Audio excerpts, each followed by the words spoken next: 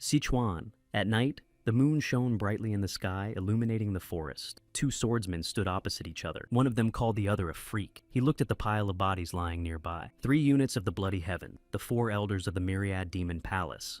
Even so, Gongak Suzerain, Steelblood, Demon Suzerain himself, had fallen in battle with. The man across from him smiled and asked what was wrong with him, because he looked like he had seen a ghost. He is the 5th disciple of the heavenly demon sect's sect leader, Young Seo Woon, at a time when the battle between the Buddhist and demon sects was in full swing. There was someone whose skillful hands had already cleaned up the Central Plains, the legendary elusive thief. And one day, the tomb of the great thief who cast no shadow was discovered in Sichuan. Many Buddhist sects and clans, despite the fierce battle with demonic sects, sent their elite warriors to Sichuan to retrieve the treasure of the great thief who casts no shadow. When the heavenly demon heard about this, he decided to send Young Seo Woon to Sichuan for the same purpose. At that time, Young Seo had not aroused much hostility from the Buddhist sects. However, he was about to learn that he had been betrayed by his brother, Adept Suzerain. Even after being dispatched by the Tang clan's secret 7 compound poison, he was still able to fight so heroically, which was quite impressive. Turning to Young Seo, Zirin said that listening to him,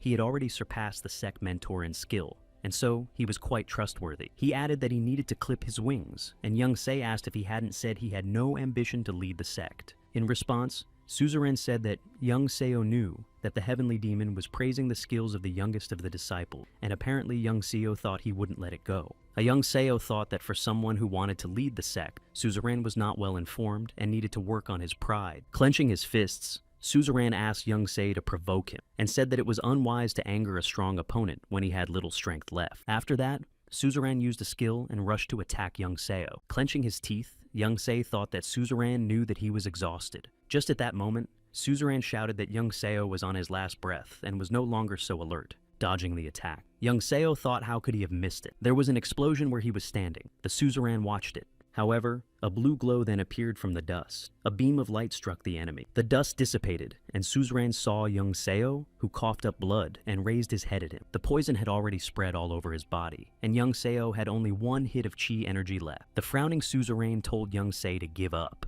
but Young Se smiled. He said that although he was tired from the battle, he wasn't so tired that he couldn't deal with the enemy. However, the Suzerain said that there was no need for him to fight him. Standing up, Young Se asked what it was that the demon of exciting crime was afraid of. From the side, Young Se noticed a glow in the sky. The Suzerain laughed and asked if he could sense the light energy of those freaks. He also said that if Seo Yeon Seo didn't want to be captured by these freaks, he would rather let him die by his hand. Laughing, Young Se asked if he really thought it would work, because he knew how bad his temper was.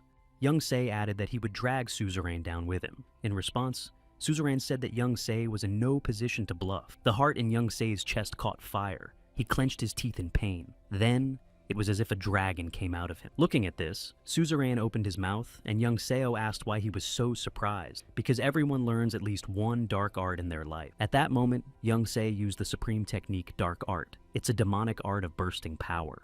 Then the Suzerain shouted, didn't Young Se know that this technique would kill the person using it, and that it would be very painful? Young Se took a step forward and said that whether he would die or not, the most important thing for him was that he would take Suzerain with him to the next world. Young Se swung his sword upwards and offered the Suzerain to go with him. With this attack, Young Seo wounded the Suzerain. At that moment, the Suzerain decided that the enemy was still a passerby and needed to get as far away as possible. Again, Suzerain decided to use the skill and attack the enemy. Young Seo ran straight at him. This attack hit Young Seo right in the shoulder, and Suzerain saw that he didn't deflect the blow. As Young Se was close, he attacked his opponent, and Suzerain thought that he really wanted to take him with him. Crossing his arms, Suzerain decided that he had to use defensive chi. The attack was powerful, and Suzerain tried his best to resist, but it failed, and Suzerain lost his arm. Young Seo broke through the enemy's defense. Then the Suzerain fell down, but Young Seo did not stop attacking and pierced his arm to it. This is a dark art, but in terms of strength, Young Seo was now comparable to all 9 Suzerain of the heavenly demon sect. Young Seo's eyes turned whitish, and once again he swung at the Suzerain. Thinking that his opponent might be even stronger, the Suzerain extended his hand and asked him to wait. However, Young Seo didn't realize what he had to wait for, and there was an explosion at the place where they were. The The people sitting in the bushes were discussing this powerful energy. One of them asked if it was the demons fighting with each other. The enemy suzerain was defeated, and Young Se was standing beside him with a sword in his hand. Young Se swung again, and again he struck at the enemy. Without stopping, Young Se struck one after another. The opponent's body had already turned into a mess. But suddenly, Young Se walked forward and coughed up blood. It seemed strange that he had sensed two sources of energy, and now they were both extinguished. The people watching from the bushes finally revealed themselves. One of them shouted that there was someone over there. However, what they saw shocked them. Their eyes opened wide. The leader of the group recognized the man in front of him. It was the general of the lurking dragon, Young Seo Woon. They saw the body in front of the general and wondered who the dead man was. It was hard to tell because the body was too disfigured, but their robes and the ring on this dead man's finger said that it was the suzerain demon of the intoxicating crime from the heavenly demon sect. One of the strangers approached Young Seo and poked him with his spear and told the abbot that this one was still alive. At this moment, Young Seo just sat there and silently looked down. He thought that there wasn't a single day in his life when he did what he wanted to do. Not since his parents put Young Se in the cult. Back then, he had screamed and begged his father not to give him away. The man who took him away said he wasn't leaving for a good life if he was willing to sell him for a few coppers. His parents sold him to a demonic sect because they were poor, and for the next 10 years. He was thrown into the cave of an invisible demon, and to survive in this hell, Young Se had to take other people's lives. 10 years later, a battle between the clans, or more accurately, within the sect. Betrayal. Young Se survived as best he could, but everything he truly wanted slipped out of his hand. He never lived a minute of his life for himself, and that life ended because of the betrayal of an adherent of the same sect. As he fell to the ground, Young Se thought his life was shit. The abbot was sitting next to him and praying. Looking at him, the abbot asked if the demon had any last words, but Young Seo remained silent, and then the abbot said, "Amitabha." Everything around him lit up with light. The abbot said that Young Seo would be reborn in the next life and would reach nirvana. Tears flowed from Young Se's eyes. He thought his last words were his last words. If he passes the rebirth bald, he wants to live his life the way he wants to live it. In the darkness, voices were heard. Someone was saying that the little brat was crying and must be having nightmares. Young Se opened his eyes. He wondered if he had died and if these were the guides of the netherworld. Then Young Se decided that he was really dead. These people kept yelling at him to get up and poking him. Young Se thought they were hurting him. When he got up, he shouted.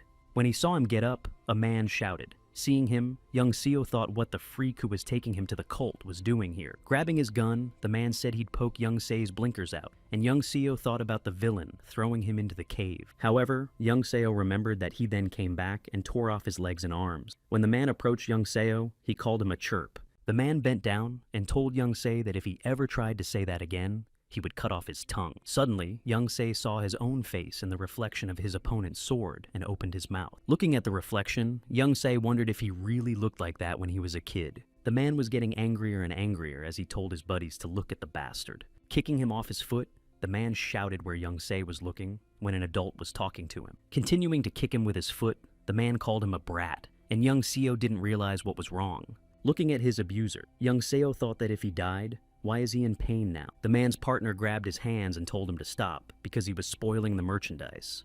Wiping his mouth with his hand, Young Se realized that this freak was really the one who had thrown him into the cave of an invisible demon 20 years ago, and Young Se is in the very house from which he was taken to the demon sect. This is the place of those bandits. Young Se's eyes opened wide, and he realized that he had returned to the path. The mercenaries who had captured him were having dinner. Their leader was telling his subordinate to fry faster and not to pick. Sitting against the wall, Young Se wondered if going back in time was really possible. Could it be that the monk's prayer to Buddha had worked? One of the mercenaries said that one of the Murama Alliance elders was nearby and that he might be after them.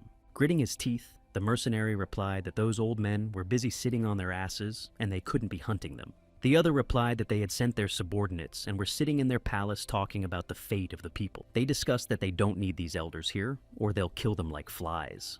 They say the Sword of the Sky River became an elder at the age of 40, even though he doesn't belong to any of the 5 great families. After saying that, the mercenary walked over to Young Se and lifted him by the scruff of his neck. After throwing the boy on his shoulder, the mercenary told his comrades to stop talking and ordered them to go to the demon sectarians. Clenching his teeth, Young Se thought that he mustn't let them drag him there. Otherwise, he would have to go through hell all over again in the Invisible Demon's Cave. They say the Invisible Demon Cave is where future adepts are raised. But at its core, it's a rat kingdom for the disciples. Intrigue, fights, betrayal is the reality of this school. The kids are constantly facing real threats to their lives. They do whatever it takes to survive. And surviving in this cave can only come at a very high price, even if you study hard to become stronger. Even though he came out of the cave alive in his previous life, Young-se can't guarantee that he'll make it this time. Even if by some miracle he survives, Young-se will change so much that he will have to recover from the experience for about 10 years. As the leader passed by the mercenaries, he said he would be in the wagon with the bastard, and they should cover their tracks. The men burst into the house, and the girl in the center pointed her finger at them and shouted that they were bandits.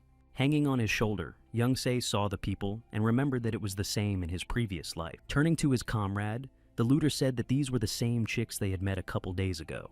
But the girls in the center shouted that they would pay with their lives for daring to insult the Munchin clan. With a grimace, the mercenary rubbed his fist and said that they were thanking them for sparing their lives. The mercenaries attacked and said that if they were so eager to go to the other world, they would help them this time. The mercenary attacked the warrior, and the warrior put out his sword to repel the attack. When the enemy fell, the mercenary smiled like a madman and licked the blood off his sword. The leader, who was watching from the side, laughed and told them not to kill the girls, and they would take them with them.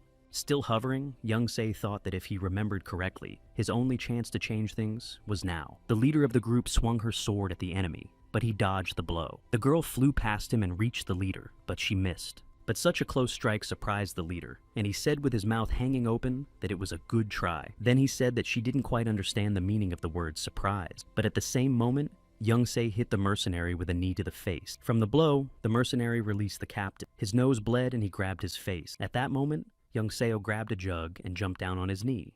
Then he jumped out the window and the mercenary saw it and shouted for him to stop. Young-se knew that he couldn't get far, and that this body didn't have the stamina and strength of a martial artist. A voice behind him shouted that the fugitive was a freak and he would kill him when he caught him. Young-se looked back. Stopping between the bushes, Young-seo started to look around, knowing that it was here somewhere. Again, Young-se ran away while the mercenary shouted at him to see if he was thinking of running away from him. Young-se suddenly tripped and fell to the ground. The jug fell out and flew forward. Before he could get up, the mercenary came up to him and told him that he was caught, and then plunged his sword into the ground near his face.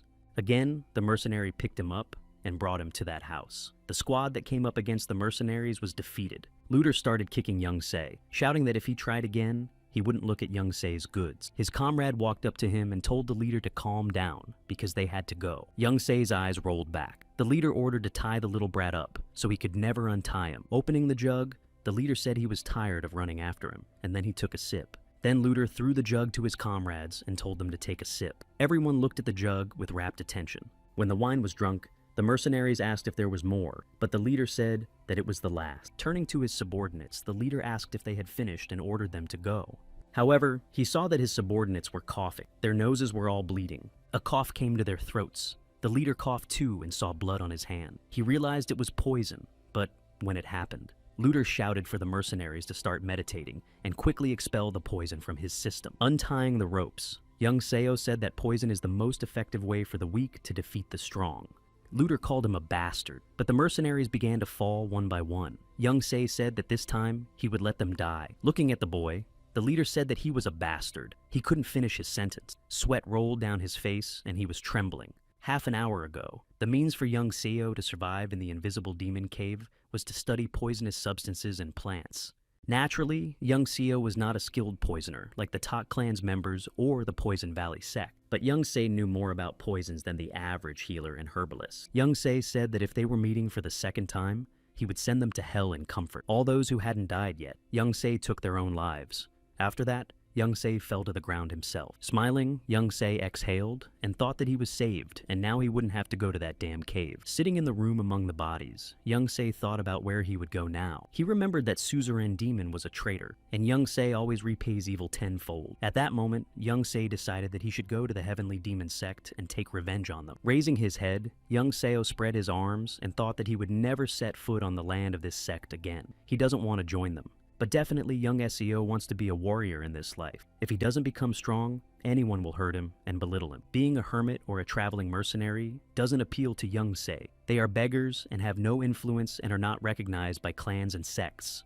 There is no reason to become the head of the Murama Warrior Alliance or the leader of a sect. There are too many responsibilities. Young-se wants the power of power and money. What should he become so that he can still enjoy the fruits of his wealth and fame at his old age?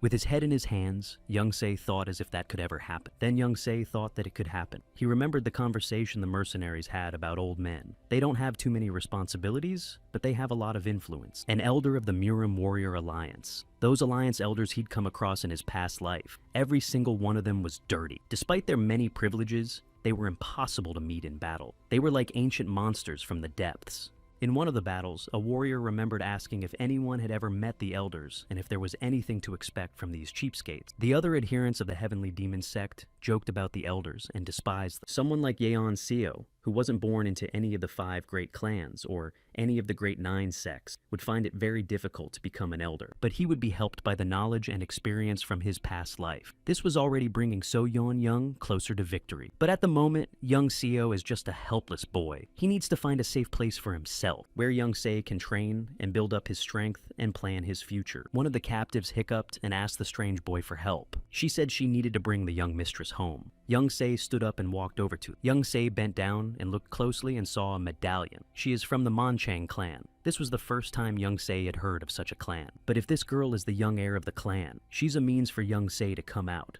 As Young Se approached the house, Young Se wasn't sure what would happen next. He doesn't know anything about this clan after all, but he can see that they're quite independent. The one who met them said that judging from the people talking, those mercenaries were from a demonic sect. The patriarch of the Monchong clan, Cho Cheon-gung, was sitting in front of them. He said that he believed Young Se's word, but he still needed proof. Young Seo bowed his head and replied that he had no more information for them, other than what he had heard from the bandits. When he said that their bodies were left lying in that house, Cheon-gung grasped his beard and said that he would send a brigade of Manchang clan warriors.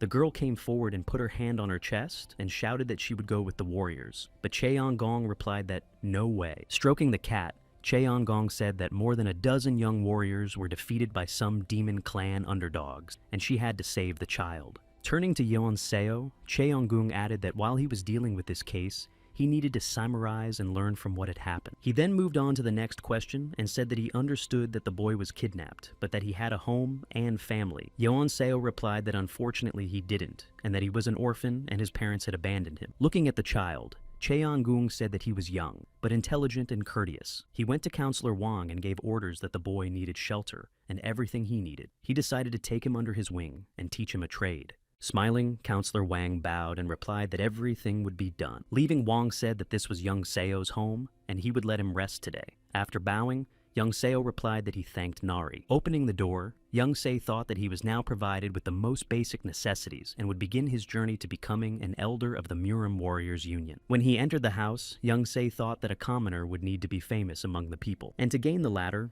Young Se needed achievements in martial art. In his past life, Young Se was a disciple of the famous Heavenly Demon and was known as the strongest among the mortals of Murim. And if Young Seo could regain his former greatness, he would be called to be an elder of Murim himself. Concentrating, Young Seo summoned his chi energy. Suddenly, he cursed himself for not thinking of it sooner. Clenching his teeth, he remembered that he had spent his entire life developing demonic chi. Munchen Clan Library. It had been 2 days since Young Seo had been accepted as a guest of the clan. He started working as an assistant to Counselor Wang. Sao Yeon Seo's task was to put the books in their proper places. Walking up to him from behind, Wang told Young Seo not to slack off and do as he taught him. Leaning over, Wang reminded him that the Lord had instructed him to take him under his wing, and so he would now be his assistant. Wang said he would go to the manor, and Young Se said he had to finish his work and come back. Young Se asked if he could ask him a question. Wang asked what he wanted to ask, and Young Se asked what his salary was for his work. After saying that, Wang opened his mouth and there was silence. And then he laughed. Wiping away a tear from laughing, Wang said that Young Se was being witty, but there was no trace of a smile on the boy's face. Wang wondered if the boy really thought he should pay him. Turning away, Wang looked up and reminded him that Young Se hadn't gotten a proper job and was already asking for a salary. Finally, Wang said that if Young Se worked hard, he would pay him out of his own pocket and that he didn't have to worry about it. Young Se turned around and laughed, thinking that he wasn't going to devote his life to this job anyway. He just needs shelter and safety while he works on his strength. What worries Young Se now is that he only knows how to create dark energy chi within himself. A person with such energy will never be accepted into the alliance. So, Young Se must learn the technique of creating light chi energy that Buddhist sects know, and he needs the chi energy to be no weaker than the one he cultivated with the Heavenly Demon energy creation technique. That way, Young Se would be able to use all the sword and footwork techniques he knew.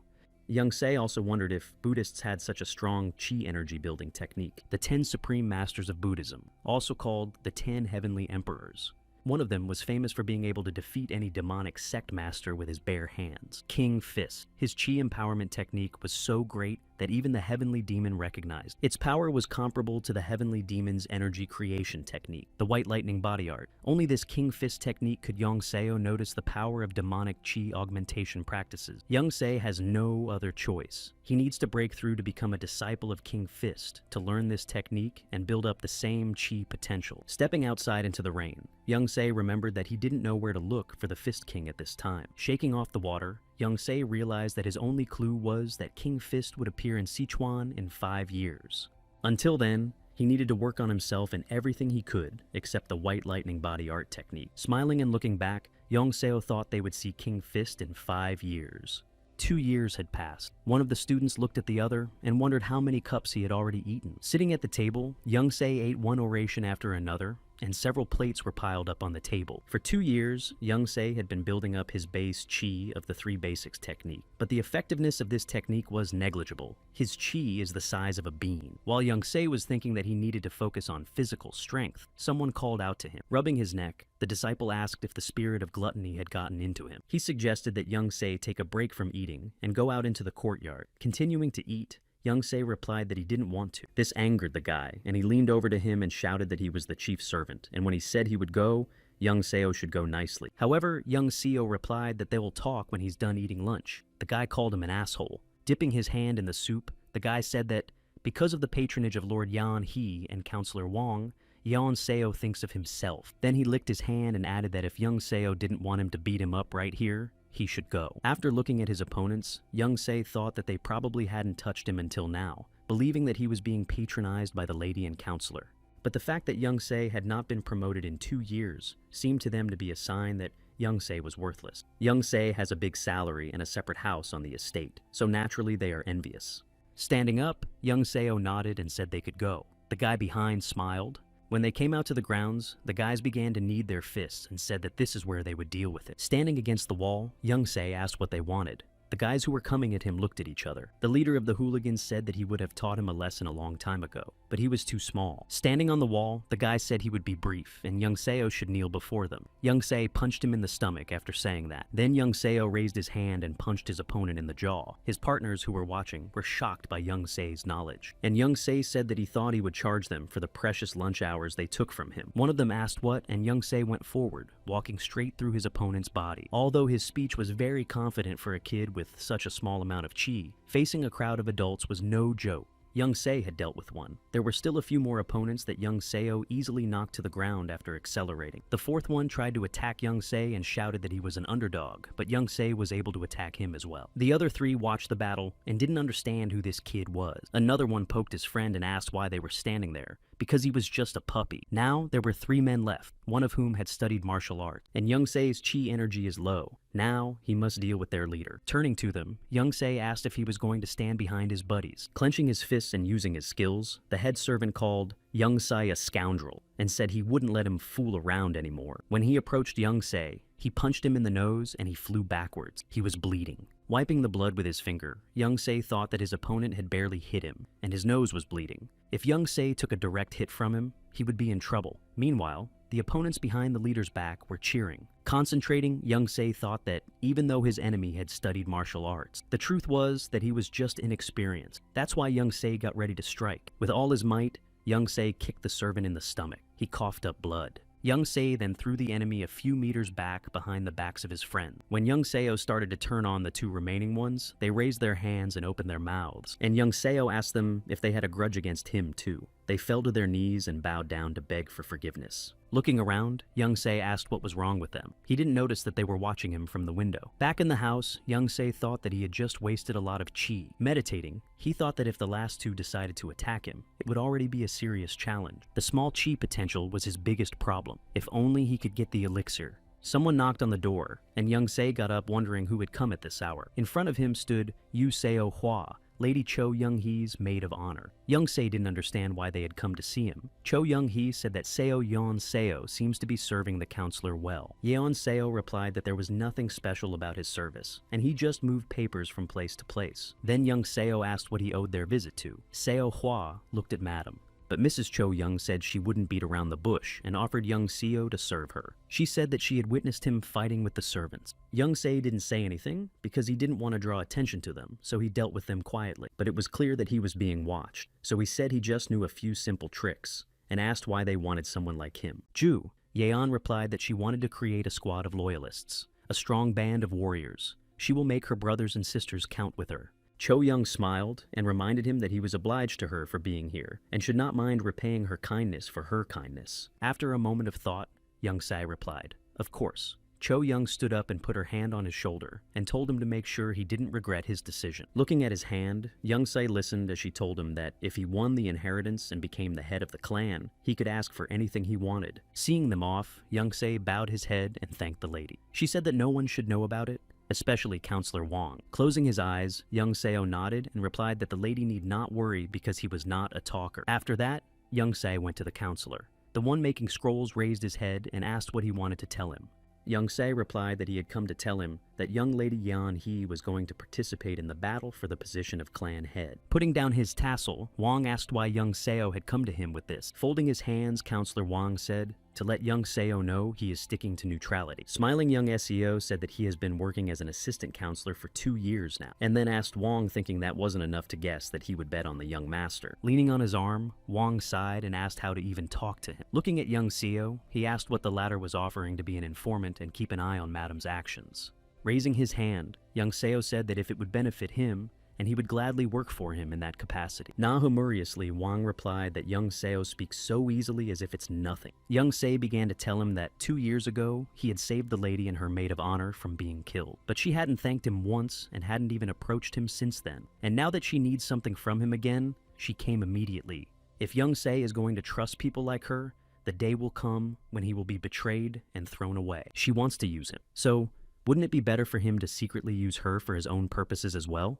Listening to this and leaning on his arm, Van said that he was certainly able to express himself clearly and then asked what he wanted. Even then, Wong realized that he wouldn't hire Young Se for nothing, and Young Se began to think. He had not yet learned the techniques of high-level Qi energy augmentation, so he could use Qi augmentation with elixirs. Young Se lowered his head and said that it was nothing, because he had been feeling unwell lately and needed some herbs. The counselor even saw the answer and asked if Young Se was sure that was all he needed. With a smile, Young Se replied to the Lord that it was everything. Looking at him, Wong thought that smile made him feel bad. From then on, Young Seo reported to Counselor Wong everything he saw and heard during his interactions with Cho Young-hee, and from the excellent quality healing herbs he paid him with. He was able to make elixirs to restore Qi energy. Young Se devoted all his free time to exercise and practicing his techniques to perfection. 3 more years passed like that.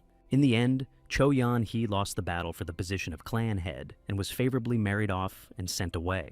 And her maid of honor, Yu Seo Hua. Young Se asked what she would do if the young lady was defeated in the power struggle, but she didn't think of defeat. Young Se explained that in that case, it was customary to deal with unwanted heirs and send them away. Seo Hua remained silent, but young Seo said that they should both think about the future, since their fates were tied to the lady. Taking the jug, Seo Hua replied that she hadn't really thought about it. Taking the jug and pouring her tea, Young Se asked if she had thought about joining the Murama Warrior Alliance. With her head down, Seo Hua replied that it sounded great, but it was just a dream.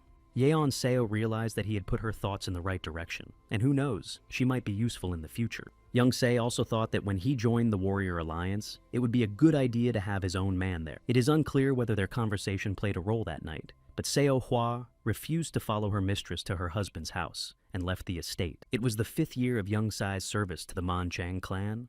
All the preparations had been completed. Rubbing his fist, Young Seo wondered if it was time for him to go. However, when he got to the counselor's office, he said he wouldn't let him go. Looking at the book, Wang replied that he had been preparing him as his successor from the beginning. Slamming the book shut, Wang turned around and waved his hand and shouted that this was the only reason why Young Sai was receiving his salary. After Wang calmed down, he wiped away a tear and asked what he was unhappy with and why he should leave. Young Se replied that he was sorry. He himself thought that this old fox was getting more and more devious lately. Actually, what he listed Young Se had gotten by honest labor, not by eye candy. To him, Wang was a cheat. Wang waved his hands and said that thanks to his efforts, the young master had risen to the position of young clan head, and that Seo Young would have a bright future. Wang put his hand on his chest and asked him what he wanted, and he would give him what he wanted. But Young Se answered the Lord that he didn't want anything. Wang shouted why he was leaving then. With his hands spread out, Young Se said he was going to become a martial artist. Waving his hand and turning away, Wang said he understood Young Seo was trying to become a master because he had learned a couple of techniques over the past few years. Pointing his finger at Young Se, Wang shouted that a little brat like him couldn't even handle a little bully. Looking at him, Young Se thought he wanted to leave nicely because he had gotten used to him over the years. Then Young Se suggested to the counselor to make a bet. Lowering his finger, Wang asked what kind of bet. Putting his hand on his chest, Young Seo said that he promised he could handle any opponent Wang put against him. Smiling, he said that if he loses, he'll do as Wang wants, and he'll stay and listen to him. That's what Young Sai said. But the one he put against him was the strongest Wayne after the clan head. He was the commander of the Manchang clan guards. His name is Han Sung Hoon. Watching Wang smile, Young Se thought he had lost his conscience, bringing a guard commander to fight a 15-year-old boy. Looking at his opponent, Young Se thought it was no big difference. Han soon looked at the counselor and asked what the rules were. Wang replied that the winner is the one who threw the opponent to the ground, or when someone surrendered. It was clear the old man was confident in his opponent's victory. Yi Young Seo reminded him that Wang had promised him a year's salary if he won. In response, Wang told Young Se to remember that he would work for 3 more years if he lost. Wang patted Han Soon on the shoulder and said he was counting on him to give Young Se a beating. When the counselor left the battlefield, Han soon said he would give Young So the first punch. Despite the amount of elixirs he had taken, his chi was still low. Taking a stance and swinging at his opponent, Young Seo thought that he should finish this quickly. Jumping up, he attacked the opponent from above. Raising his sword, Han soon deflected the blow. At that moment, Young Se thought that his opponent was strong. When Han soon swung his sword, Wang shouted that he asked him to let the boy live. However, Young Se dodged the blow, which surprised Han soon. He didn't realize when his opponent had managed to pull it off. This made him furious, and he attacked Young Seo with a shout of not waiting. But Young Seo was ahead of him, and jumped up behind his opponent's back. Moon Shadow Sword, Stage 1. He struck, but Han soon was not so easy, and he was able to dodge the blow.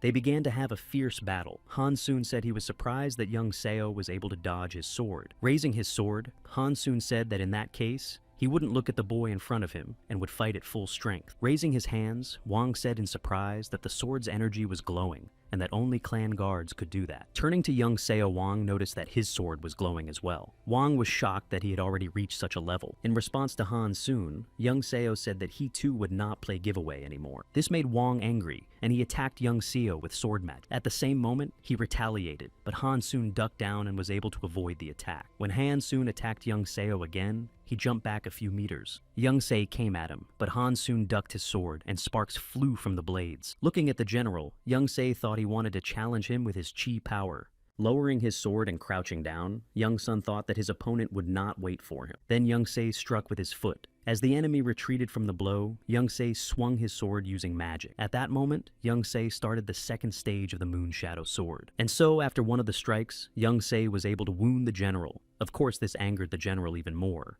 He shouted at Young Se, "You bastard!" He decided to use the Sword of Light. Smiling, Young Se ran at him, thinking that the general was unlucky because it was his specialty. Then their blades came together in battle. They struck each other with numerous blows. Now General Han Soon kneeled before his opponent and said that he admitted defeat. When Han Soon stood up, he rubbed his fists and apologized to Young Seo for speaking out of turn. Young Se replied that he didn't have to. With a smile, Young Se reminded Wang that he was now entitled to a year's salary. Seeing that Counselor Wang had turned away, Young Se became furious and said that if he was planning to break his promise, he would have broken it. Wang asked what he thought of him. Wiping away a stingy tear, Wang wondered how he would explain such an expense to his wife. And Young Se thanked him for his time and his service. Wang looked at him. Then Wang gave him a bundle of money, and Young Seo said he wouldn't spend the money he had given. Turning away and slinging the bundle on his shoulder, Young Se said he had to go and had a lot of things to do. Han soon looked at him and said that a dragon had been living quietly in the manor with them all this time. Wang looked at him questioningly and said that this boy was equal to him in strength, but the general doubted that they were equals. According to Han Sung's words, even the clan head would not be able to resist fighting this boy. Wang's eyes opened wide at what he heard. As night fell, Young Se stopped near one of the houses. A man approached him on the bridge. As he passed, Yeon Seo tripped him, and the man fell down. As he got up, he turned around and shouted, "Who's so smart?" With his arms folded across his chest, Young Seo smiled and asked him where he was going. When Young Se knelt down on the young man's knee, he called him an asshole. Young Se addressed him as the chief servant, adding that it would be better to call him a member of the secret society of Hao. The young man asked him what he was talking about, but Young Seo just swung his sword instead of answering. At first, the young man clutched his eyes, and then opened his eyes and looked at the stranger in front of him in surprise. And Young Se asked him if he intended to deny it further. He said that the tattoo on his ankle said that his title was no less than Master. Looking at Young Seo, the young man stammered and asked how he realized it. 3 years ago, Young Se realized who he really was, but he had been waiting for this day. In that moment, Young Se decided that this bastard would be part of his plan. The servant pointed his finger at him and shouted what he wanted. Young Saw replied that it was nothing, and asked him to bring him to the secret society of Kho, the secret society of Kao, merchants, courtesans, servants, the weakest alliance in Murama, the most vulnerable people in the world, a secret society of spies closely allied with the beggar sect. This society is the largest alliance in Muram. However, its leaders are very hard to track down. They keep a low profile, but Young Se has someone on the hook to lead him to them, a servant from his last job, who is the society's master of favors. The servant looked at the note and folded it into the sleeve of his kimono. Young Seo, who was sitting in front of him, asked how he could become a customer for the secret society of Hao. The servant frowned and asked Young Seo if he wanted to be a customer, and then added that he was not personally authorized to decide such matters. Young Se replied that the servant must be thinking about reporting to his superiors at the Kho since he had revealed his tattoo identity. With his hand on his heart, Young Se smiled and said that they would be very interested in him after hearing the servant's story. Listening to him, the servant asked who he was. Then he said that their society doesn't do business with unverified people. And Young Se asked since when does the secret society of the Hao choose who to deal with, since they even work with demonic sects when necessary. The servant waved his hand in his direction and shouted for Young Se to think about what he was saying if he didn't want to become an enemy of the secret society. Young Se was silent at first, but then he stood up and said that he would agree that he was wrong. The servant shook off his hair and said that not everyone can order the services of the Cow Society. It costs a lot of money, and Young Se couldn't afford it. Young Se suddenly reminded him that the How Society doesn't just charge money.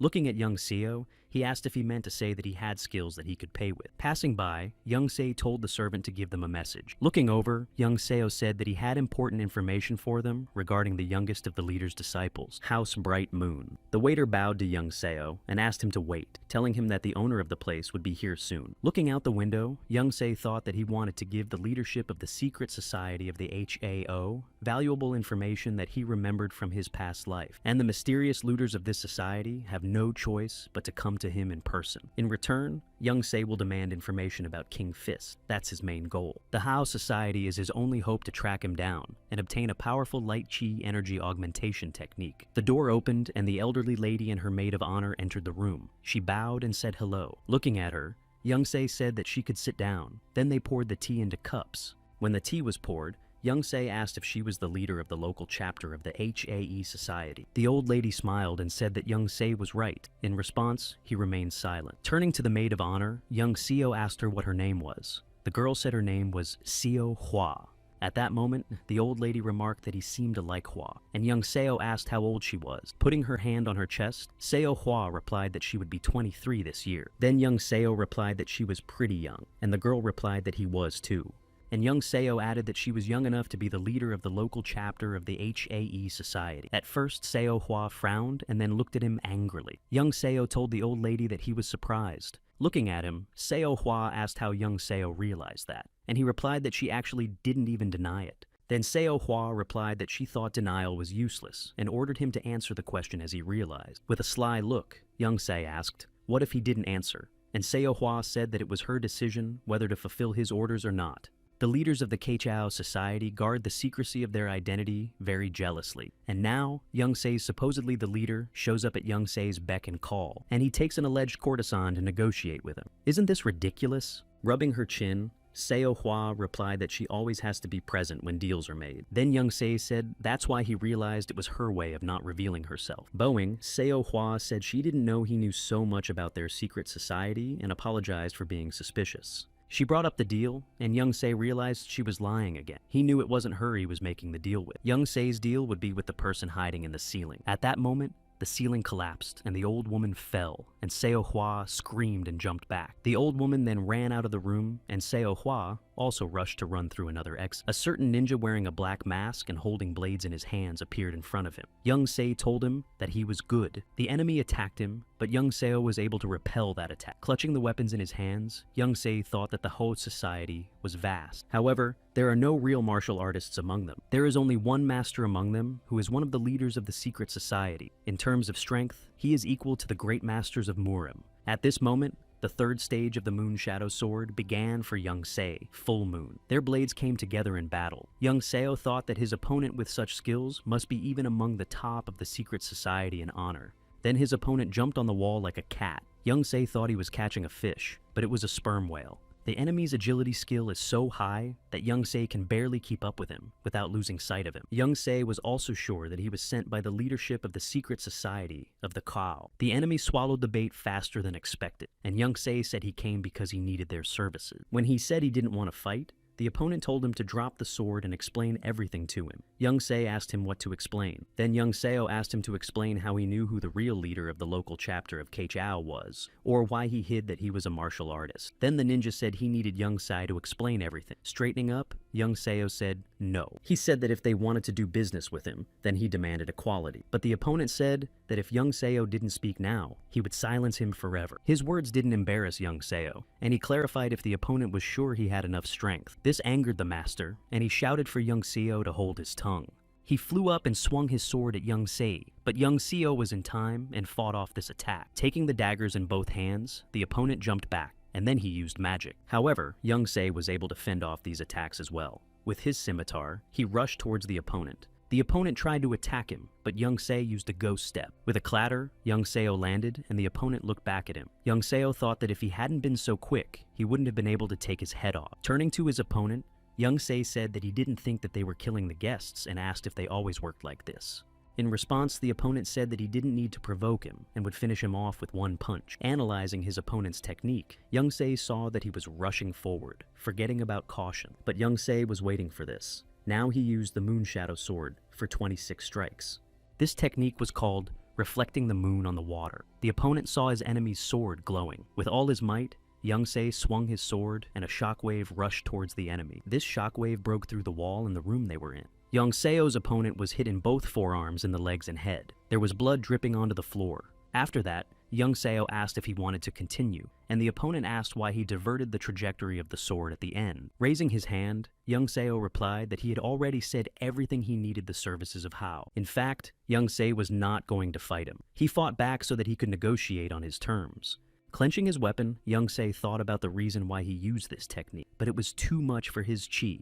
Then the master asked what he could offer for their services. Young Se said that he needed information, and he would buy it with the same valuable information. This shocked the master, and he asked if Young Se was in his right mind. He said that Young Se came from the Keichiu community. They are the main information merchants in all the Central Plains and offers them information in return. When he heard the master tell him that they don't tolerate such jokes, Young Se said he wasn't joking. He said that his information is more valuable than the master thinks. He knows about the plans of one of the demonic sects.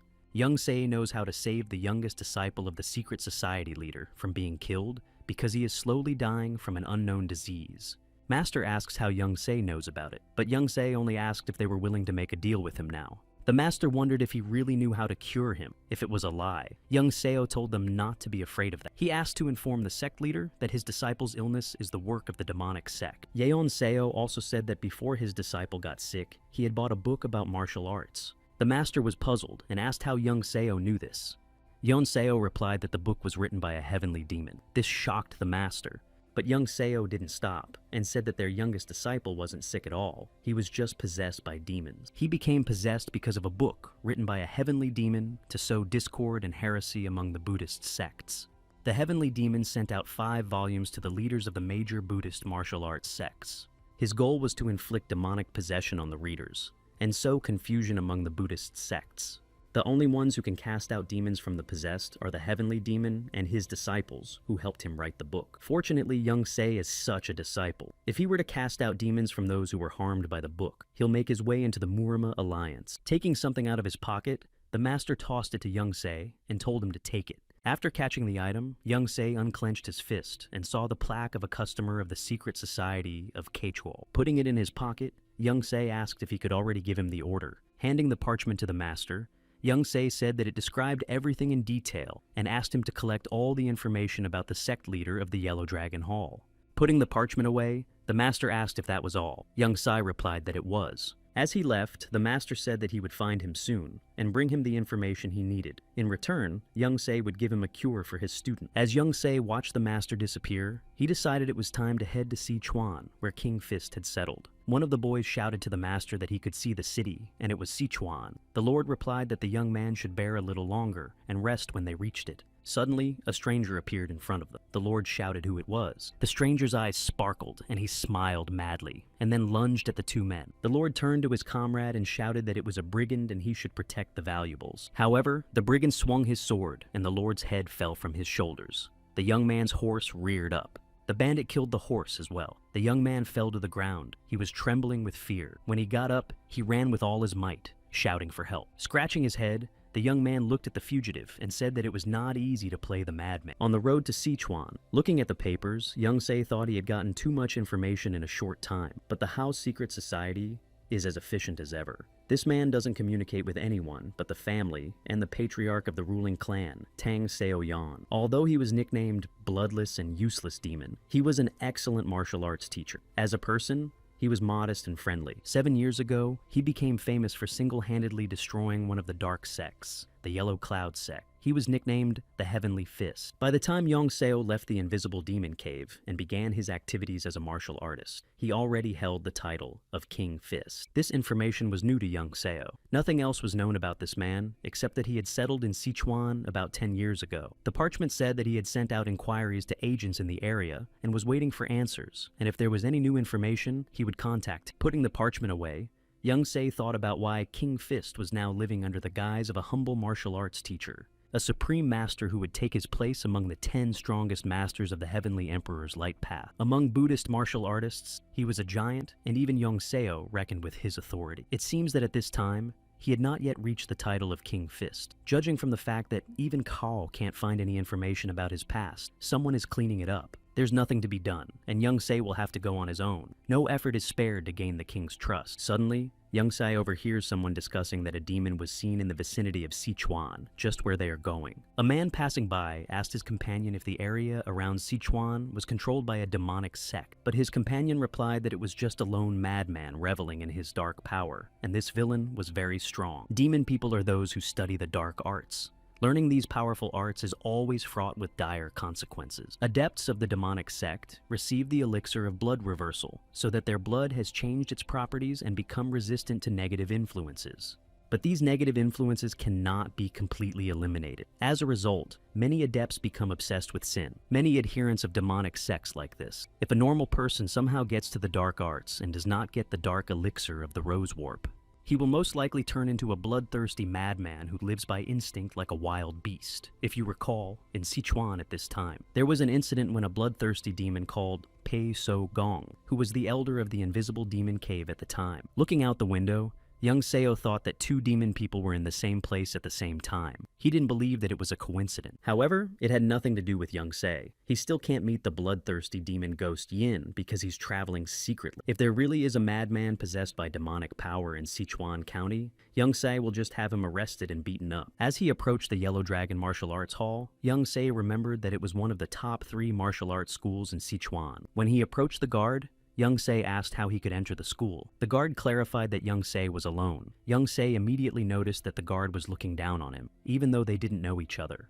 When Young Se replied that he was alone, the guard said that he had to prove his skills and then pay monthly tuition. In addition, the exam period is still over, so young SEO will have to pay for the individual exam, and suggested that young SEO go next year. Young Se replied that he had the money, and that it would be easy to prove his skills, and that the difficulties of enrollment were not important to him. After exhaling, the guard looked at his partner and told him to bring the boy to the admissions office. At this moment, Young Se thought that rather than guessing what to do, he would rather go ahead and see what happened. A few minutes later, Young Se was already in the waiting room. He thought that if he asked for an individual exam, he would easily fight. He had to think about what to do next. Exhaling, Young Se thought about why no one was coming. At that moment, A voice behind him asked if he was the one who wanted to enter the school. Jumping up sharply, young Seo saw a man walking past him who told him not to be scared. However, what worried young Seo more was that he didn't even feel his presence. Striking his palm with his fist, young Seo introduced himself to the master. The man replied that it was a pleasure to meet him. Holding out his palm, the man said his name was Doug Woo Jin. Looking at him, young Seo couldn't believe that it was really one of the 10 heavenly emperors. He was a Buddhist warrior, equal in strength to the 8 demon suzerain sects.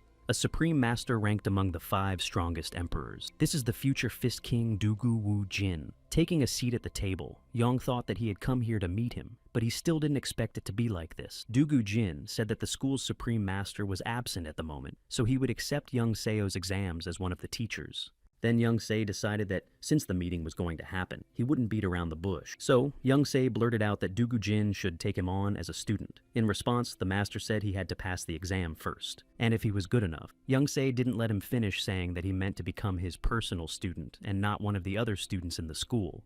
This surprised Dugu Jin, and he asked again. And young Seo replied that he wanted to study the martial arts of the Heavenly Lightning School. Dugu Jin's eyes lit up. He seemed to have become furious. Young Se covered himself from the wave with his hands. He knew that it was a destructive non-material chi force controlled by human will, and it was very dangerous to the opponent. In turn, Dugu Jin said that young Seo dared to say the name of Heavenly Lightning School, and if he wanted to stay alive. Lightning bolts literally shot out of Dugu Jin's eyes, and he said that young Seo had better explain himself immediately and be honest with him. Continuing to cover himself with his hands, young Se thought that he had not yet reached the level of King Fist at this time. He was wrong. The corner of young Se's mouth was already dripping blood, and just looking at him made him catch his breath. Placing his hand on the table, Youngsta thought that he shouldn't have even started this path if he was going to chicken out now. He was trembling, but he started to say that he had been informed by the secret society of the How Society that he was the only teacher of the Heavenly Lightning Secret School. These words made Doug Jin even more angry. The crumb that was on the table burst. Covering one eye, young Seo asked if he didn't need a disciple to continue passing down the secret martial art to the next generation. In response, Dugu Jin angrily said that he didn't need a disciple. Young Se then asked if he didn't want the art to die with him. Dugu Jin replied that that's exactly what he wanted and it should die. Young Se squinted his eyes and wondered why Dugu Jin was saying that. Putting his hand on his chest, young Seo shouted that he sincerely wanted to learn the Heavenly Lightning martial art. However, Dugu Jin replied that there was nothing he could teach him. He added that although young Seo had shown amazing resilience to his energy, according to him, the Heavenly Lightning martial art was not something that could be mastered by talent alone. Dugu Jin stood up and adjusted his robe, saying that this was it, and he should teach young Seo a lesson for digging into his past. But he doesn't want to make a fuss and will let him go this time. Then he turned around and said that if young Se cares about his life, he should hold his tongue and not talk about it to anyone. Young Seo jumped up, waved his hand and shouted that he wasn't going to, and asked him to listen. Dugu Jin frowned at him. In response, Dugu Jin said that he would report to the Supreme Master that he had given up and failed the exam. It seems that the Heavenly Lightning Art has some kind of danger that he didn't even know about. There's a reason he doesn't want to pass it on to his successor. Opening the window, young Se thought that he didn't expect it to be easy. Watching Dugu Jin walk away, young Seo thought he wouldn't stop trying. To Dugu Jin, he's a threat, a boy who can tell a secret. In young Se's opinion, the worst case scenario is that Dugu Jin will kill him, so he needs to enter the Yellow Dragon School and become his apprentice. As Dugu Jin left, he thought that even though he had warned young Seo Woon, he couldn't keep the secret forever. Taking off and jumping from rooftop to rooftop, young Seo thought about how he could make sure. Continuing to run, Dugu Jin hoped he wasn't too late. He was met at the entrance by a man, and waving his hand he shouted that it was their glorious Dugu, and asked where he was rushing to. Frowning, Dugu Jin told the Supreme Master that this guy was next to him. The Master replied that he met him at the gate. The Master, pointing at young Se, said that he was courteous and well built for his age, and he thought he would make a great warrior.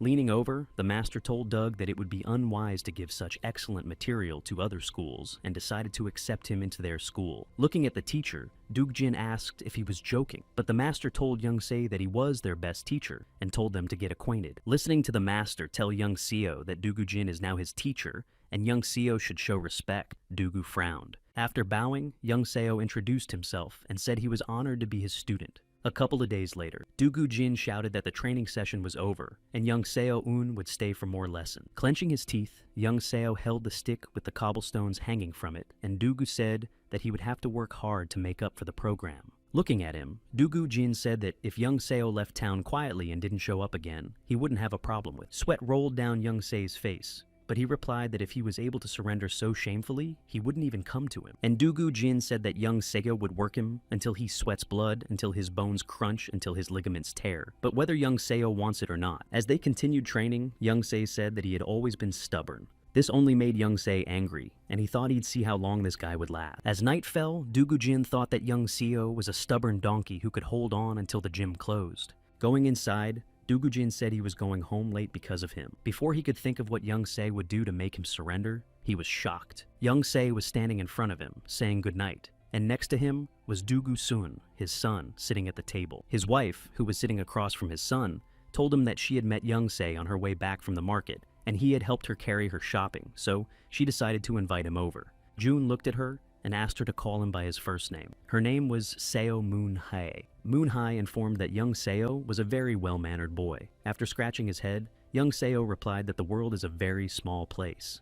Without answering, Dugu Jin got even angrier, but sat down at the table. Watching Young Seo eat Dugu Jin, thought about what he was up to and how he found his home. Taking a bite of Dugu Jin, thought that Young Seo had deceived his wife because he knew about his family from the Kao society, and Young Se didn't happen to make his wife twist her leg. Turning to his son, Young Se smiled. It seemed like something he would never do. Sipping Dugu Jin, mentally said that they would see each other tomorrow at the hall. Morning came, and Moon-hae said she was very grateful that he agreed to go to the market instead of her, but he even agreed to take care of Suna. Saying that it was his wish, Young Seo took Suna under his arm and thought that in order to gain someone's trust, you have to charm the people closest to you. Dugwoo Jin is very fond of his family, so Young Seo should become their friend first. As they walked down the street, Sun grabbed Young Se's sleeve and called out to him. He showed him to the shelves where the sweets were. Young Se replied that he would buy him sweets after he did his business.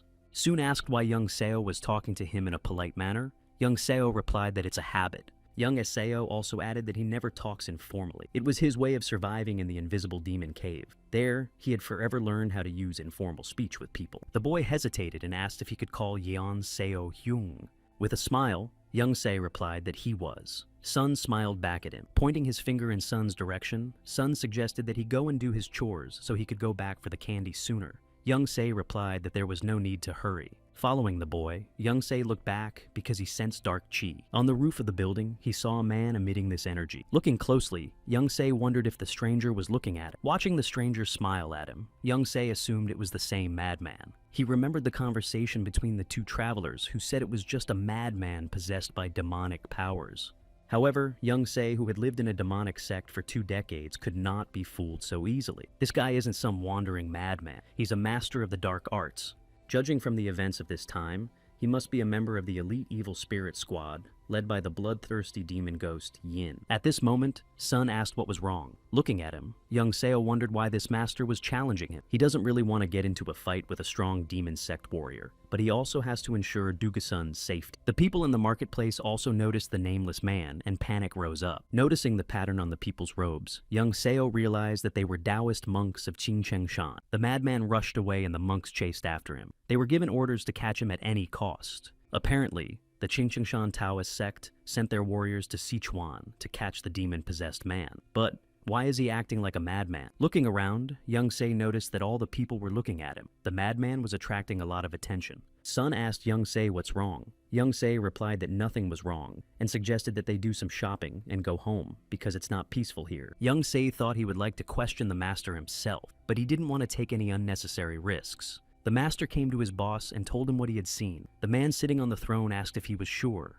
Without raising his head, the master replied that he was, because he had viewed his aura. Sitting on the throne was the bloodthirsty demon ghost Yin. He replied that the master had finally found him, and said that he was pleased with him. He said that he could finally leave this backwater Sichuan and return to the heavenly demon sect. Poking his chin at the man, Yin asked why he wasn't happy on such a beautiful day, and the man whispered not to take his life. But Yin replied that the man wanted a lot and pierced the man's throat with his fingernail. Obfuscating the face of the girl next to him, Yin asked where Yin's celestial body was now. A month has passed and Dugu Jin is still keeping him at a distance. What is the secret that binds him that he can't teach him?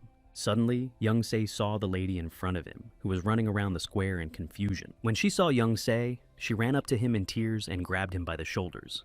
He asked her what was wrong. She shouted that their little son was missing. Young Seo asked her to tell him how it happened, and Moon High said that she came home from the market and son was gone, and everything in the house was upside down. She looked for him wherever he might be, but it was all in vain. When Young Se heard that the house was upside down, he thought he had been kidnapped. Someone dared to kidnap the son of a famous martial arts teacher of the Yellow Dragon School. Moon High also told him that Seong Seo has an unusual body, and he can't be away from home for too long. When young Seo heard this, he was a little confused and asked what was wrong with his body. Then Moon High told him that his son's body was a heavenly yin body. After saying that, young Seo told Madam to run to the Yellow Dragon School as soon as possible and convey his words to Mr. Doug. The Heavenly Demon Sect had kidnapped Sun. Young Seo realized it right away. After sending Miss Young Seo away, he ran through the forest as fast as he could. He thought about when he thought the madman was looking at him, but he was actually looking at Soon. It was clear that he had purposely pretended to be crazy and was wandering around Sichuan in search of the Yin heavenly body. The motive behind this kidnapping is to bring the Yin heavenly body to be accepted back into the sect. He wants to placate the brother of adept Yong Seo, Hui Su Ak, who has the title of Heavenly Evil King. He has a huge uncontrollable yang power and uses flame techniques.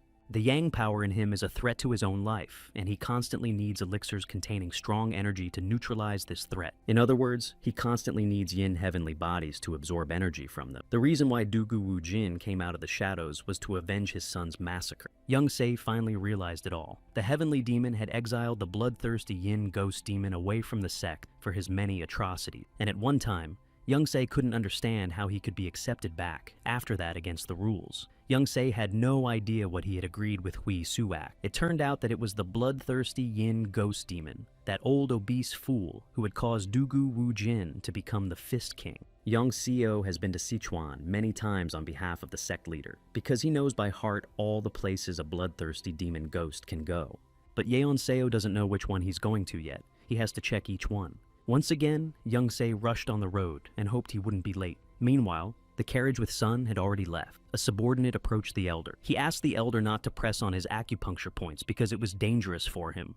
Laughing, Yin said it didn't matter because the boy only needed to live until he arrived at the sect and then the hell with him. He told his subordinate not to make a fuss, but rather to tell him if he got a reply from that lousy Hui Su-ak. The subordinate said he had not and asked if he should send another messenger. The elder said that Hui Su had no choice but to accept his services. Suddenly, there was a shout of halt. The coachman slowed down and Yin looked at him suspiciously. The carriage attendants looked at the man in front of them and asked who he was. The monk in front of them raised his sword and shouted that there was a demon-possessed criminal among them, and in the name of the sacred Qingcheng Shan, he would punish him for his crimes. The coachman turned to the elder and said that there was a dole of Qingcheng Shan. Yin asked how this wretched worm dared to block his path. At that moment, Yin gave the order to deal with the monk. A madman stepped out onto the road. Recognizing his culprit, Dao shouted to him that they were scoundrels from the demonic sect. All three attendants rushed to attack the monk. Daos was able to deflect the blow with his sword. One of the bandits struck Daos with his fist, shouting at him to die. Seeing that his ally's blow did not do any damage, the other called Daos a rat and tried to attack, but the monk dodged. When the madman attacked Daos, he fell to the ground, and the criminal called him an asshole. They began to slaughter him, shouting that he was a manacled monk, but that he was afraid to die and didn't think he could get away from them. The frowning coachman thought they were taking a long time to deal with the obstacle. In the blink of an eye, he stepped into the fray himself. Daos raised his head and saw the new opponent and realized that he was dangerous. He had to get ahead of him. Suddenly, the coachman turned to look at the sound, and Daos was stunned and opened his mouth. The carriage had been robbed, and Young Se ran like lightning into the forest with Sun. The frightened horses scattered in different directions. When Young Se landed, the coachman asked who he was, and Young Se said he meant them no harm, but would warn them. Turning around, he told them not to get hurt if they wanted to live and spit out blood from his mouth. The bandits pointed their swords at the monk and asked if he understood. Watching the battle from the forest, Young Seo pondered over what to do.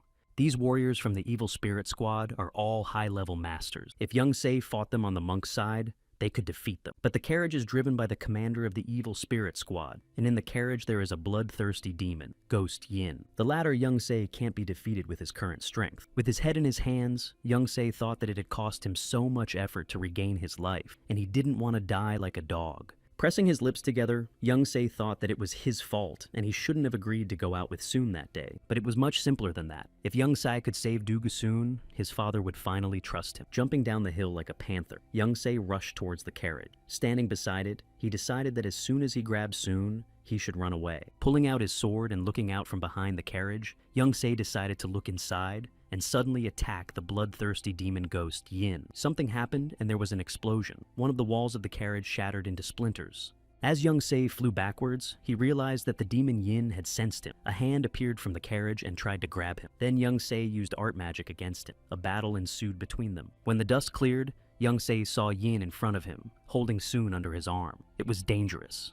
Looking closely at the boy, Young-se realized that he was alive. That was understandable. The elder needed him alive to deliver Hui Su-ak. Pushing himself off the ledge, Young-se rushed forward, thinking he had to protect Duga-soon. Young-se attacked his opponent, and he let go of the boy out of surprise. At that moment, Young-se grabbed the boy and ran away. The bandits looked back at him. Young-se warned them not to get into trouble if they wanted to live. The general frowned at him and said it was impossible. Young-se replied that he had shown them the path to life, and they had asked for it. Yin ordered to catch the little brat now and bring him to him alive. Grimacing, he thought about the fact that his opponent did not deserve to die quickly, and he would personally torture him. The general answered as ordered, and the next moment, he was gone. Taking a sword in each hand, he rushed towards Young-se with great speed. He tried to strike, but Young-se leaned back and dodged the attack. In response, Young-se swung his sword at him. He realized he was losing his balance. The enemy didn't hesitate and approached him just at that moment. He tried to strike again, but Young-se twisted his arm and deflected the attack. However, the opponent was stronger, and the blow threw Young-seo aside. Looking at him, the general realized that his skills were too good. As he flew upwards, Young-se decided to use 12 consecutive strikes. One of the strikes was called the Fluttering Moon. The opponent standing near the monk scattered. Young-se landed on the spot where they were standing. He gave Suna to the master. Young Seo told him to take the boy and run away from here quickly, and he would hold them off. Mana questioned, but Young Seo explained that even together, they could not defeat them, and told him to hurry because he had to save the child and call for help. As he left, Dao said that he would bring the clan warriors and Young-se should hold out. Elder Yin shouted to his allies to catch up with Mana, and he would take care of the little brat. The three of them rushed off in pursuit, and Young-se and Yin were left alone. Young-se thought he had sent the child away, and now it was his turn to fight. He said that the demon would regret it. Young-se added that Yin was so blinded by his need for the valuable ransom that he didn't even realize he had stolen the child from the tiger. Laughing, Yin said he's bluffing because he's afraid of him and called him a puppy. Looking at him, Young-se thought that both in his previous life and now, this fool still didn't realize that he had incurred his wrath by his action. Yin's eyes turned red, and he angrily asked the kid laughing at him. Shouting that Young-se was a cheeky monkey, Yin lunged at him, but at that moment, Young-se jumped up and avoided being hit. But Yin grabbed his leg and threw him aside. Young-seo landed on all fours.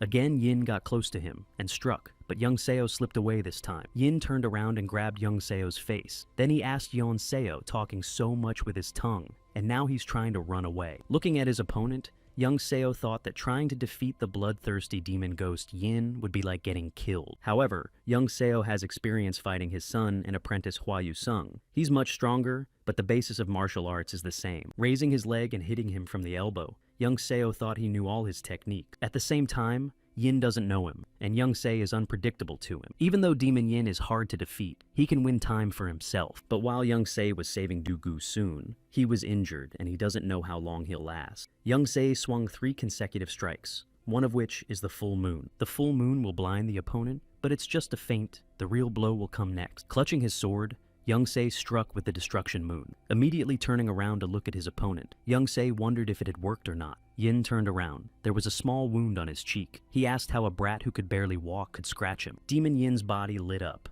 and he added that he thought about taking Young-se alive, but he didn't have time. Spreading his arms, Yin used a powerful spell. However, Young-se pounced on him and knocked him down. Swinging his fist, Yin threw the boy away. Young-se thought that his opponent was very fast. Young-seo's back hit the carriage, and he coughed up blood. He thought that he had barely had time to block, and a little more of his opponent's punch would have turned his insides into mush. Looking at Young-se, Yin rubbed his fists and said that he was still alive after the real blow, and it looked like he wasn't a simple talker. In response, Young-se said that the gods had gifted him with not only intelligence, but also vitality, but he was afraid that Mana would run far away. Smiling, Demon Yin asked Yeon-seo if he thought he was afraid. Then Young Se asked if the monk would run away and try to tell the clan guards. But Yin replied that the monk wouldn't run away because his men are just where he ran to. The monk stood in the middle of the forest, surrounded by a dozen brigands. Under his arm, he held the boy. Hearing this, Young Se remembered that there were 24 people in the evil spirit squad. But the fact that they would be stationed exactly where the monk would run had not been foreseen by Young Se. Now it was clear why Yin was calm. Now, Young Se couldn't worry about the others because he would have to fight the blood demon ghost. And the evil spirit squad leader is standing aside because he's ordered to, but he can intervene at any time. In the meantime, Young Se was wondering if he had made a mistake and should not have rescued the boy because he knew it would be dangerous. But things turned out so that he can't help but regret it. Watching Young Se barely getting up, Yin wondered if he still had any strength left. As Young Se stood up, he thought that there was nothing he could do about it. If you're always afraid of death, you shouldn't even go to Murim. Danger also often opens up unexpected opportunity. Demon Yin smiled and said it was better that way, and Young Se thought he should hold on a little longer, until he came to help. Then Young Se jumped on the demon. After running away from the enemies, Dao stood in the middle of the forest and breathed heavily. He knew that there were too many enemies to run away from. He pressed himself against a tree and turned his head. At that moment, the bandit slashed the trunk of the tree with his sword, and Dao's ducked and avoided the blow. Turning to Dao's, the bandit told him to surrender. His allies smiled behind him. They knew the monk was trying to stall until his friends got here. Raising his sword, the madman asked the monk if he really thought they didn't realize it. Clenching his teeth, Daos thought he had to think of something. Then he said that he had a proposition for the bandits. He asked if they could move somewhere so that the child would not be hurt, because they needed him alive too. But the opponents replied that the monk didn't take them for fools. All at once they rushed to attack the monk, shouting that he would not be able to deceive them. Looking at his enemies, Daos blushed and thought that this was his end. He chased after them to catch the demon-possessed man, but he failed to do so as well. He didn't protect the child either. Closing his eyes, Daos thought he was guilty of failing to protect this innocent soul, and now he was going to die. And then he opened his eye. With one eye he saw a warrior in front of him, who was dealing with criminals, but he didn't realize who it was.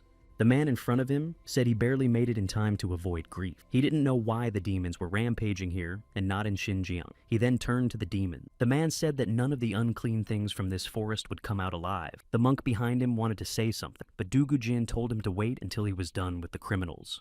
Then Dugu Jin lunged at one of them with his fists. The assassin he flew past wondered how. The monk saw Dugu's speed and strength. His movements are so fast he can't keep up. As Dugu Jin struck one blow after another, the monk thought that this wasn't a battle, it was just a hunt. The bandits have decided they need to take the life of their new enemy, but each blow was devastating to their enemies. One by one, their bodies fell to the ground. When 24 demons were defeated in a few seconds, Dugu Jin bent over them. The Taoist didn't realize that there were such masters in Sichuan. The battle was over, and he asked the master who he was. Without turning around, Dugu Jin said that he was the boy's father. Dugu Jin left and said that later he would definitely come to Qingchengshan in person to express his gratitude to the monastic order. And Dao asked if he trusted him with his son. Dugu Jin said that he would like to go with him, but he has to save his disciple. Meanwhile, the battle between Young Se and the demon was still going on. Young Se had already received several blows.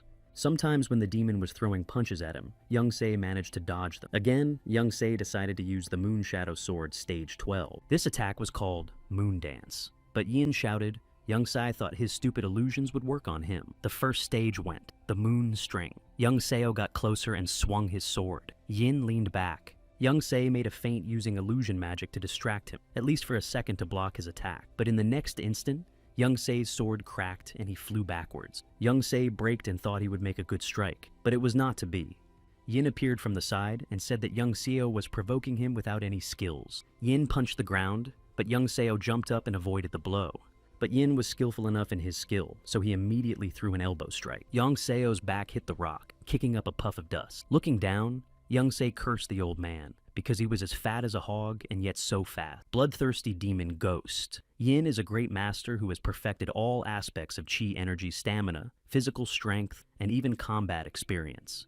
Young Seo must avoid direct confrontation with him, until Wu Jin finds it. Swinging his fist, Yin said that Young Seo was clinging to life with all his strength. At that moment, Yin thought that his opponent's life would end now anyway. Deciding to strike one last blow, Yin lunged at Young Se, but he managed to jump back. Looking back at him, Yin asked how he had dodged in such a state. Trying to slap him, Yin yelled that Young Seo was a lousy asshole. Young Se continued to elude him. Raising his fists, Yin shouted how much longer Young Seo would continue to run away from him. Watching Young Seo jump back again, Yin asked him to stop thrashing around and attack better like he had done before. Yin's pride is hurt. He can't handle a child and embarrass himself in front of a subordinate. Young Seo's sword is broken, so young Seo can only dodge his blows with a set of Asura-inspired Thousand Palms moves. But that requires a huge amount of chi energy, which Young Seo doesn't have right now. Young Se doesn't have any effective techniques against the Yin demon right now, so instead of blocking the blows, it's better to dodge. Extending his palms, Yin applied the skill, and copies of his hands arced towards young Seo. When needed, the demon's attacks are very spectacular. Again, he struck the ground and cracks went from his center. But if he doesn't hit Young Se, he'll only waste his strength. The most important thing for Young Se is not to get hit by any of the strong blows. The commander saw that even though he was exhausted, he didn't miss a single strong attack. A child who is not even 20 years old is fighting so desperately against an invisible demon cave elder. At the same time, the elder lost all his composure. He was screaming with rage.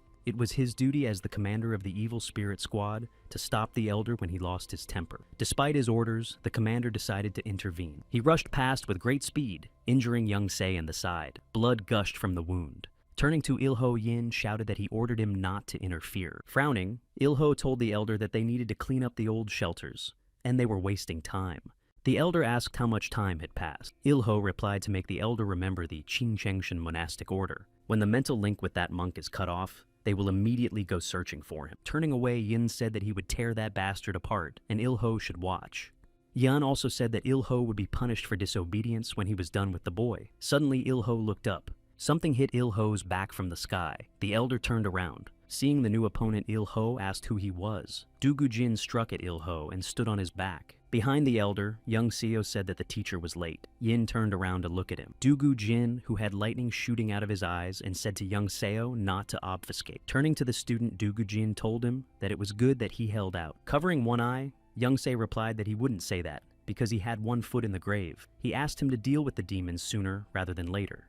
Looking at the stranger, Yin wondered who this person was. He couldn't move. Sweat dripped from his chin. He, who had comprehended such heights of realization, couldn't move out of fear. But how is it possible? He didn't realize what was around him. Could it be the embodied power of chi energy controlled by will? Turning to him, Dugu Jin said that he must be the leader of this gang of demoniacs. The supreme master he is helpless against is not one of the 10 heavenly emperors.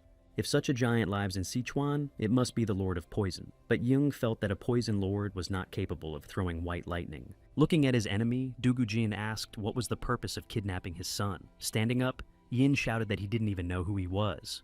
Young Seo reminded him that he had warned the demon about this. Remembering his words, the elder thought he was bluffing them. Pointing his finger at Dugu Jin, Yin shouted that if he wanted his son to stay alive, he better not do anything deliberate. In response, Dugu said that if he hoped for those rascals who were chasing the monk, but they were already dead. Again, he asked why they had kidnapped Suna. Young Sao intervened and said that he already knew everything, and he didn't have to waste time on it. Dugu replied that he didn't need him alive anymore. Young Se said that if he could break his arms and legs and bring him to Qingchengshan Monastery, it would be a very nice tribute to the order. Crushing Ilho Dugu Jin underneath him, he said that he thought so too. The elder trembled, and a thought flashed through his mind that he must escape. He must survive to find them later and tear them to shreds. But he couldn't do anything or even move, and then what should he do? Turning towards young Seo, the elder smiled and rushed towards him. Holding out his hand, the elder thought, what if he took this lad hostage? Waving his head, young Seo said, turning his back to the Supreme Master. As the elder rushed to run away, Dugu Jin grabbed his head. Getting up, young Se said that the elder had become senile in his mind. When it was over, Young Se woke up in the hospital room. Looking around, Young Se didn't know where he was and assumed it was a hospital. Young Se's condition is terrible. Thanks to the last incident, he realized that he could change the course of events with his actions. In his past life, 2 years ago, Wujin Dugu joined the Murama Warrior Alliance, and then he lost his son. The kidnapping and massacre of Dugusun must have happened later. It's possible that Young Se took Dugusun for a walk and was seen by one of the demonic sectarian. He shouldn't be so confident that he knows the past. Things could go very wrong. Moon Hai entered the room and saw that young Seo was awake. Turning to her, young Seo said hello. Tears came to Moon Hai's eyes. She said that he was so badly hurt and began to thank him. Looking at her, Young Se said he didn't need to thank her. He just did what he had to do. Footsteps sounded, and another man entered the room and asked if he was awake yet. When Young Se saw him, he immediately sat up. It was Dugu Jin who addressed him. After listening to the teacher, Young Se asked him if he had been unconscious for 10 days. Dugu Jin replied that he was. Young Se then asked where he was. The teacher explained that the Sichuan Tang clan's hospital. Young Se asked if he had the same one that belonged to the 5 great houses. Sichuan Tang clan. This clan has given the world many great healers, and it is also known for its poison experts. In response, Young Se said that he had heard about the Tang clan, and that their healers were very expensive. Du Gujin asked him not to worry about money. After thanking Du Gujin, Young Seo asked how his son was. The teacher replied that he was fine. Du Gujin said that he was not injured or traumatized or even hurt from pressing the acupuncture points. Smiling, Young Se said he was happy about that. Du Gujin thanked him and said he owed him a debt of gratitude. With a wave of his hand, Young Se laughed that he owed him a debt of gratitude. Du Gujin said he could ask for anything he wanted, besides martial arts training. But that's what Young Se asked for. Du Gujin shrieked that he heard him. Turning away, Young Se replied that he wanted nothing in life as much as learning this martial art. Looking down at the floor, Du Gujin said that he had already said that Young Seo couldn't learn it. Then Young Se asked him to at least tell him why he couldn't, so that he could at least know why he should give up. Du Gujin grabbed his head and groaned. Then he raised his finger and said that he would explain to him so that Young Se would know why it was so dangerous. After saying that, Du Gujin put a barrier around them so they couldn't be heard, and Du Gujin began to explain. The teacher said that this art could only be mastered by people with impenetrable blood vessels. Young Seo clarified that Dugu was talking about a congenital curse of the body where a person doesn't live to be 20 years old. This disease is very rare. Looking at the floor, Du Gujin replied that it is. Obstructed vessel disease is when a person's blood vessels are too narrow. Because of this, a person with impenetrable blood vessels, if they don't learn the techniques of energy building, can't survive because the stagnation of chi energy that builds up over time is devastatingly dangerous. Looking at Du Gujin, Young Seo asked what this disease had to do with the Heavenly Lightning School. Applying magic, Du Gujin replied that the White Lightning body art makes chi energy powerful and heavy. Thus, if a person with an ordinary body learns the White Lightning body technique, he touched the tree and it burst so that Young Seo even covered his face with his hand. He said that the person's blood vessels wouldn't be able to withstand the stress and would burst. It would be fatal. At the same time, people with the disease of impassable vessels can freely endure the circulation of powerful chi. Young Se didn't think that was the case. Du Gujun also said that he was naturally born with obstructed blood vessels too. The power of the White Lightning, chi energy widened them and made them circulate freely. That was why a school's knowledge holder couldn't name more than 2 successors, because it was very difficult to find a disciple with such a disease. Then Young Se asked why Du Gujin said he didn't care if the knowledge of the school was buried with him. Du Gujin replied that there was a way for an ordinary person to learn the Heavenly Lightning School. Hearing this, Young Seo even jumped up and asked if it was true. The teacher replied that it was. According to him, in order to do so, the master must control his students' chi circulation and gradually build up the energy potential. Step by step, the body's resistance to energy of great magnitude could be built up. And Young Seo clarified that he would need to control it. Du Gujin said that it would be very difficult for his body. Of course, Young Se wondered how Du Gujin knew all this, since he hadn't even started teaching him yet. And then he said that the teacher's words didn't convince him to give up. There was a time when Du Gujin was desperate to find children with the disease and decided to accept orphans as disciples, but his teachings had ruined their innocent souls. Du Gujin could not continue to sacrifice children's lives, only for the sake of passing on the Heavenly Lightning School to the next generation. Therefore, Du Gujin traveled across the Central Plains to find a disciple among the sick, and naturally, it was almost impossible. Again, Du Gujin turned to teaching orphans despite the possible sacrifices. He wanted so much for at least one of them to survive and become the heir to the Heavenly Lightning School. But time and time again, they died, and Dugu was disgusted with himself for being blinded by ambition. He forgot how this teaching always ends for the children, so even if the knowledge went with Du Gujin, he wouldn't regret it. He thought it was better than causing innocent victims again. Du Gujin went on to say that even if he had a student who survived, he would have to do what he did in the future. To pass on the knowledge to the next generation, and Du Gujin decided to end this cycle of suffering, would be the right thing to do. Entering Murim, a man should already accept his doom. But dying in battle and taking the lives of innocent people are not the same thing. Looking at him, Young Se thought that he had no idea what kind of stone Du Gujin was carrying in his heart. After a while, standing on the training ground, Young Se listened to Du Gujin shouting if he was even listening. He shouted that it was not too late to refuse, and that it was better to let Young Se ask for what he wanted, but not to ask him to teach him the art of White Lightning Body. Young Se turned around and told Du Gujin not to be afraid, because he wouldn't be angry with him, even if he died. Frowning, Dugu asked Young Seo, but he realized that even with his support and help, it was almost impossible. Turning to him, Young Se asked why his teacher was so worried about his death. Dugu replied that talent doesn't help in learning this art. In his past life, Young Se had learned the heavenly demon creation chi energy empowerment technique, the most powerful in all of Murama. In response to Dugu Jin, Young Seo said that if he was worried about it, then Master could care less because he had a lot of experience. And so Young Seo said for teacher to start because he is the solution to all his problem. Turning around and sitting in the lotus pose, Young Seo said he was ready. The white lightning body art could ruin a person if they made even the slightest mistake when performing the energy breathing technique. Looking at his disciple Dugu, Jin thought that if it was his fault, something would happen to him. It seemed that this sin Dugu Jin would never be able to wash away. Yet, Young Se has a special physical ability. If he could learn the white lightning body art. Looking at the box in Dugu Jin's hand, Dugu Jin thought he was trying to discourage him, but he didn't refuse after everything he learned. No matter what, Dugu Jin still had the hope of passing on his knowledge through inheritance. Crouching behind his apprentice, Dugu Jin raised a finger and thought that he was praying that nothing would happen to it. Placing his palm on his disciple's back, the teacher told him that the white lightning body art strengthens the body and vessels. If Young Se could endure it, there would come a time when his body's regeneration would strengthen and heal any possible injuries. When Young Se looked at his teacher, he thought that he wanted to reach his level and understood what he would have to go through. Dugu Jin warned him that he would begin to transfer his chi energy into his vessels, and Young Seo should carefully watch the energy circulation. Gradually, Dugu Jin will increase the amount of chi he transfers into Young Seo's vessels, and he will feel the heaviness of the energy. If Young Se's vessels can't take it, they will burst. Dugu Jin said that if that happens, but Young Seo asked the teacher not to worry. Hearing Dugu Jin's encouragement, he opened his eyes. Turning around, Young Se asked him not to be afraid. He was sure that what was scaring him wouldn't happen again. Turning around, Young Se waved his hand and told him to start, because if they delayed, days would pass. When the teacher started, Young Se felt that his energy was not as coarse as the demonic chi from the heavenly demon Sisadation, but just as powerful and heavy. The teacher asked Young Seo to concentrate. At first, Young Seo closed his eyes and opened them as if he was in a different space. When Young Se turned around, he saw a large ball emitting current and realized that this was the teacher's energy. Dugu Jun explained to him that he had immersed Young Se's aura into his own. Then he began to transfer the energy. Young Se rushed forward through this space.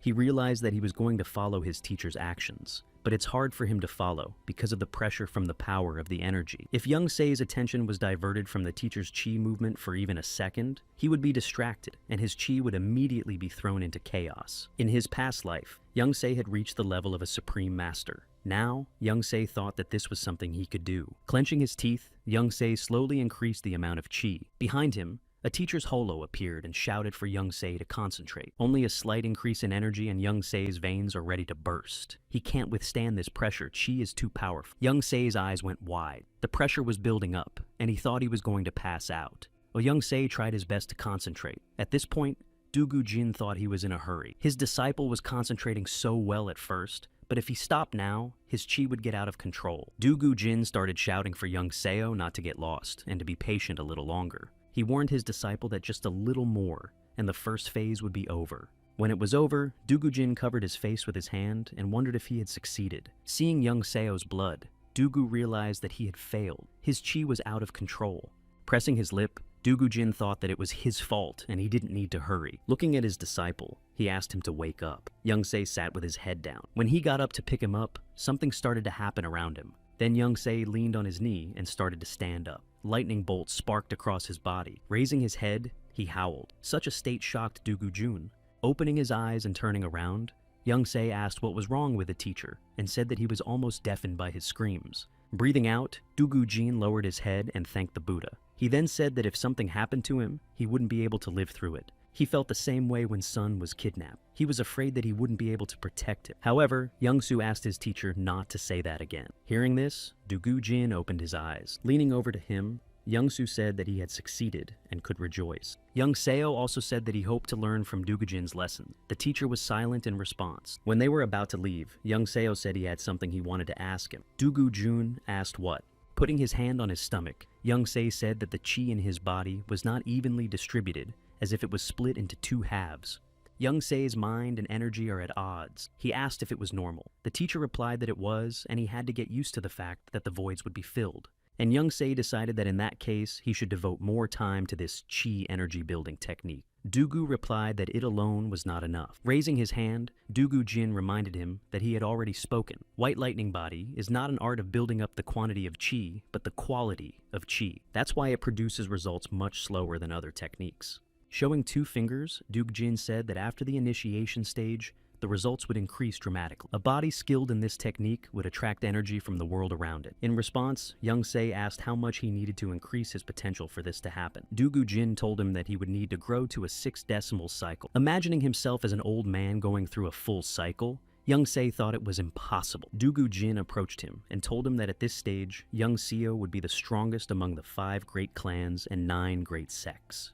Young Seo also clarified how Dugu Jin himself had reached this level. Tossing the box to his disciple, Dugu Jin told him to take it. After catching it, Young Se asked what it was. Opening it, Young Se saw a small ball. He knew it was an elixir and looked up at the teacher and asked if he was joking. Smiling, he said that Shaolin's secret elixirs were selling like seeds nowadays.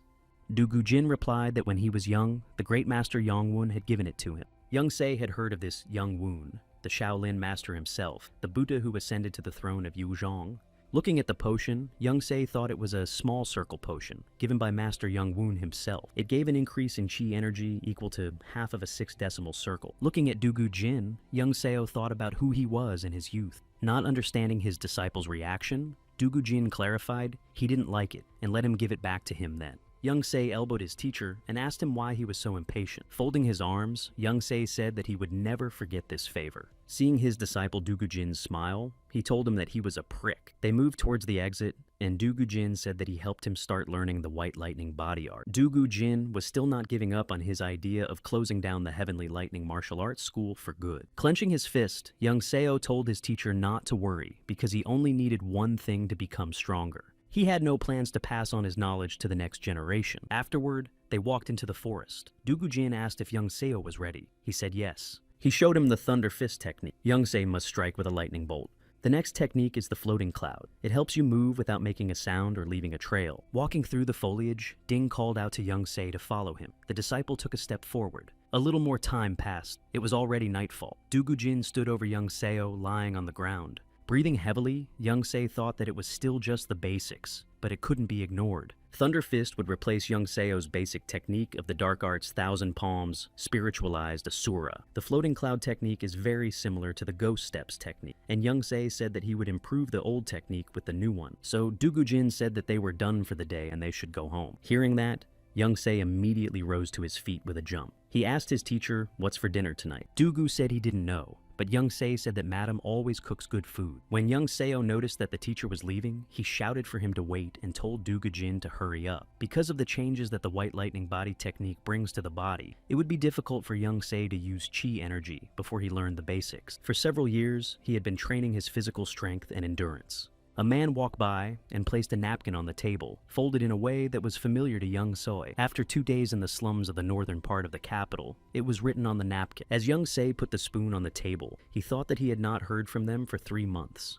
The secret society of the Kaio is finally calling Young Se for a meeting. But what took so long? After 2 days of walking to the meeting, Young Se thought that there might be a feud in Keichao, but it's possible that they're up to no good. A way to rape demons is a pretty strong trump card they'd like to have, but that still doesn't guarantee Young Se's safety. He remembered his conversation with the leader. Standing at the north gate, Young Se thought that he would hardly be able to defend himself if they attacked him right after exorcising the demons. After encountering the bloodthirsty demon ghost Yin, Young Seo realized that his experience from his past life was not a magic wand for all occasions. For now, Young Seo couldn't use the power of Qi due to his training in the White Lightning body art. Therefore, he was practically helpless at the moment. As he left, Young Se thought that he could never be too careful. The meeting these people had set up was in a rather deserted place. Young Se wondered what they were up to. The 3 men appeared behind him, and the one in the center asked if he was Mr. Seo Woon. Bowing their heads and folding their hands, they said that they had been assigned to escort Young Se. When Young Se entered the house, he saw that the door was right down the hall. The man escorting him told Young Se to go ahead. While in the hallway, Young Se realized that it was the sick man's room. He could smell the medicine from there. When he entered the room, he saw many warriors standing by the patient's bed,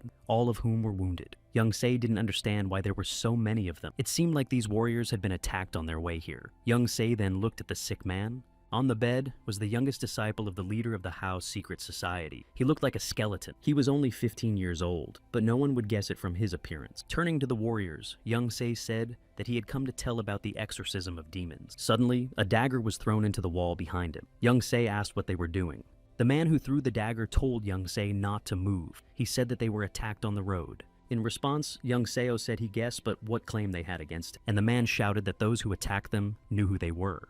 Then Young Se asked if they thought he was the one who set the attackers on them, and the warrior replied that the only one who knew about the encounter was Young Se. Raising his hand, Young Se said that they thought so, but he didn't know when they would come out and which way they would go. But the warrior replied that they couldn't trust him because he knew too much about their society. Then Young Se said that despite this, they had decided to invite him to the meeting. In response, they told him that they weren't stupid. In their opinion, Young Se is claiming that the book that came to the disciple was written by a heavenly demon. In that case, they concluded that Young Se was also connected to the sect and was close to the sect's leader. Young Se frowned, thinking that it was all a setup, so that it was impossible not to suspect. The culprit behind the demonic possession of a disciple of the Hao Society was the heavenly demon. He must have used such a trick to make sure his efforts were not wasted. The secret society of Kao rarely shares its secrets. In this case, it means that there's a traitor among the Kao society. No one suspects that the demonic sect's spy has infiltrated the Kao's secret society. He was the one who built it,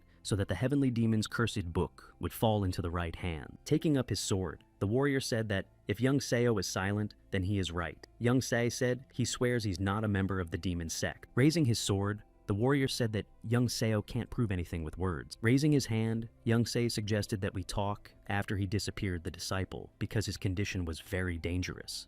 But in response, the warrior said that he couldn't entrust the life of a fellow student to an enemy and would take Young Se hostage and make a deal with the heavenly demon. With his head in his hands, Young Se said that he agreed to save the student's life in exchange for information. Afterward, Young Se said they should shove their accusations to the back of their minds and let him go, because he's not going to stand for this nonsense.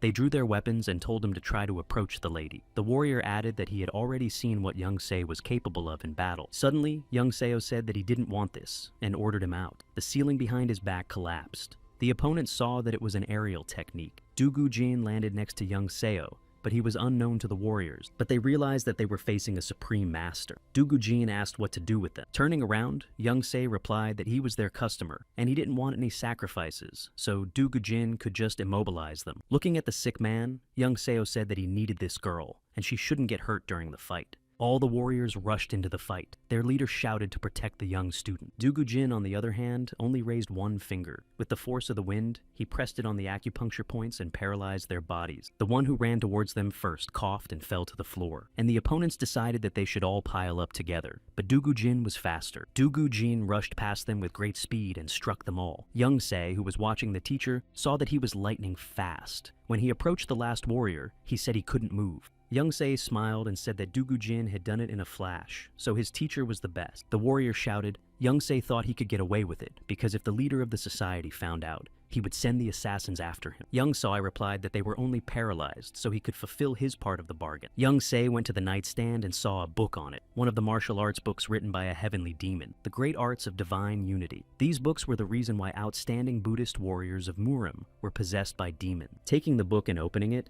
Young Seo made sure that he remembered this book well from his past life. Taking a seat next to his student, Young Se decided to begin. He took the girl's hand and made sure that her veins had not yet succumbed to decomposition. Though it's dangerous to forcibly bring a patient to consciousness in this situation, there's no other way to communicate with her. Suddenly, she opened her eyes and clenched her teeth. Obsession cannot be overcome without the patient's willingness. Young Se stood up and lifted Madam. She sat up, and Young Seo asked if she could hear him. She was silent, but opened her eyes. Noticing this, Young Seo prejudged that they had very little time, and he asked her to listen carefully. He told her to move her chi energy along the path he would show her. Putting his hand on her back, Young Seo said that she should not give up. Immediately, Young Seo felt her chi energy center shrink to a pitiful size, and her chakras narrowed and full of murky energy. Frowning, Young Se thought that if anything happened during the ritual, he would be branded an agent of the demonic sect for the rest of his life. Dugu Jin came up to him and asked if he could help him. Young Se said it's hard to explain, but he's the only one who can do it.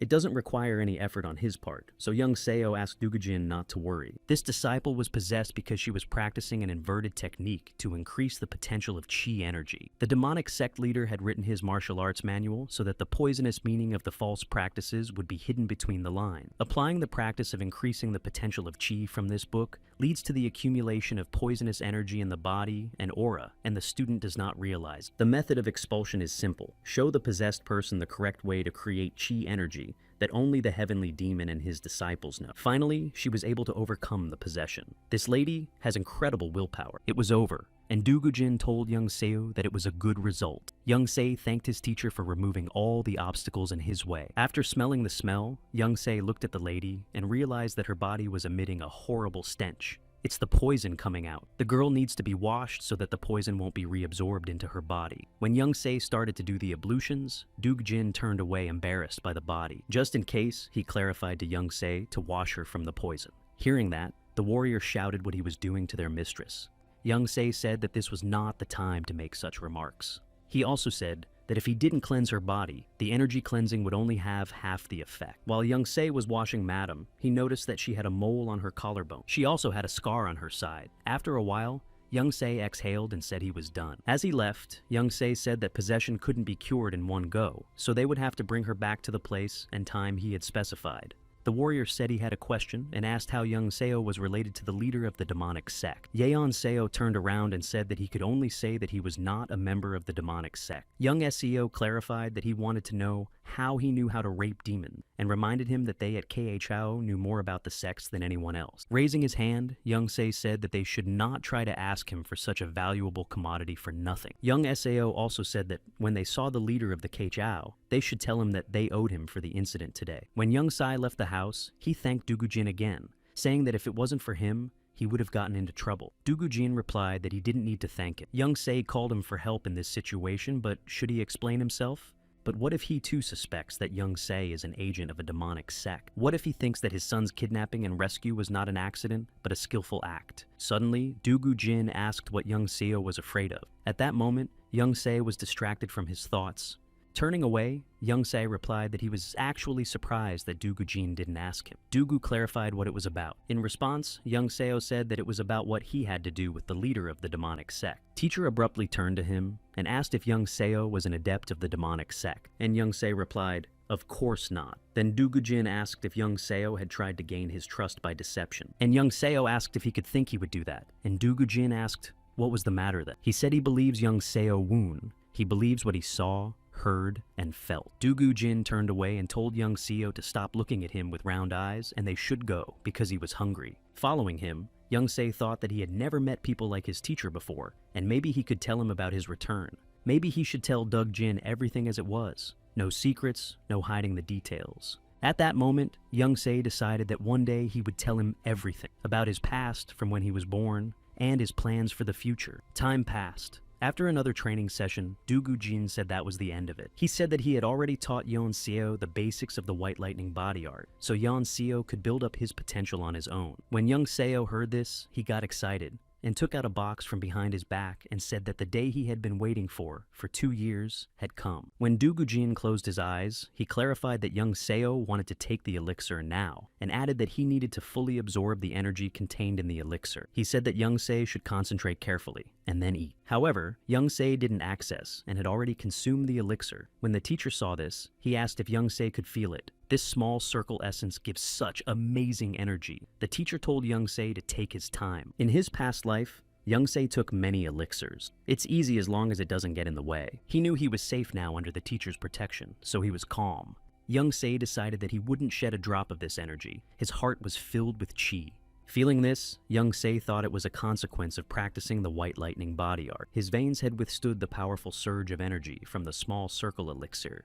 But if that was the case, thinking about it, young Se swallowed the lump in his throat. Noticing his disciple's condition, Dugujin thought that he wanted to roll the elixir energy from the wheel of great bliss to the wheel of preserving bliss. Continuing with his plan, young Seo felt the chi energy pouring over the edge. Rising up, young Seo stood up with his fist clenched and palm extended forward. This attack was called Thunder Fist. Young Seo hit the wall next to the teacher. Dugu Jin turned around and saw a huge hole in the wall and said that it was quite impressive. Now, the use of powerful training techniques would not threaten Young Se with damage to his internal organs. Folding his arms, Young Se thanked his teacher for guarding him. Smiling, Dugu Jin replied that when Young Seo finished absorbing the elixir energy, he would visit the Tang clan. In response, Young Se asked why, but Dugu Jin raised his hand and said he would explain later. Frowning, Young Se was slightly nervous with anticipation. They left the hall already at night. Half of a 6-decimal circle. So much Chi Young Seo's energy needs to be absorbed. Walking down the street, Young Seo felt someone following him and wondered how he could have not noticed. Taking up his weapon, Young Seo realized that this person was so skilled at stealth that he wouldn't have even noticed him if it wasn't for the recent increase in Chi. Applying one of his skills, Young Se seemed to dissolve into thin air. In the next instant, Young Seo was already at his opponent's side and put his sword to her throat. Looking at her, Young Se asked who she was. The girl replied that she was trying to approach unnoticed. She didn't think that Young Seo would smell her presence so easily. Young Seo said that if she didn't introduce herself now, he would think she had bad intention. The girl asked Young Se if he didn't recognize her and said it was disappointing. Yeon Seo was surprised and said he knew her, but the girl said she had already told him to address her informally. Lowering the mask from her face, she added that she thought she was close to him. She recalled that Young Seo had even seen her naked. Looking at her, Young Seo thought that couldn't be true. Noticing the mole on the girl's shoulder, Young Se realized who it was, and the girl said hello to him. Putting his sword away, Young Se said he was pleased to see her in good health and asked what had brought her to him.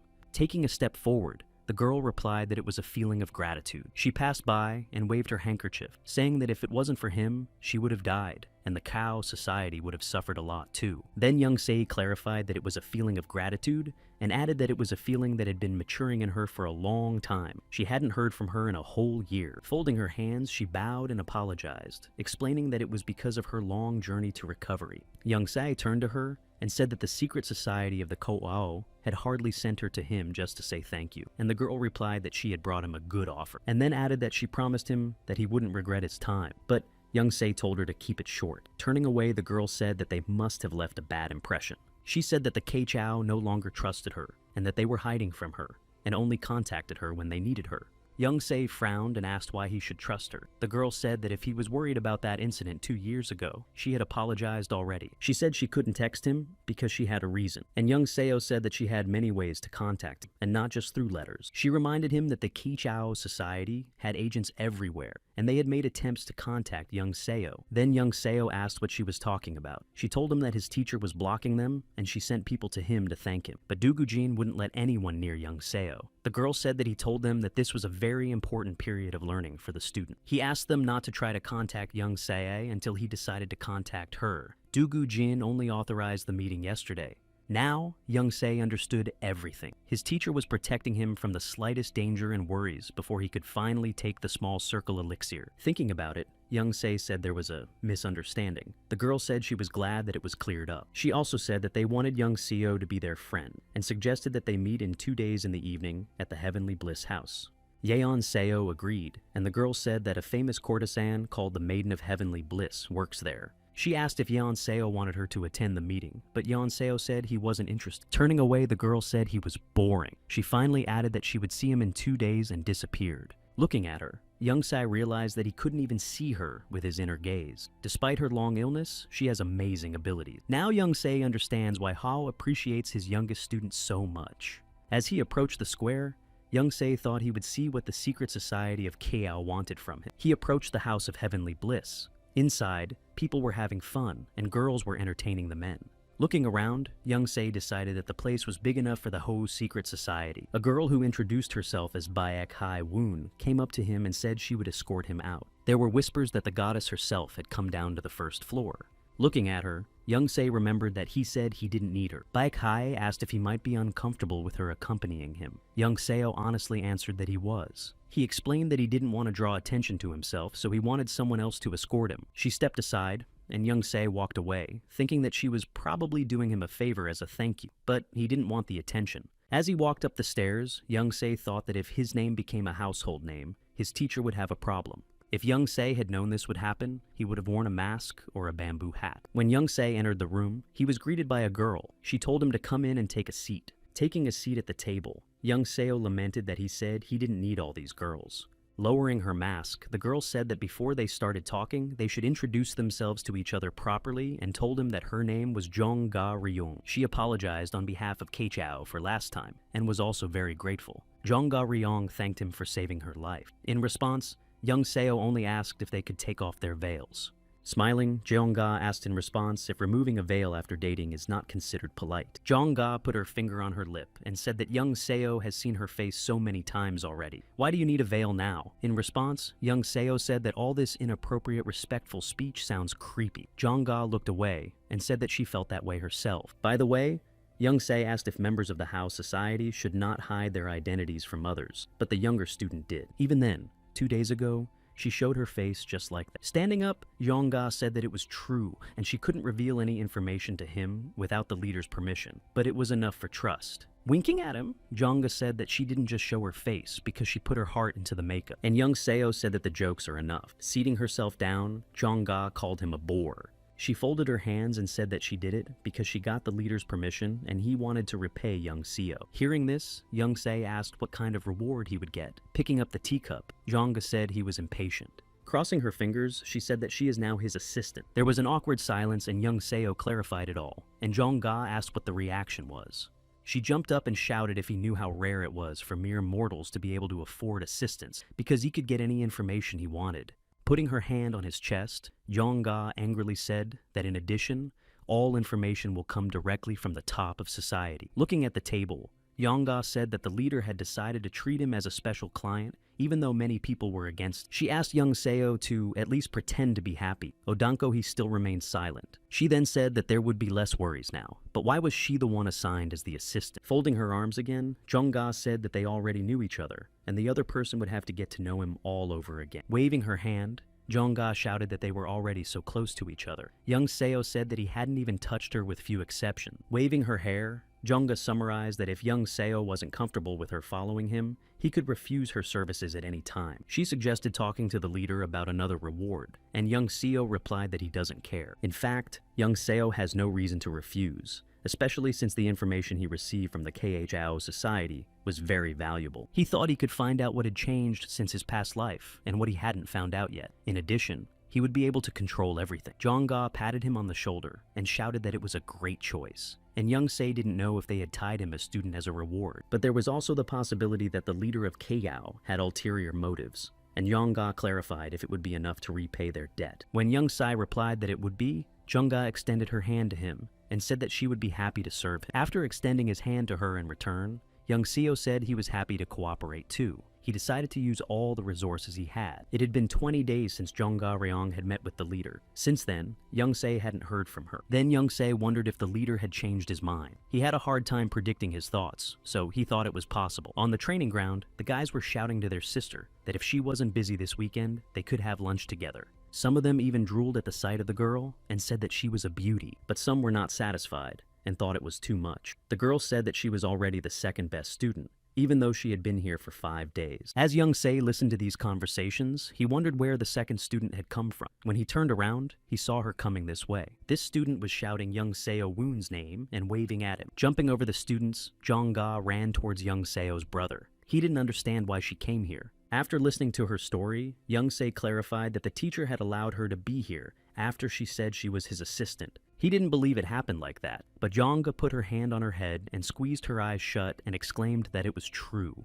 Young Se also asked him not to call her brother because she wasn't officially a student here. With a wave of her hand, Jeongga said, "Whatever you say," turning around and holding out his hand to his sword. Young Se said she could go because he had to practice, but Jeongga asked if they should spar with an experienced fighter like her.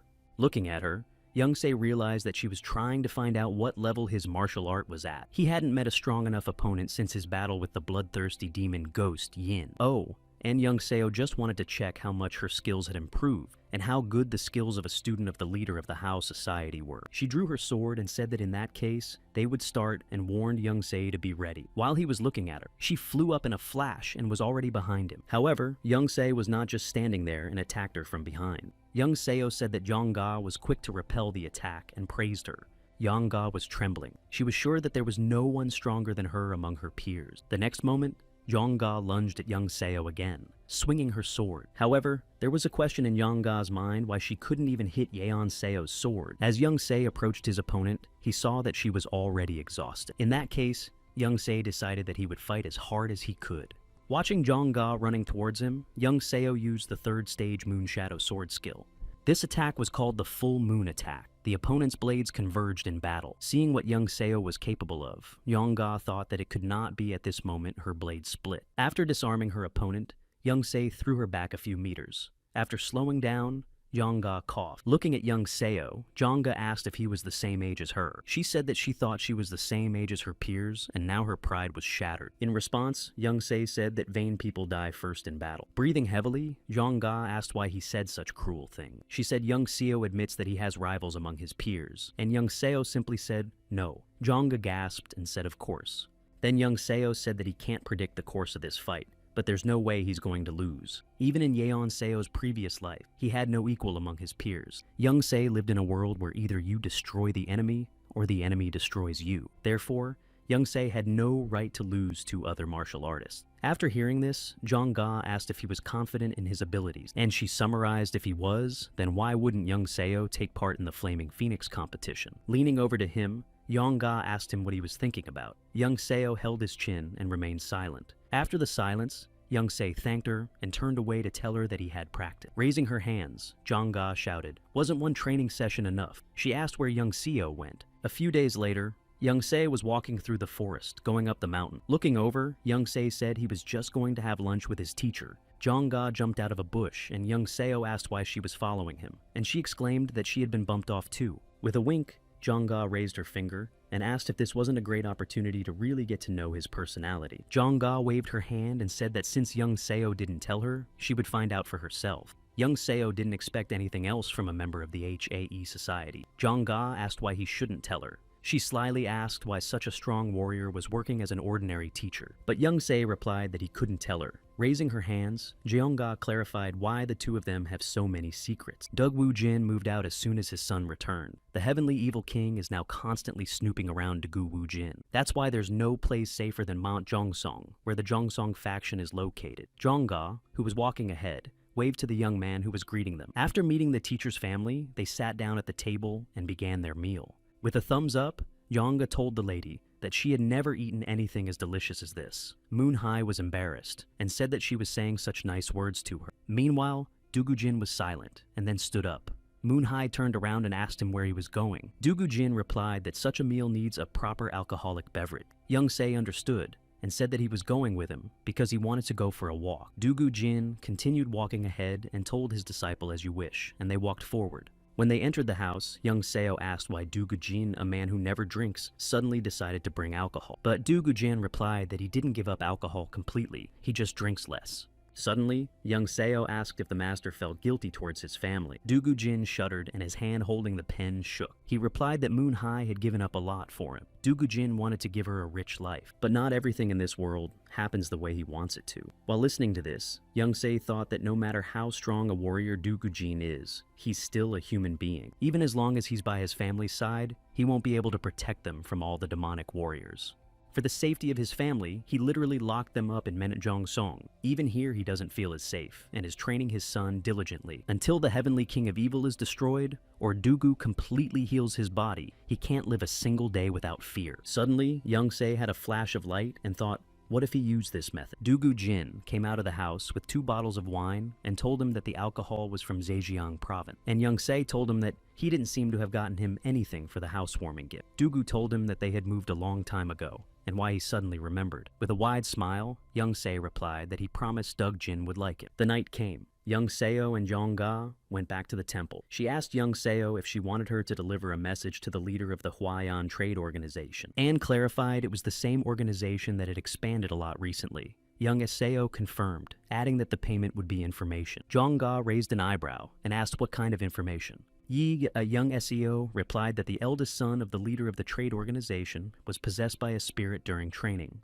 A demonic sect was involved. Young Seo asked him to tell the liar to find him if he wanted to save his son. Reaching out her hands to him, Jong-ga asked how young Seo knew his son had been victimized by an evil spirit, and young Seo asked if she wanted to get the information for free. Jong-ga said she wasn't interested anyway, and if young Seo didn't want to know, she didn't have to tell him. And then she warned that the journey would be long, because Huayang is in Zhejiang province and young Seo should wait for her. Huayang's trade organization will soon become one of the most influential. In his past life, the heavenly evil king had healed the son of the head of Huayang and then took over the entire trade organization. Smiling young Seo decided that this time he would heal his son and make the Huayang organization his own. And then there's an evil spirit that struck the son of the head of the trade organization. It's called the Scarlet Flower Demon and comes from a window powered by the power of Yang energy. This spirit can only be defeated by using a divine Yin energy attack. This will be a good gift for the master. While young Seo was meditating in one of the towers, someone called out to him. Yang-ga appeared behind him and asked him to help her. Young Seo looked back and asked what was wrong. Walking up to him, Jong-ga told him that the goddess had been kidnapped. Young Seo stood up as well. When Young Seo heard that, she asked about the goddess of the heavenly bliss house, and Jong-ga shouted out if there was any other goddess. And young Seo clarified why this was even a concern for the HAO society. Lowering her head, Jong-ga whispered that she was also a member of the Hao society, pointing her finger at herself. Young Seo asked why she was asking for help from him, and not another member of the society. Waving her hands, Jong-ga explained that there was no time to wait for the soldiers to arrive. Young Seo then asked if Jong-ga was one of the best students. Couldn't she do it herself? With a clenched fist, Jong-ga replied that if she acted alone, there would be less chance of success. Young Seo thought that if she was asking for help in a hurry, it meant that this goddess was a special person in KSO. Jong-ga clenched her fists and jumped up and down, and shouted for young Seo to say he would help her.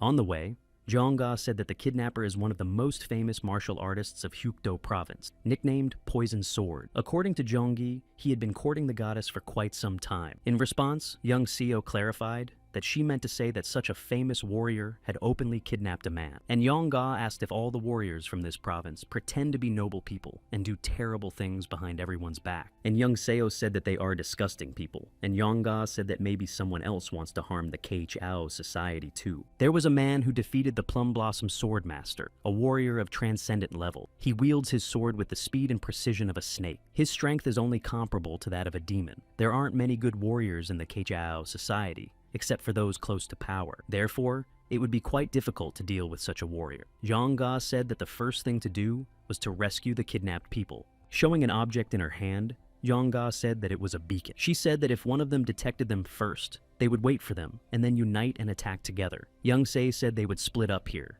Standing on the hill, Young Seo said she wouldn't leave him without payment, and Yoon-ga said he shouldn't worry because she'll pay him back. Yeon Seo also asked if she had an extra mask because he didn't want to stand out, and Jong-ga said she did, but she had used it before. After handing Young Seo the mask, Jong-ga said he could consider it an indirect kiss, but Young Seo replied that he would put it on the other side and then just throw it away. Jong-ga pouted and turned away. As Young Seo flew up, he said he'd go first in that case. Jong-ga also flew up and complained that Young Seo had an answer for everything. Meanwhile, the captive goddess couldn't feel her body below the neck and thought that her captor had cast a blood curse. Suddenly there was a voice that asked if she was awake. The goddess opened her eyes. Sitting next to her was Poison Sword, the elder of Sadok society. The goddess told him that he would regret kidnapping her. She was sure the warriors would be coming soon. Poison Sword laughed and clarified the warriors would come to rescue the courtesan. He added that he didn't care about them, and that she didn't think he had kidnapped her without preparation. Standing up, Poison Sword said that she had better go towards him, and all the hidden paths here are already well protected. Squatting down next to her, Poison Sword told the goddess to just give up. The girl turned her head away slightly. Stroking her cheek, the warrior told her to get used to the idea of him being her husband. Licking his lips, he told the goddess to finally open her heart to him. Suddenly, there was an explosion next to him, and the wall behind the girl shattered into splinters. Poison Sword flew back and stood up, screaming, "What the hell?" An unfamiliar silhouette could be seen in the hole. Looking at his opponent, Poison Sword couldn't realize he had done it with his own hands without using his sword. It was clear that this was not just another warrior. Crouching down on one knee, Poison Sword asked if he had come to save her. Holding out his hand to the sword, Young Seo said that the old man tried to woo the young girl and then decided to kidnap her because she rejected him. Taking a step forward, Young Seo summarized that it was an outrage. His opponent clarified that Young Seo wanted to die, but Young Seo asked if it looked like he could die at his hand. Swinging his sword, the warrior said it reminded him of a sucker who had attacked his sword and then begged him on his knees for mercy. Snapping out of his seat, Poison Sword shouted that he would teach Young Seo manners. Raising his sword, Young Seo was able to repel this attack. The enemy couldn't believe that the enemy had repelled this attack. He ran at Young Se again, shouting that they would see if Young Se could repel this attack. The blades clashed in battle. Sparks flew from them. Young Se saw that the opponent was indeed as strong and fast as they say. Such martial prowess is not taught even in prestigious schools and ancient scrolls in libraries. This sword has been tempered in battles, and the art is perfected by battles. Watching Young Sai attack his poison sword asked, he decided to show off with such pathetic skills.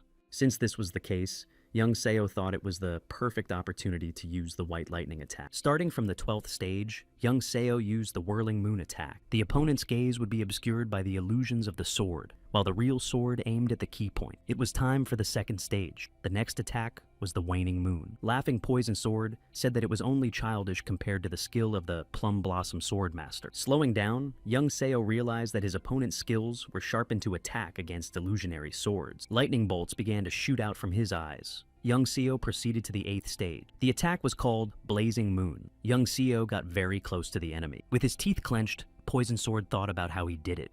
Afterward, blood spurted onto the floor. Young Se attacked the enemy in the shoulder. Poison Sword realized that this puppy, and without illusions, was quick to attack. Stopping in front of Young Se, Poison Sword said that he must have reached the top of the class and had abandoned his training since he couldn't even counter such a childish attack. Swinging his sword, Poison Sword shouted that Young Seo was a puppy and dared not dare to defy him. Clutching his sword, Young Se could see that his opponent had been pissed off by just a few words. Deciding that it was time to end it, Young Se rushed to attack the enemy, but suddenly, several swords stabbed into his body, and Young Seo realized that it was a trap. Laughing, Poison Sword said that Young Seo was a stupid puppy and asked him where he was looking. But Yeon Seo didn't give up, and the next moment, a fist flew into his enemy's face. Taking a step towards him, Young Se said that the Society Elder was using a trap attack. As he approached him, Young Seo asked if it worked against the Plum Blossom Swordmaster. If Young Se didn't make it in time, this attack would be the end of him. While looking at his enemy, Young Se noticed that a badge had fallen out of his pocket. When Young Se picked it up, he saw that it was the emblem of an elite evil spirit squad. But why would an elder of another community carry this around with? Showing him the insignia, Young Se asked if he knew what it meant.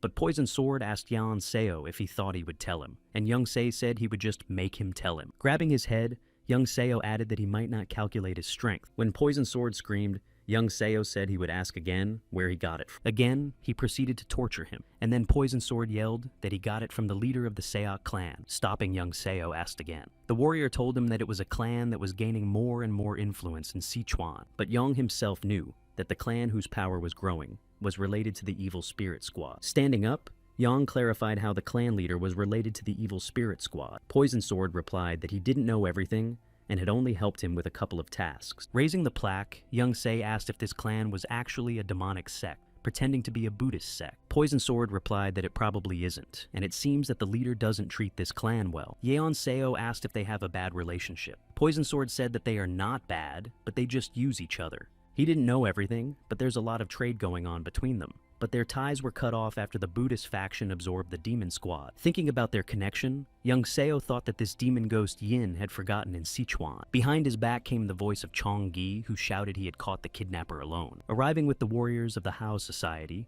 Chongga reminded him that she had asked him to signal as soon as he found the enemy. Yan replied that he didn't have time for that. With a wave of her hand, Chongga asked Young Seo to be honest, that he didn't give the signal on purpose.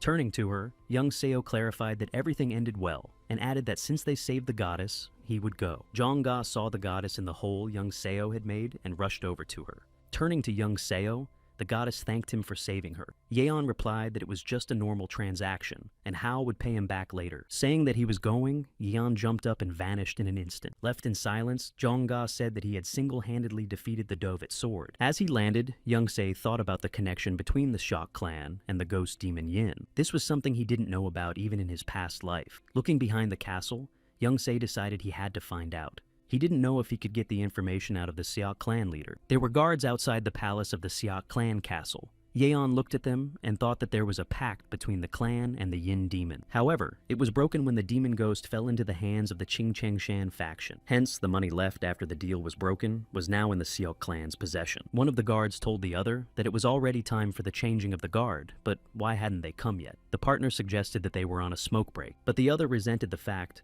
that even in times of emergency, these addicts had gotten cocky. But his colleague said it wasn't his place to judge them. The partner replied that he could quit at any time, but at that time, Young Se landed next to him. They were too late to notice him, and Yeon was already able to throw punches at them. They both fell to the floor. Crouching next to him, Young Se realized they were addicted and wondered if the Seok clan had opium. Picking up the body, Young Seo thought that he wasn't that good at stealth, but if he tried to invade during the state of emergency and made a mistake, changing his clothes, Young Seo knew that he would have to fight an entire clan, and although it would be uncomfortable, he would have to disguise himself. He would need to find the clan leader before anyone found the guards out. As he walked through the area, he saw small groups of soldiers and thought that the emergency had caused a commotion. It was unlikely that they had introduced it, because the goddess had been kidnapped by the poison snake. What else is the leader of the Seok clan involved in? Climbing up the stairs, Yeon looked around. Hiding behind a rock, Yong looked closely at one of the passersby and saw a guard's insignia on his belt. Judging by the way they guarded the palace, the leader must be here. As he approached the castle, Young Se shouted that it was important, and he needed to talk to the leader. The guards told him to stop, and Young Seo kept yelling that it was urgent. When he stopped to catch his breath, they asked him what was wrong. So, Young shouted that the poisonous snake had been caught. The guards immediately rushed over and said they had to tell the leader immediately. Before they could reach the leader themselves, a man came out of the castle. It was the sword master of the Seok clan. He asked who had caught the poison snake. Young Se replied that it was the Hao Society. The master approached him and asked if there was someone in the HAO who could defeat the poisonous snake. Young Seo bowed his head and said that he had heard that a disciple had helped them. The master said that if it was a disciple of the leader of the society, then it was possible. Young Se took a step forward and wanted to say what else he had to say, but the master didn't let him finish. He said that, however, the sword squad of the Seok clan was following the poison snake. Watching Young Se approach him, the master asked who he was and how he knew all this. Young Se hoped that everything would go smoothly, but of course it didn't go as planned. Young Se grabbed his weapon. He jumped up and struck his opponent with his sword. The master said that the asshole must have wanted to die. Drawing his sword in one swoop, he fought off Yong's attack. But he knew that the sword master of the Seok clan had great strength. When he saw his opponent's sword glow, he realized it was the sword's energy. Raising his sword, he shouted to the guards to escort the sword master to safety and the sword squad to form a formation. Noticing that he was surrounded, Young Se thought that this was all they could expect. The three on one side attacked Yeon Seo with their swords drawn forward, but he flew upward. As he landed, Young Se struck at one side of his opponents. When he turned around, he struck again, but the opponents were already behind him. He realized that they wanted to exhaust him with their attacks and moves, but when he turned around, Young Se repelled their attack. He also knew that he couldn't just fend them off. The sword master struck back at Young Se and opened a wound on his shoulder. He ordered his soldiers to deal with him immediately. They all attacked him from above. As he watched the enemies closing in, Young Se thought that if he delayed, the other clan members would soon arrive. Then he decided that he would use up a lot of chi energy at once and finish off the enemies with a single blow. After another attack, Young Se began the 19th stage. His strike was called Dissipating Moon. The leader who was running asked his minions if it was true that they didn't know who the one who attacked them was, but they replied that they didn't. Sok Po Gong turned away and said that he had already told the serpent not to touch the goddess, since the House of Heavenly Bliss controlled the Hao Society. Breathing heavily, he walked ahead and resented Snake for causing so much trouble, and not enough for the Ying ghost demon who had given them away to the Qing Cheng Shan faction. Taking his chin, Po Gong said that now they would think that he had conspired to kidnap. Turning around, he shouted that he had, after all, planned it himself, and maybe it was worth explaining it to them. His subordinate reminded him to run. They told the leader that if he was about to be caught, but suddenly they heard sounds, and turning around they saw a man. The subordinates shouted that it was a bandit, and Young Seo asked Po Gun what he had in his treasury. When Young Se jumped down, one of the hunters came forward with a sword and told the Lord not to be afraid. They rushed forward to attack the brigand, but Po Gung stretched his arm forward and shouted for them to stop. Po Gong asked how he dared to enter the clan's territory, and then he squealed and squeezed his eyes shut. And when he opened his eyes, he saw that his guards had already been defeated, and he was alone with the stranger. Po Gong trembled and then shouted that they were not involved in the kidnapping of the goddess, and he had planned it himself. The clan leader fell at Young Seo's feet, and he only said about warding off evil spirits. Pointing his finger at the leader, Young Se said that he had a lot of questions for Po Gun, and that now that it was just the two of them, they could talk. Pulling the badge out of his pocket, Young Se said that he had taken it from a poisonous snake. Throwing the badge on the ground to the leader's face, Young Seo said that according to the snake, it belonged to Po Gong. The leader raised his head and looked at the badge. Screaming, Po Gun flew backwards. Frowning, he wondered how the brigand was able to take this sign. Reaching into his pocket, Po Gun wanted to get something, but Young Seo said that if he did something stupid, he would be finished. Throwing his weapon on the floor, Po Gun asked what kind of foolishness. Scratching the back of his head, he said he just wanted to get rid of something that wasn't useful now. Watching Po-gun raise his trembling hands and stretch, young Seo asked what his connection to the demon ghost Yin was. The leader hesitated, and young Se drew his sword and asked if he could get Po-gun to talk. The leader shouted that they had a deal. Po-gun then said that the demon ghost wanted to increase his fortune, and Po asked if he wanted to start his own business.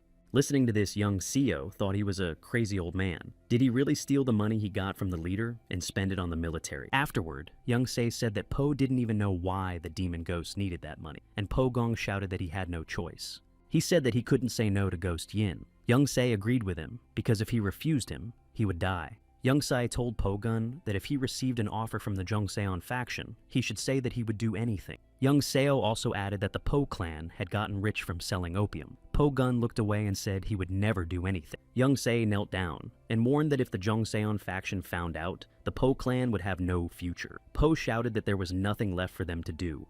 He said that they stopped trading with him right after the demon ghost was destroyed. Getting up, young Seo clarified if Po-gun wanted to live. He kneeled down and folded his arms and shouted for mercy. Young Se turned around and said that he had his own principles and had not come here to punish the head of the clan. Po asked young master's apprentice. Looking around, young Se smiled and said that he was someone who had already dealt with the evil spirit squad. Putting away his sword, young Seo said that the ghost demon was already in the hands of the Buddhist faction, but the troubles from it were not over yet. After attacking the leader's aides, young Se asked where the book of accounts of the trade with the demon was. Taking the book out of the bundle on the aide's back, young Se said he would keep their deal a secret. Then turning to Po-gong, young Seo said he would return all the money the demon ghost had earned. No one will know how much money the ghost demon was able to get, only if clan leader Seo doesn't speak up.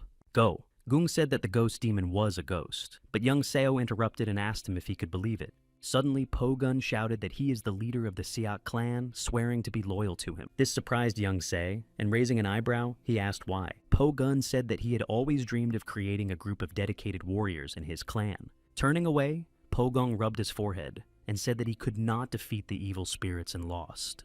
Turning to young Se again, Po-gun shouted that he repented and wanted to follow only a noble warrior like young Se. As young Sai listened to him, he didn't understand what Po-gun was saying. The ball gown warrior. Surrounding young Se, Po-gun said that he was a warrior who had defeated the ghost demon and the poisonous serpent with his strength. Raising his hands, Po-gong said that young Seo is a warrior who asks nothing in return but the traces of the ghost demon. Now Seok Po-gong decided that henceforth he would follow the steps of the noble teacher. Young Seo asked her to stop, but Po-gong said that young Seo would now become the elder of their clan. He suggested that their clan pay him every month for his valor and that their soldiers be at young Seo's disposal. In response, young Se said that if Po-gun really wanted it, he would not refuse, but he would not stay here. As he left, young Se tossed the book to Po and said that today's conversation would be between them and that Po would have to cover his tracks before he returned. Afterward, young Se jumped up and climbed up the fence. Po-kyung raised his hand and waved at him. A few days later, because of the misunderstanding between young Sai and Po-kyung,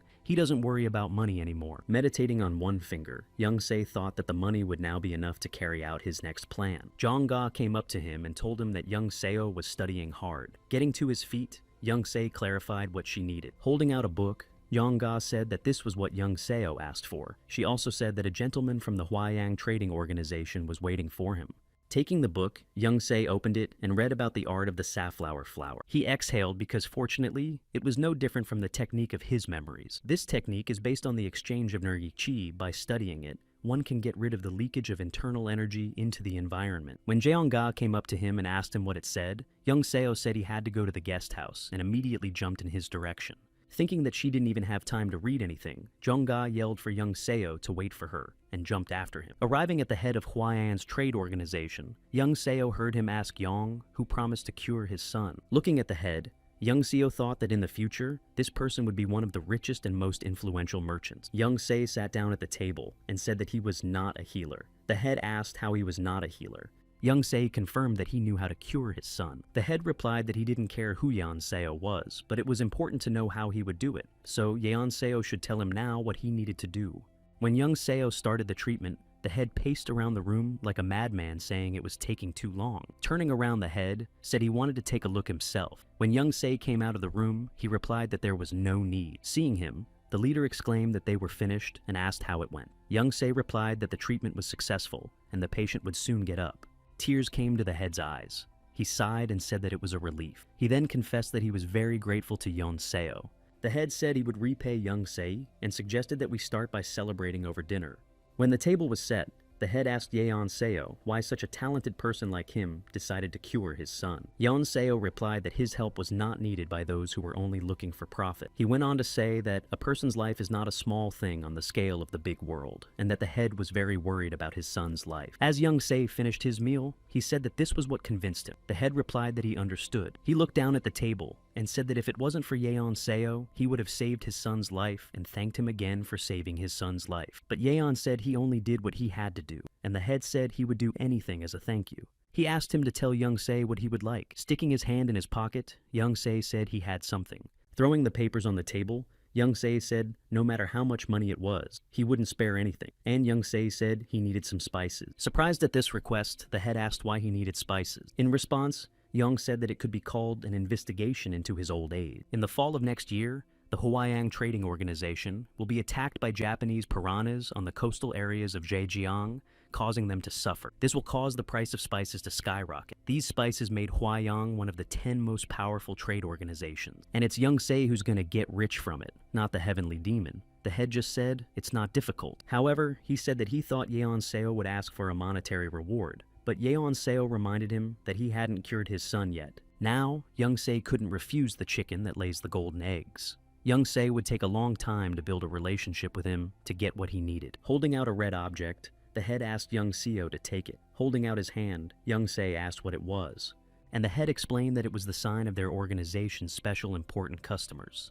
Only with this sign would Young Se be able to deal with the merchants of this company. Clenching it in his fist, Young Se asked if he was worthy of such a valuable item. The head smiled and said that he should at least pay him with it. The head also said that it was also an investment, Young Se's investment. Leader Hwayang invited Young Se to the main headquarters of the organization and returned to Zhejiang. The wealth that Young Se will acquire after the spice prices soar will help him on his way to becoming one of the elders of the martial arts world. To do that, Young Se needs the help of the Hwayang organization, and the sign will start it. In his past life, the sect leader should have received it. Looking at the sign given out by the head, Young-O thought he would be extremely upset. Now, Young Se's side was on the side of the HKO Society and even the Hwayang organization. He had obviously noticed this change. Now, Young Se must lay low. There was a sound behind him, and when he turned around, Young Se saw a huge fist flying at his face.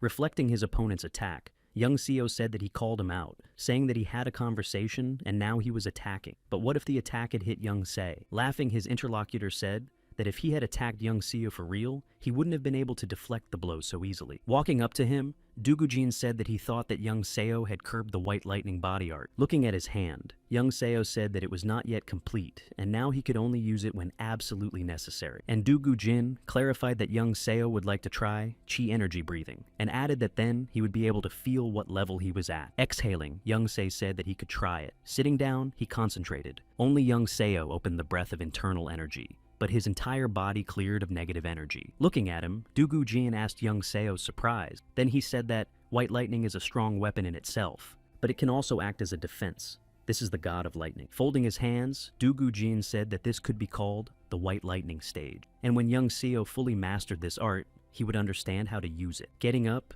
Young Se said that he was able to get rid of all the negative energy because of this, and asked if White Lightning could be used to do such a thing. Dugujin replied that not everyone could do it, and many people would not be able to reach the Lightning God stage. He said that the body could become stronger through the art of White Lightning, but it could not compare to the body improvements of martial artists. Considering the power of the Fist King in his past life, it sounded like the truth. After hearing this, Young Se decided that at this rate, he would quickly regain the strength from his past life. Dugujin then asked since Young Seo had mastered the basics of this technique if they should go, and Young Se asked where to go. And Dugujin asked Young Seo that he couldn't remember. He said they would go to a place as soon as Young Se learned the basics. So they came to the Tang clan's castle. At that moment, Young Se remembered Dugujin saying they could go there. The Tang clan, the great clan of Murim, first among the 5 great clans, the abode of martial arts obsessives feared by all of Murim. They're also good at poisons, hidden weapons, and other strange devices. If you cross them, you can't just die. However, even though the clan has intimidated the others, doesn't their hostility seem excessive? When Dugujin passed by, he told Young Seo to ignore them. In his opinion, they're just closed and don't like to show emotions, but they are very respectable warriors. The Tang clan that Young Se knew was full of narrow-minded cowards. He and his teacher walked across the bridge. At the end of the bridge, they were met by a girl who bowed and greeted them. With a wave of his hand, Dugu Jin replied to her that they hadn't seen each other for a long time. He introduced Young Se as his student. Folding his hands, Young Seo introduced himself. In response, the girl said that she was happy to meet him and introduced herself as Tang Seo Young. She said that she had wanted to see him for a long time. According to the information of the Hao Society about the ghost demon, he was not related to the family. Clan leader Takin and Tong, so Yan often contact each other. She is the daughter of leader Tang, who used to keep in touch with Dugu Jin. Young Seo didn't know why, but unlike the other clan warriors, she seems friendly. Stepping aside, Tang Seo told him that the leader was waiting for them, and Young Seo thought he wouldn't let his guard down. When they arrived at the hall to the leader, he told Doug Jin that they hadn't seen each other for a long time. In front of them sat Tang Baek Gun, the clan leader and future Poison King. When Young Se saw him on the battlefield, he didn't feel any negative energy from it. If Young Se didn't know him, he would have thought that Tak Baek was a Buddhist warrior. However, they are the future king of strength and the king of poison. It was strange for Young Se to see the monsters from his past life together now. Dugu Jin said he came with a request. Baek Gun said for him to speak. Scrunching his nose, Dugu Jin said he knew the request was big, but it was necessary for his disciple. And Dugu Jin said that he would like to ask them to give him the elixir of 1,000 poison. When Young Seo heard this, he was shocked, because it was the secret elixir of the Tang family. Laughing, Baek Gun said that without his supervision, the disciple had become an idiot. Smiling, Baek Gun said, "That's the way it is." Folding his hands, Dugu Jin thanked him and said he would definitely repay this debt. Baek Gun asked what was going on between them, and could he refuse someone who saved his daughter's life. Looking at Tang Seo, Young Seo didn't know what they were talking about. But if the teacher had saved the clan leader's daughter, it was understandable why he would agree. Baek Gong had also said that to take the elixir, a warrior had to reach peak level, and his skills had to be extraordinary. Turning to Young Se, Baek Gung asked how old he was. Young Se replied that he was 17. Looking at his daughter, he noticed that they were only 2 years apart, and then said that to reach peak level at that age. He said it was unbelievable and then used magic. The snakes attacked Young Seo. Looking at Baek Gun, Young Seo realized that he had decided to test him like that. Folding his arms, Young Seo shouted that he was grateful for the praise. Seeing this, Baek Gun said that his spirit was strong too. Looking at his daughter, Baek Gun laughed and said that he couldn't help himself and asked Tong Seo to take the guest to the best apothecary. Standing on the doorstep, Tang Seo said that only Tang family members can visit this chemist, and so she would go alone. After she left, Young Seo turned to the teacher and asked him why he needed the elixir. Folding his hands and raising an eyebrow, Dugu Jin ordered his student not to talk, saying it was for his own improvement. However, Yeon shouted that if he hurried and took it, he would take it, and then shouted that it was poison and too toxic. When Dugu Jin heard that Young Seo was afraid of being killed by it, he laughed. He asked Young Seo if he was afraid and told him not to worry, explaining that he had reached the necessary level and would be able to get rid of the poison. Watching the disciple's face droop, Dugu Jin added that, of course, suffer the pain and side effects. At this moment, Tang Seo came out. She apologized for distracting them from their conversation and held out a box saying that she had brought an elixir. She also told Young Se to come back every 2 weeks for 2 years. Young Se thanked him. As they were leaving, Tang Seo said that she had a request too. Dugu Jin asked what it was, and Tong Seo said that she wanted to fight Young Seo's brother. After saying that, Young Se felt an unfamiliar energy, and Tang Seo asked if the teacher could give her permission to fight. Using poison to enhance one's fighting skill is a secret of the Tang family that only family members know. However, it is rare to find women who use this technique as the poison prevents them from having children. Looking at his opponent, Young Se thought that the glint in her eyes was the result of using poison. Then Young Se said that he didn't want to. Tang didn't expect such an answer, and asked if she could find out what the reason was. Yeon Seo turned away and said that just defeating him wouldn't get her anything. All the poisonous people Young Seo had met in his past life were crazy. The very idea of using poison to increase strength and skill seems strange. In some ways, martial arts are a bit more dangerous than magic, and Young Seo didn't know how she became poisonous, but she would lose her mind too. Although there's nothing wrong with sparring with the daughter of the Tang clan leader. Smiling, Tang Seo said that it just so happened that she had something to put up, and Young Seo replied that he had enough of the elixir. According to Tang Seo, he would definitely like it, and she said she would give it to him if he won. Hearing that, Young Se thought they were on the same level. He originally thought of giving up the prize no matter what it was. But Tong Seo was holding a weapon that Young Seo never expected to see. Guyaja had made 5 swords in the last years of his life, and this was one of them. Noticing Young Seo's reaction, Tang Seo revealed that she was holding the Path of Courage. This prize is too valuable for Young Seo to give up. A past generation master who is said to make the best swords in history, the best blacksmith in Zhengzhou, Guya Jia.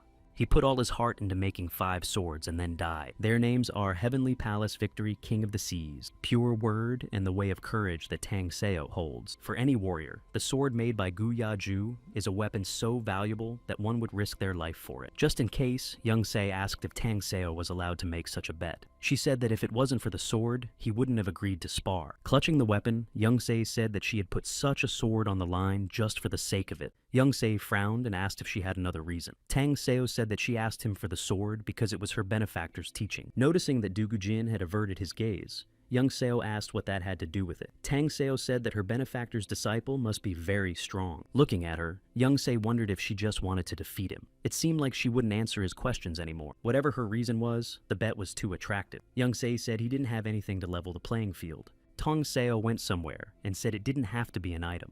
When she approached Doug Jin, she asked if he could win if he could fulfill her request. When Young Sai asked why he was suddenly the master, he didn't have time to say anything, because Du Gujin had already said of course. Of course Young Se didn't know what she would ask. Returning to her seat, Tang Seo asked if he needed more time to think about it. Young Sai said that since the teacher agreed, he would accept the challenge, and Du Gujin announced the start of the fight. Drawing his sword, Young Se thought that he didn't know what her motivation was, but he was more than sure that she would never give up. But that didn't matter to him as long as such a sword was at stake. Up and at Young Se is a poisonous man, so he must do everything possible to avoid being poisoned. Starting the fight, Young Se started the first stage. Raising his sword, Yeon Seo struck with Crescent Moon. However, Tang Seo ducked down and attacked Yeon Seo from below. She threw a punch, and Yeon crouched down and coughed. Looking at his arm, Yeon saw a blue-colored wound, but Yong thought that the white lightning art should protect against poison. Raising his head, he looked at Tang Seo, who had the blades clutched between her fingers. Before Young Se could rise up, Tang Seo was surrounding him from all sides, as if attacking him again. Swinging his sword, Young So tried to fend off his opponent's attacks, and then went the other way. Turning around, he saw Tang Seo landed next to him, and thought that it wasn't that he agreed, but a fight to assess her skills.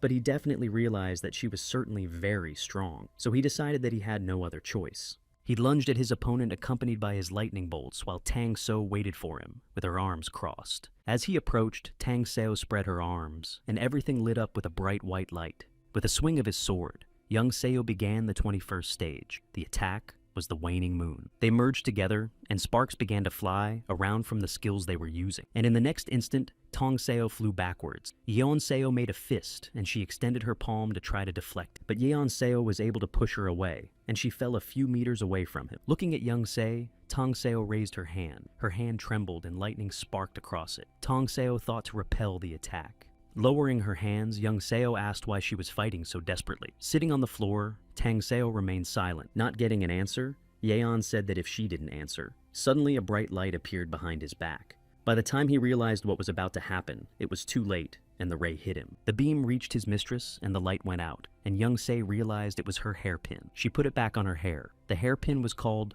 the Soul Butterfly. Touching the blood on his face, Young Se thought that if he didn't get there in time, he would be in big trouble. Feeling sick, Young Se fell to one knee and realized that the hairpin had poison in it. Tang Seo, on the other hand, stood up. She grabbed her weapon, and Young Seo clenched his teeth. He drooled and trembled. He thought about not losing his mind. Concentrating, Young Se tensed his hand, and blue lightning shone in it. He put his hand to his chest, and a bright light enveloped everything. Tang Seo stood in front of him, with her sword raised. Young Seo was then able to get up, holding his wound. Tang Seo knew she had to end the fight before he expelled all the poison. She rushed to attack, and Yeon landed on one knee and raised 2 fingers. At that moment, he started the 23rd stage. The attack was called Water Moon. Tang Seo approached, and Young Seo swung his sword, and as if a tsunami had covered his opponent. Seeing this, Du Gujin raised his eyebrows and realized that this was the end. The smoke cleared, and Tang Seo became visible. The winner of this battle was Young Seo. They were on par, but if it wasn't for the white lightning that he used to heal Young Seo from the poison,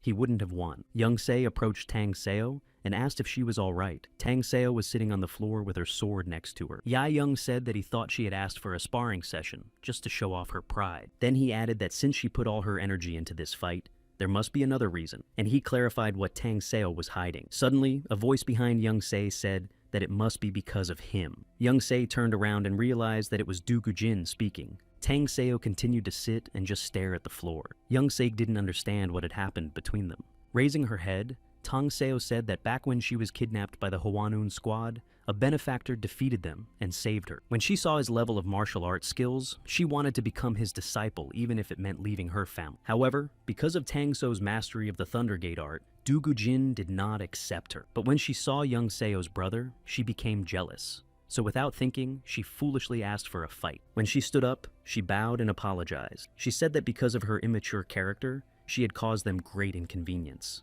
Listening to Tang Seo sincerely apologize to Dugu Jin, he pressed his lip and frowned. Turning towards Dugu Jin, young Seo saw him shaking his head from side to side. Turning back to Tang Seo, young Seo folded his hands in, she bowed her head and said she would go. Leaving the sword on the floor, Tang Seo thanked young Seo for answering her summon. Walking up to the teacher, young Seo asked why she didn't stop earlier. Then Dugu Jin said that she must have wanted to prove her strength and skill to him by defeating him, and young Seo asked she was desperate. And Dugu Jin said that young Seo was right about that. He said that he didn't reject her because she was a girl, but because she didn't have the right qualities. He added that young Seo didn't have the right qualities either, but he wasn't desperate. That girl gave up the path of a woman and chose the path of loneliness. Telling her the truth now would hurt her more. Young Se agreed with his teacher. Sometimes it was better not to know the truth. Sitting down on a chair, Dugu Jin asked why he called him to meet him. Young Se took something out of his pocket and reminded him that he had promised him congratulations on the housewarming party. Laughing, Dugu Jin said that the gift should be great. Young Se put a book on the table in front of him. It was the Book of Prosperity. Young Se said that this technique was based on yang energy. He said that it should help overcome the energy barriers of heaven and earth. Taking the book, Dugu Jin asked who was giving books on perfection techniques as housewarming gifts. With a wink, young Seo pointed his finger at himself and said it was him. Dugu Jin looked at him and thanked him. Young Se replied that it was nothing compared to what he had done for him. Pouring the drink, young Seo smiled and Dugu Jin said he didn't deserve such a student. Looking at Seo Woon Dugu, Jin thought that there was something strange about this kid. 2 years later, young Seo came to get the last elixir. Taking the box, young Seo said that he would finally finish taking the 1,000 poison elixir. Thanks to this elixir, young Se's internal energy had increased a lot recently. Yeon Seo has also mastered the white lightning technique. Therefore, as the name of the elixir suggests, most of the poisons no longer affect him. Folding his hands, young Se thanked Sister Tang. Turning around, he said goodbye to her. Tang Seo told him that they would meet again soon. Young Sai didn't understand and looked back. When young Se heard young So leaving, Jonga shouted and asked why. Because of her boisterous voice, customers started to turn around, and young Seo asked if she had advised him to leave. Then young Se reminded him that he had to participate in the Flame Phoenix competition. Jongga pointed her finger at him and said that he was arrogant. Young Seo replied that she herself helped him fulfill that plan. The Flaming Phoenix competition is one of the biggest competitions in Murim, where the best warriors compete. By winning, young Se will undermine the Heavenly Demon Sect's plan. It will be a great achievement that everyone will be forced to recognize. If Yeon Seo wins, he will take another step towards becoming a Murim elder. Waving his hand, Jongga asked if he would say anything. Jongga opened one eye and asked where young Se was going. He said Jejiang. Young Se was going to go to the Hwayang shopping organization and meet with its leader. Jongga's panting remembered that he invested all his money in the competition. Young Se said he knew Jongga asked him about it, and Jongga asked how young Se knew that spice prices would go up. Putting his fingers on his head, young Seo cheerfully said that he can't actually predict the future by the stars. Watching Dugusun practicing, young Seo thought that the teacher's son really had a talent. Young Se also thought that in his past life, Sun should have died, but young Se had saved him. He wanted to see how he would grow up. Mrs. Moon Hai came out of the house. She was holding a tray with 2 bowls. When everyone had eaten, Dugu Jin told his wife not to worry about him because he would be able to take care of himself. Turning to young Se, Dugu Jin said that he had become a real warrior and that he was thinking of sending him to the competition. He hoped that young Se would be able to achieve the goals he had set for himself. Smiling, young Se said goodbye to his teacher. Jongga looked at him. For young Se, this was the real beginning. He walked ahead smiling, and Dugusun waved at him. The coachman came to the carriage and told the people to get ready because they would be leaving soon. Suddenly, Tang Seo came up to them and said she was happy to see them. Young didn't understand what she was doing here. Sitting at the table, Dugu Jin said that clan leader Tak had requested that Seo Yeon go to the competition with it. He asked if Seo Yeon Seo was willing to accompany her. Yeon Seo replied that he was afraid that it would be an inconvenience. Even if the teacher asks him to, young Seo can't just agree to such an unexpected offer. So then, young Seo politely declined. Tang Seo said she heard that he refused to fulfill her father's request. She thought it would be appropriate to go over and talk to young Seo in person. Tang Seo came closer and asked young Seo if she could go with him. Jongga jumped behind her and asked why young Seo was silent and if they could go together one head is good, but 2 or even 3 is better. Putting her hand on Tang Seo's shoulder, Jonga said that she was from the Tang clan and therefore a martial artist. Cha Ga also said that Tang Seo knows how to use poison and avoid traps, so it would be safer with her. After thinking for a while, Youngse said that sounded convincing. The girls got excited. Yeon Seo looked at them and smiled and said he thought Tang Seo would help them a lot. A secret cave created by Jeonggi Ja, who was the best martial artist among the warriors of the past generation. In the place where he spent his last years of life, he left behind all his artifacts and treasures.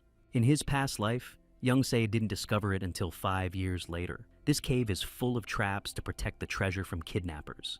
That makes it almost impossible to get inside the cave. But together with Tang So-yeon, who knows how to avoid the traps, they can get into the cave. Thinking of all this, Youngse told Sister Tang to go with them. Bowing to him, Tang Seo thanked him, and Jonga ran up to him shouting that Young Seo was good.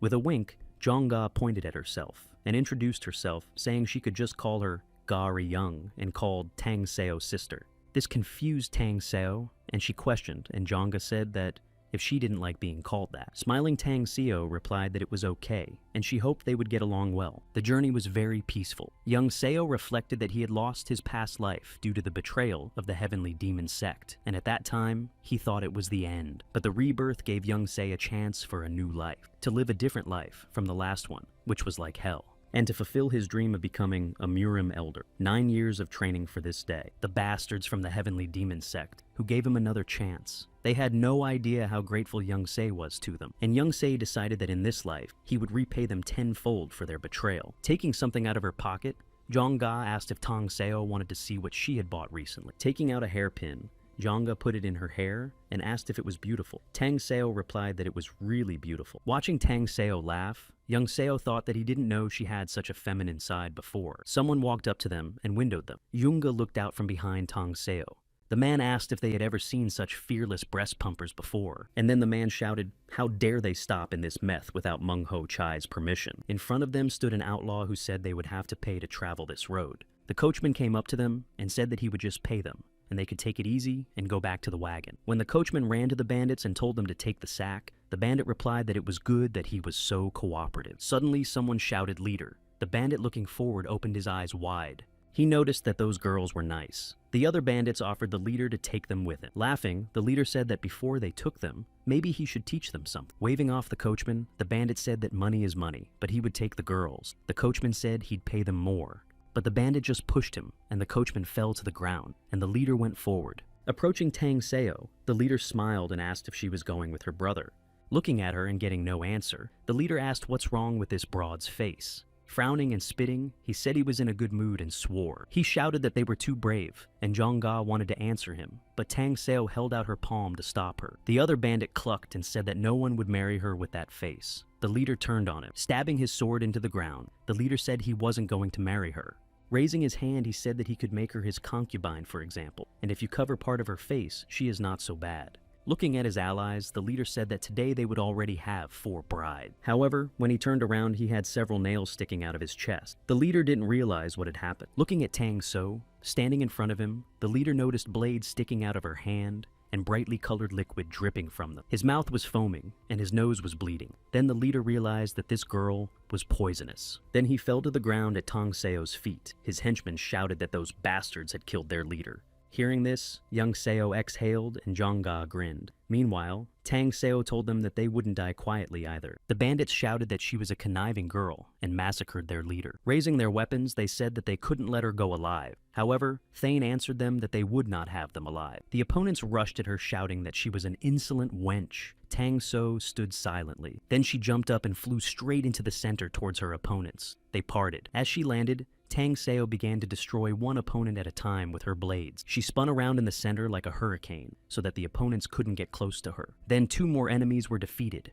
The bandits watched their allies fall. When it was over, Tang So stood in the middle of the bandits' bodies. Walking over to the coachman, she said that she thought he had a sprained leg, but she would help him. Looking at the bodies, Young Se thought that she was raised in a warrior family and would never keep silent after such an insult. Even at the risk of her life, her family always made her pay with her blood. Tang Seo, who was helping the coachman, asked if she needed help. Tang Seo said she could handle it. Suddenly, that bandit leader stood up. He was like a zombie and whispered something about the girl. Raising his sword, The zombie shouted for his opponent to die and ran towards her. Young Seo intervened and blew the zombie's head off in one fell swoop.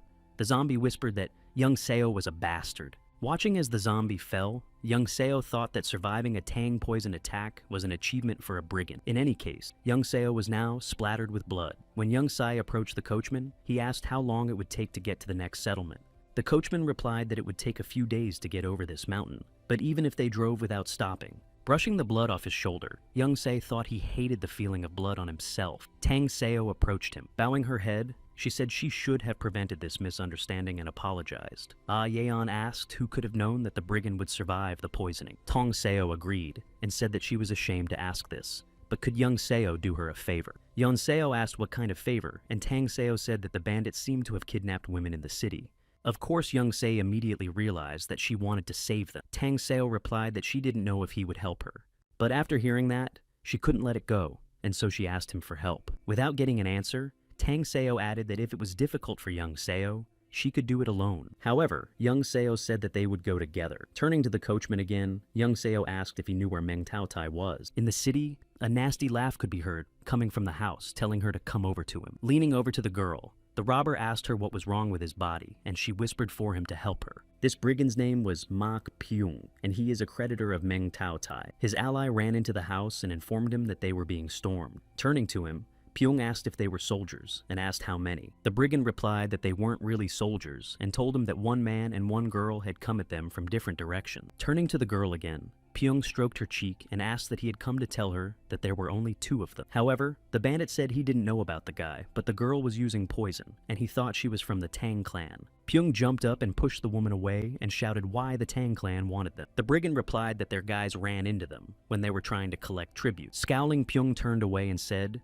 that even if she was from the Tang clan, there were only two of them, and ordered the warriors to hit the girl and exhaust her. The bandit asked what they should do with the boy, but Pyung didn't answer, and only held out his hand for a weapon. When he raised his koma, Pyung smiled and said that he would take care of the boy, because he knew what to do with it. Standing in front of the bandits, Young Se ordered two of them to escort them inside. The bandits standing at the gate raised their swords and shouted at him to get out of here. Holding out his sword, Young Se said he didn't want to shed blood, but they gave him no choice. Another bandit came out and shouted that Young Seo was a puppy. Breathing heavily, Pyung asked how Young Sai dared to come here, and why he had decided to attack Meng Tao Tai like that. And Young Sai replied that his men attacked them, and it seems they kidnapped the women.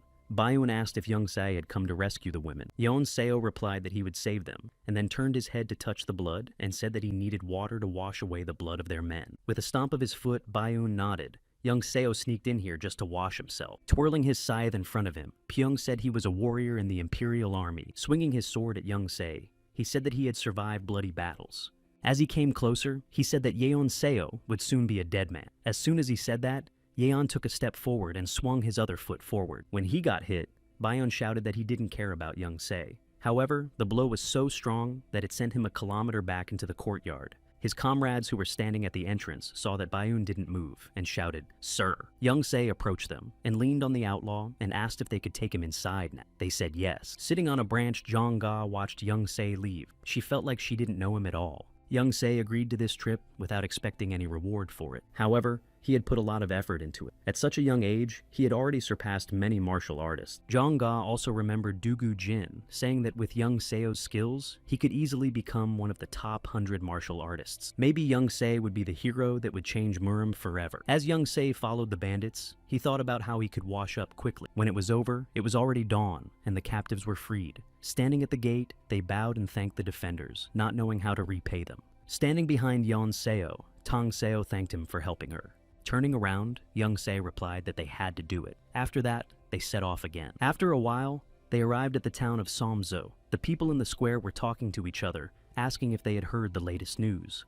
The people were discussing that this time, they had defeated the bandit Meng Ho Che and rescued the women he had kidnapped. Sitting in the tavern, Young Seo and Tong Seo heard people discussing that the women were rescued by a boy and a girl, and that she was the daughter of the Tang clan leader. Jong Ga looked back at the people who were saying that the two of them had slaughtered 50 people in the assault. People thought that these two were real heroes. This phrase made Jonggu laugh, and she leaned over to Young Se and asked if he had heard that he was a real hero now. Then she exclaimed that it was mostly due to Seo Yeon Seo's sister. Tang Seo tensed up when she heard her name and wiped her mouth with a napkin. Jongga leaned back and asked why Young Se had decided to give them all the spoils without any conditions, and it was the first time she had seen him give anything away. As Young Se continued to eat, he thought that because of his investment in spices and incense, the spoils were a drop in the bucket. He decided it was better to do a good deed like Tang Seo wanted. If he could impress upon her that he didn't care about such things, and that he was willing to do good deeds, next time, she would definitely obey him. Simply put,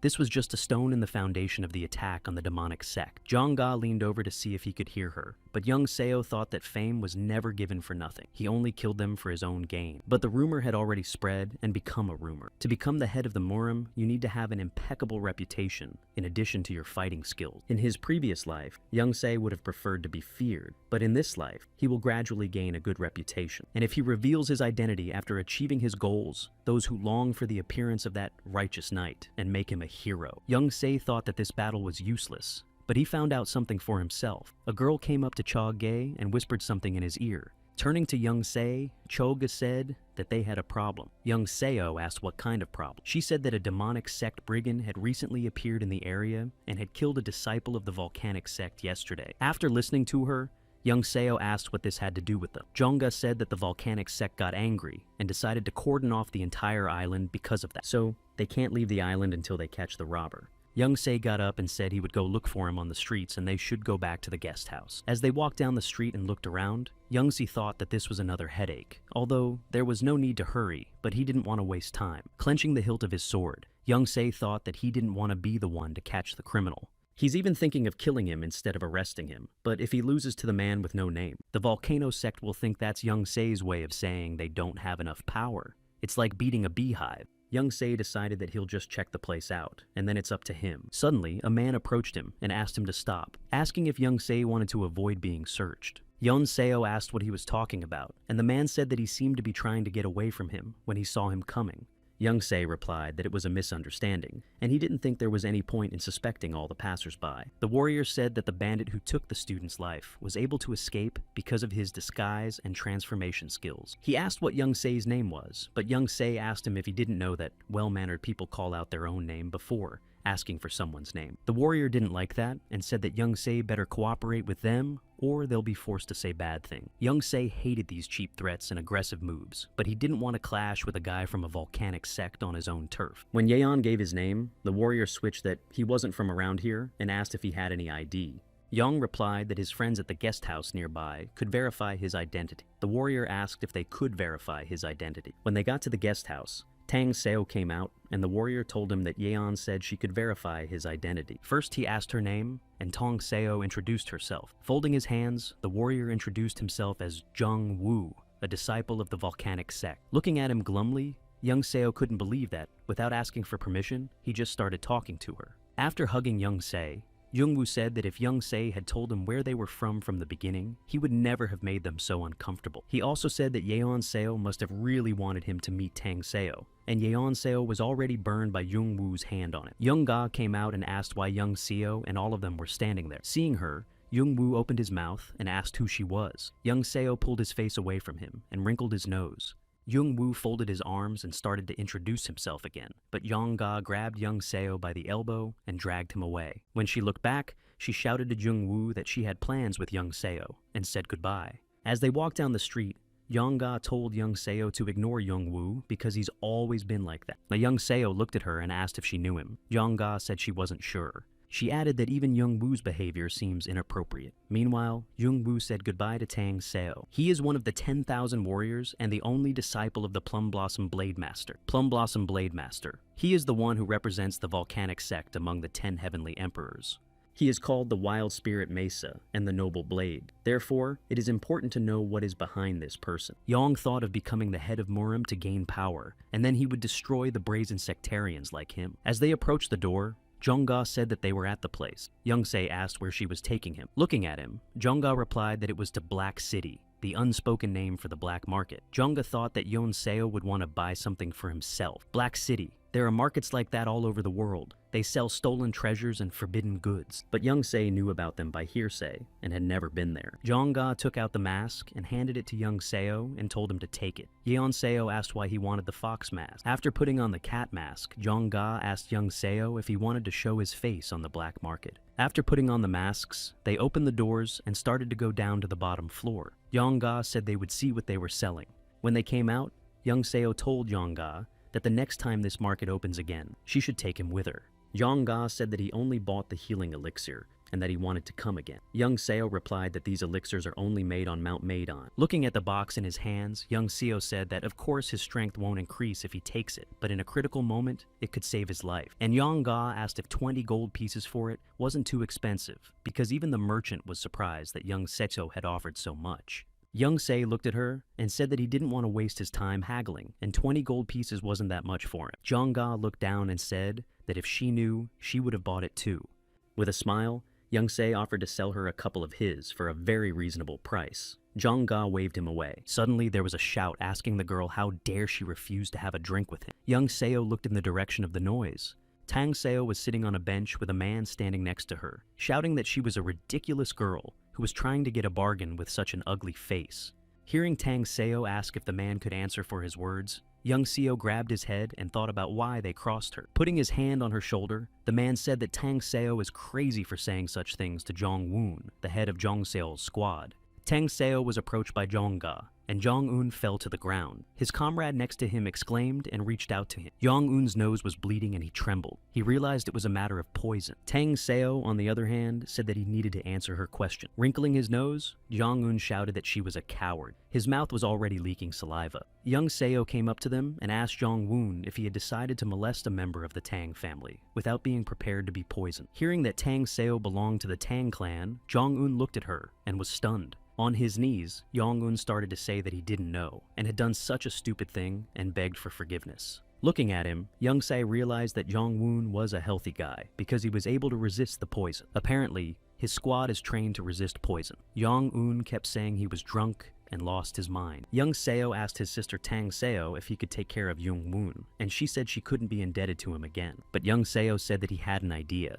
and so could Tang Seo give in to him this time. Closing her eyes, Tang Seo agreed and said that brother Yeon Seo could take care of it. Young Seo thanked her. Jong-woon's escort said he was about to die, but Young Seo came up to them and asked Jong-woon if he wanted to live. Leaning over to him, Young Seo whispered that if Jong-woon complied with his request, he would give him the antidote and promise that he would live. In response, Jong-woon said he would do anything, but when he returned to his house, he shouted that he would never forgive them and would kill them all. In the back, Young Seo said he would come to Jong-woon at night and give him precise instructions. Jong-woon thought about it and decided that Young Seo would probably have a strange request. He wondered what he should do. His servant asked if after treating a Tang clan girl like that, they weren't in danger. Suddenly, Jong-woon said that they would ambush and attack Young Seo. Walking to the wall, Jong-woon held out his hand for a weapon and said that Young Seo didn't even know who he was messing with. Turning to the servant, Jong-woon shouted for him to hurry up and gather all the soldiers. Out loud, Jong-woon reasoned that they would solve the problem with that sucker and the girl from the Tang clan. Before he could finish his thought, the servant flew back and hit the wall next to Jong-un. Jong-woon looked at the door and shouted, "What the hell was that?" But then he saw Young Se in the doorway. As he walked inside, he clenched his fist with lightning bolts shooting out of it, and he asked Jong-un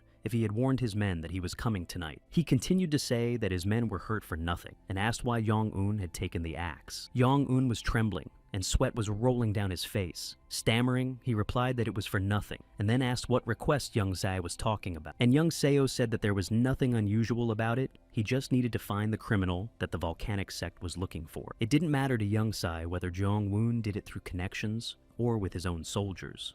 But by all means, Jong-un must find out where the criminal is. Jong-un said that the sect would probably catch him soon, and Young Se replied that he's not asking them to catch him. Jong-un should just find out where he's hiding and report to Young Seo. At that moment, Young Se thought that if he finds out where the culprit is and reports it to the sect, the city will be reopened, which is a great trick. Smiling young Seo said that Jong Woon shouldn't worry because he would report the whereabouts of the criminal to the sect himself. Jung Woon remained silent, and young Seo turned around and walked towards the exit, saying that Jung Woon must have understood and he would leave him alone. When Jung Woon raised his axe behind him, young Seo stopped and raised his index finger to say that he had forgotten the most important thing. He said that Jong Un must find out everything before the volcanic sect otherwise, and young Seo's hand started shooting lightning bolts. At this moment, Jong-un felt like he couldn't take a breath. His eyes opened wide. As he flew upwards, young Seo said that he would wait. Jong-un was left alone in the room. After Yeon Seo left, Jong-un collapsed on the floor. The guard kept making him shiver. Sitting on the floor, he thought how he could make it faster than the volcanic sect. Behind his back, there was a whispering leader, and Chong-un turned around and saw a servant there, who was holding out his hand to him. As he turned away, Jong-un panicked and thought that he needed to find the culprit faster. After a while, Jong-un told young Seo that he had found the culprit. Sitting on a chair, young Seo thanked him for his hard work. Jong-un bowed, and young Seo thought that their warriors knew how to find the right person. After letting Jung Woon go, young Seo stood up and went to the table and picked up the mask. Putting it on, young Seo thought that while these Taoists were trying to catch the criminal, he should take a look at the show. Hiding in the shadows, young Seo saw that the sect had already surrounded the criminal. Looking closer, young Seo realized that the warriors were lined up in Plum Blossom. Young Seo remembered that this was the Vulcan sect's crown attack. Even though this Taoist sect only had warriors of the first Zenith level, this attack allowed them to defeat higher level warriors. When a criminal is trapped by his own demonic energy, it drives him insane and destroys him from within. Young Woo ordered his colleague to finish the criminal, but he told him to wait. With all his might, the criminal screamed that they were damn Taoist bastards. The warriors shouted for everyone to remain calm and leave the formation. The criminal rushed at one of the warriors with incredible speed. Jung-woo ran towards them. He shouted for the criminal to stop, and he looked back at him distractedly. The criminal turned around and got down on one knee and called Jung-woo a puppy. He flew at him with his sword raised. However, the culprit slipped away, and the warriors shouted that he had broken free from the encirclement. Young Seo, who was watching, thought they were idiots. One of the soldiers asked Jung-woo why he was distracted and missed him. After running into the city, the criminal stopped to catch his breath. Meanwhile, Young Seo was following him on the rooftops. Looking at him, Young Seo thought that those Tao scientist idiots had managed to miss the criminal, and if he escaped, his plan would be ruined. Young Seo jumped down and walked toward the criminal, who turned around when he heard his footsteps. Clenching his fist, Young Seo thought that if he left his sword mark on his body, his identity might be revealed. To avoid being seen by the volcano sect, Young Seo would have to fight him with his bare hands. Suddenly, the criminal clenched his fist, and everything around him lit up with light. It was an innate rare talent to concentrate internal energy. Raising his sword, the criminal flew upwards attacking Young Seo. From side to side, he swung the sword. But Young Seo also jumped up and avoided those blows, and kicked his opponent with his foot. He put his elbow out to defend himself. Young Seo saw that the enemy wasn't even hit. Then the enemy waved his hand and Young Seo was thrown aside and hit his back against the wall. As he approached him, the criminal swung his sword again, before his enemy could get up. He struck again and again, but Young Seo got up and ran away. Due to the inherent rarity of the enemy, it's hard to fight him while trying not to finish him off. At this rate, the sect will be here soon. Using magic, Young Seo thought that if this technique didn't work. Flying upwards, Young Seo did a somersault and put his hand on the enemy's head while turning around. Yeon thought that he would hit him from the inside. The area where the battle was taking place lit up with the light of blue lightning. As the enemy fell, Young Seo turned around and thought he would leave him to the local martial artists.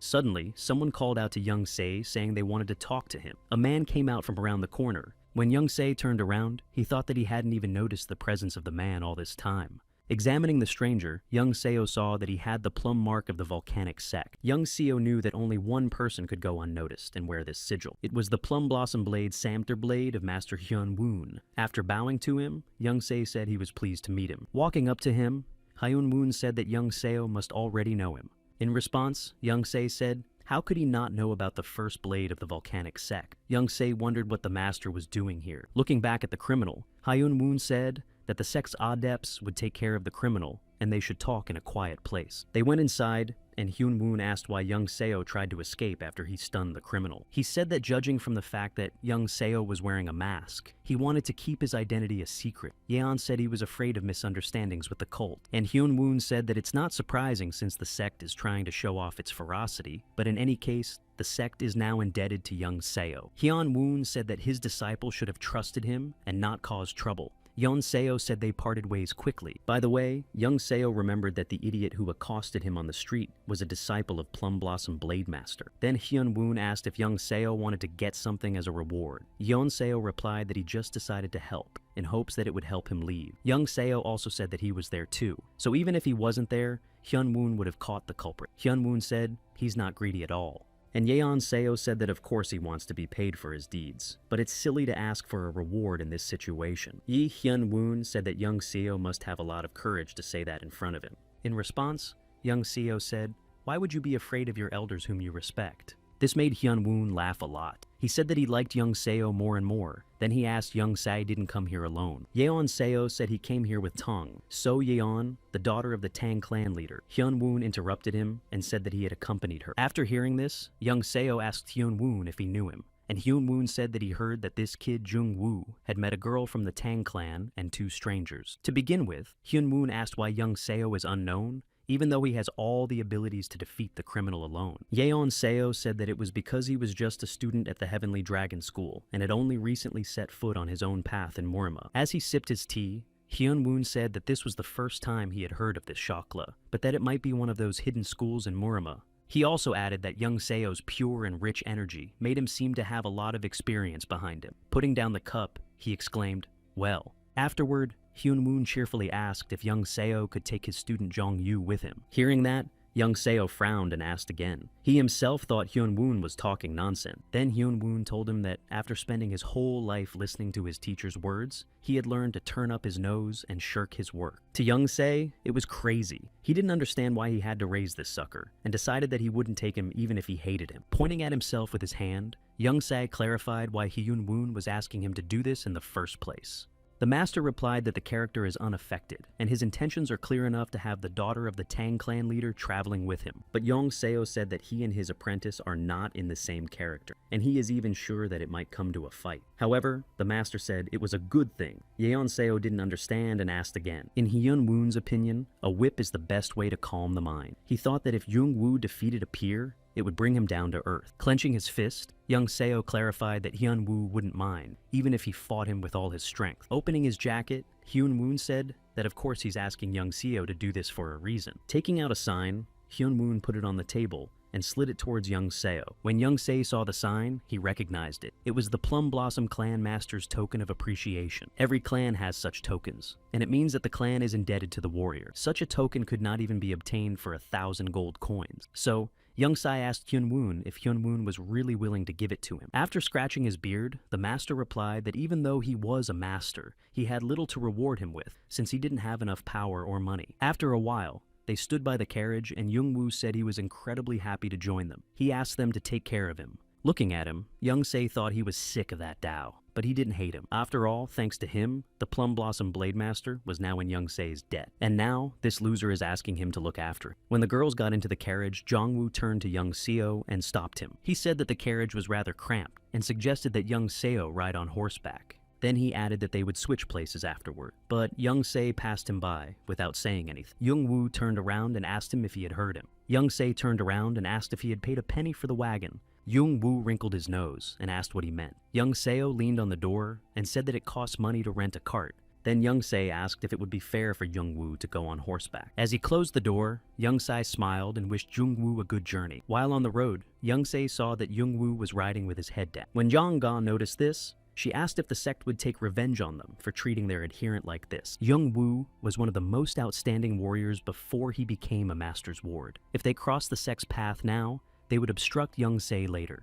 And young Seo replied that Jong Ga was right, so they needed to come up with a good excuse. Night came, and the wagon stopped in the forest and made a fire. Jung Woo asked if he told him about the teacher. Jung Ga said he had 4 times, and Jung Woo replied that he was still the first sword of the volcanic sect master of the Plum Blossom Blade sect. Again, Jung Woo repeated Plum Blossom Blade Master, emphasizing each word, and looked at young Seo. Young Ga intervened and asked Jung Woo if he was a great warrior too, and he said he was very flattered to hear that. He said that he still has many flaws, but he is often told that he is the future of the sect. Young Se said that he was very pathetic. Turning around abruptly, Jung Woo clarified what young Seo had just said. The girls looked at him questioningly. Young Seo said he was just remembering the wild dogs they had crossed paths with in the forest recently. Jung Woo questioned the dogs. and Young Se said that several dogs had surrounded their prey back. As he said that, one dog rushed forward and chased after the prey. But the prey was more cunning and ran back to its hole. Yi Young asked if that dog was stupid.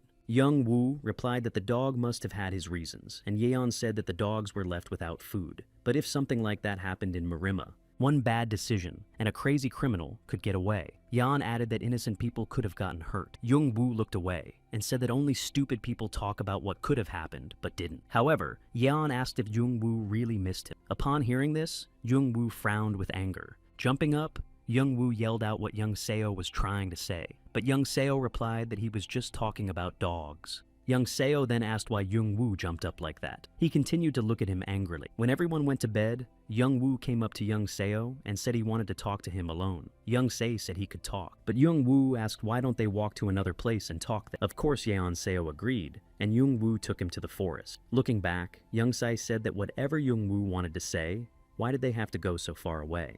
Young Woo turned around and yelled out what Young Seo was thinking, and Young Seo clarified what he was talking. In response, Young Woo angrily said he didn't know what Young Seo was thinking or what was driving him. With a wave of his hand, Young Se said that he just likes Young Woo, and what's the big deal? Young Woo laughed hard when he heard that. Wiping a tear from his eye, Young Woo said that he didn't think Young Woo could make him laugh, but it was a good joke. Yi Young asked if it sounded like a joke and added that he was being sincere. Young Woo came up to him and said that Yeon Young didn't know what he was talking about, and Yeon replied that they are more connected than Young Woo thinks. Young Woo looked at him questioningly, and Young Seo smiled and said that he always thought so too. Walking up to him, Young Woo was breathing heavily and poked his finger and asked Jaeon if he thought he was sitting on the Tong clan lady's neck. Yeon said that he was too quick to judge, but Young Woo asked him how he was rushing to judgment and asked what Young Seo was talking. Looking at him, Young Se thought that he hadn't encountered people like that in a long time. Young Woo dropped his manners as soon as they were alone. With his hands spread out,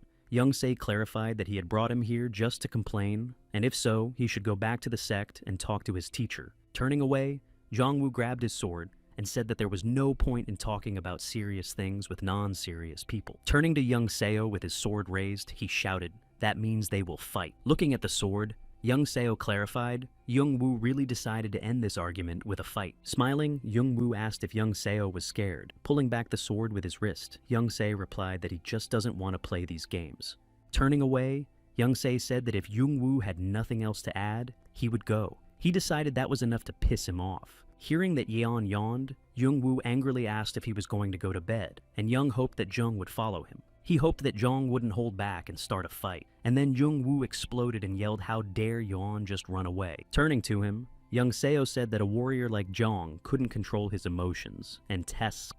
Jong said that he didn't ask for such honorifics from Yeon, but he didn't like hearing his words anyway, and ordered Yeon to draw his sword. Taking the hilt, Yeon said he wanted to clarify something. He was trying to prevent this fight until the very end. Picking up the sword and slinging it on his shoulder, Yeon said that Young Woo started this fight. When Jong said that they could start, Young Seo vaporized from where he was standing. The next moment, Young Se was in his face with his sword raised. Yeon said that everything that happens from now on from his side is self-defense. Then with his sword, Yeon struck Chon and he fell to the ground. Getting up, he shouted that only a coward would attack so suddenly. Putting his sword on his shoulder again, Young repeated his words. Looking at Jong, he said it was better not to say that, because if the fight was real, Jong would have lost his head by now. Upon hearing this, Jong called Yeon a bastard and only clenched his sword tighter. Throwing himself at Young Seo, Young Woo shouted that Young dare not joke with him like. In his eyes, he slashed Yeon Seo in one fell swoop, splitting him in two. But behind his back, Young Se asked if he was joking. Young Woo woke up and realized the enemy was behind him, and then Young Se stabbed Jong Woo in the liver again, knocking him down. His breathing was cut off and he turned red. He then grabbed his side. Looking at him, Young Se thought that the warrior had lost his sword, and he didn't recognize his shortcomings and kept making excuses for himself. As he approached him, Young Se swung his sword and said that at this rate, he would be the winner of this fight. With his arm outstretched, Young Woo asked him to wait. With a sharp swipe of his sword at his neck,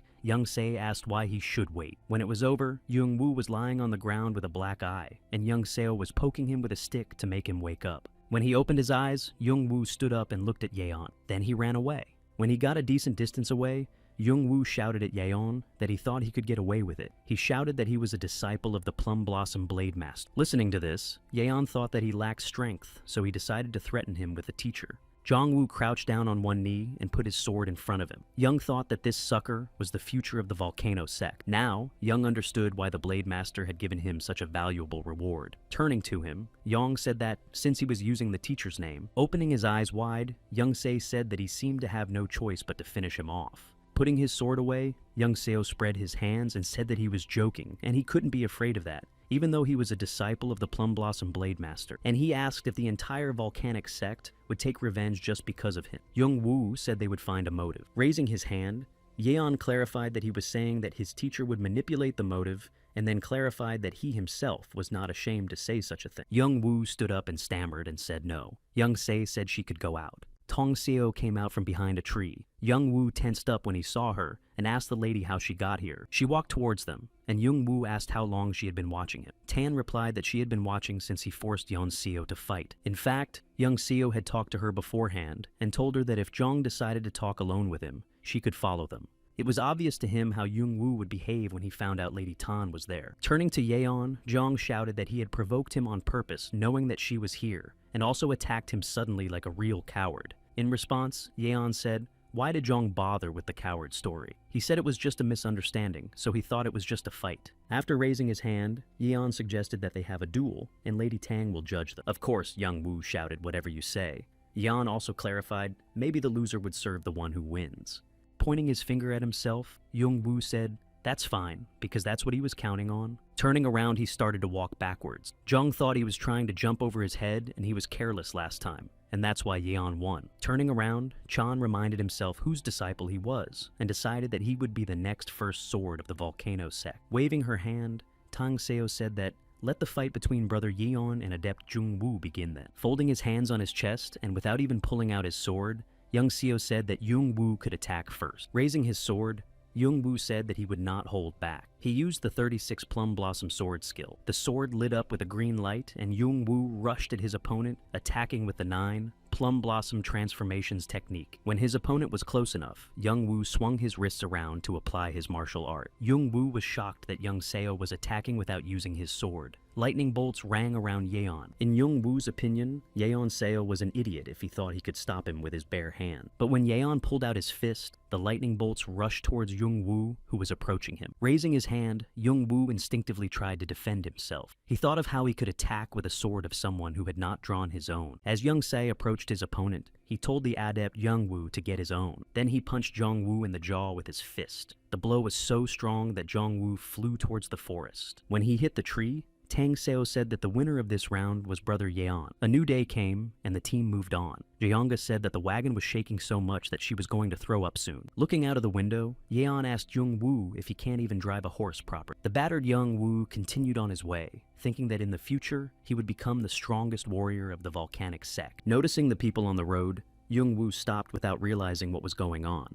There was a scuffle between groups of people. Some were shouting that they were the first to spot this prey, while others were yelling that this was their territory. Poking his opponent in the chest, the man told them to leave and stay off their land, and they told him to watch his mouth. Looking out of the window, Young frowned and thought, why don't these bandits take a break? Another wagon pulled up beside them, and Young thought that someone else was going to the place where the Japanese pirates were rampaging. Next to the wagon were warriors. All of them had reached the first level, and some were already at the zenith level. The girl looked out of the carriage and asked the warrior to settle the matter. As the warrior passed by, Young Se noticed a flag behind him. One emblem belonged to the Imperial family, and the other. This emblem belonged to the Chigal family. Noticing Young Se's curiosity, the stranger told him to leave it to them to solve the problem. In his past life, Young Se had asked the Chigal clan to help him destroy the pirates, so they sent their best warrior to help him. But who is this girl? Then the Chigal warrior Yeon gave that warrior the nickname Earth Dragon, but it was a man fighting beside him, not a woman. Looking out the window, Young Se turned to Jonggae and said he had something to ask her. After listening to him, Jongga said he wanted her to know who the lady in the wagon was. Yeon replied exactly. Winking at him, Jongga asked him if he fell in love at first sight. Tang Seo next to her closed her eyes. Young Se also closed her eyes and told her not to talk nonsense because he couldn't even see her face because of the veil. In fact, Jonggae was also curious about her, but she was going to find out later. It was night, and once again the team made a fire for dinner. Meanwhile, Young Se looked at Jonggae and thought that he couldn't even start a fire and couldn't cook. How useless he is. Suddenly, the lady came over and apologized for interrupting the meal and asked for permission to sit next to him. She looked at Young Se and said she wanted to talk to him and smiled. Without even looking at her, Yeon Seo told her to sit down. Jung Woo folded his hands and said hello and introduced himself to her. Also smiling, she introduced herself to Jong Ga and Tang Seo. Hearing Tang Seo's name, the stranger asked if she was the daughter of the leader of the Tang clan.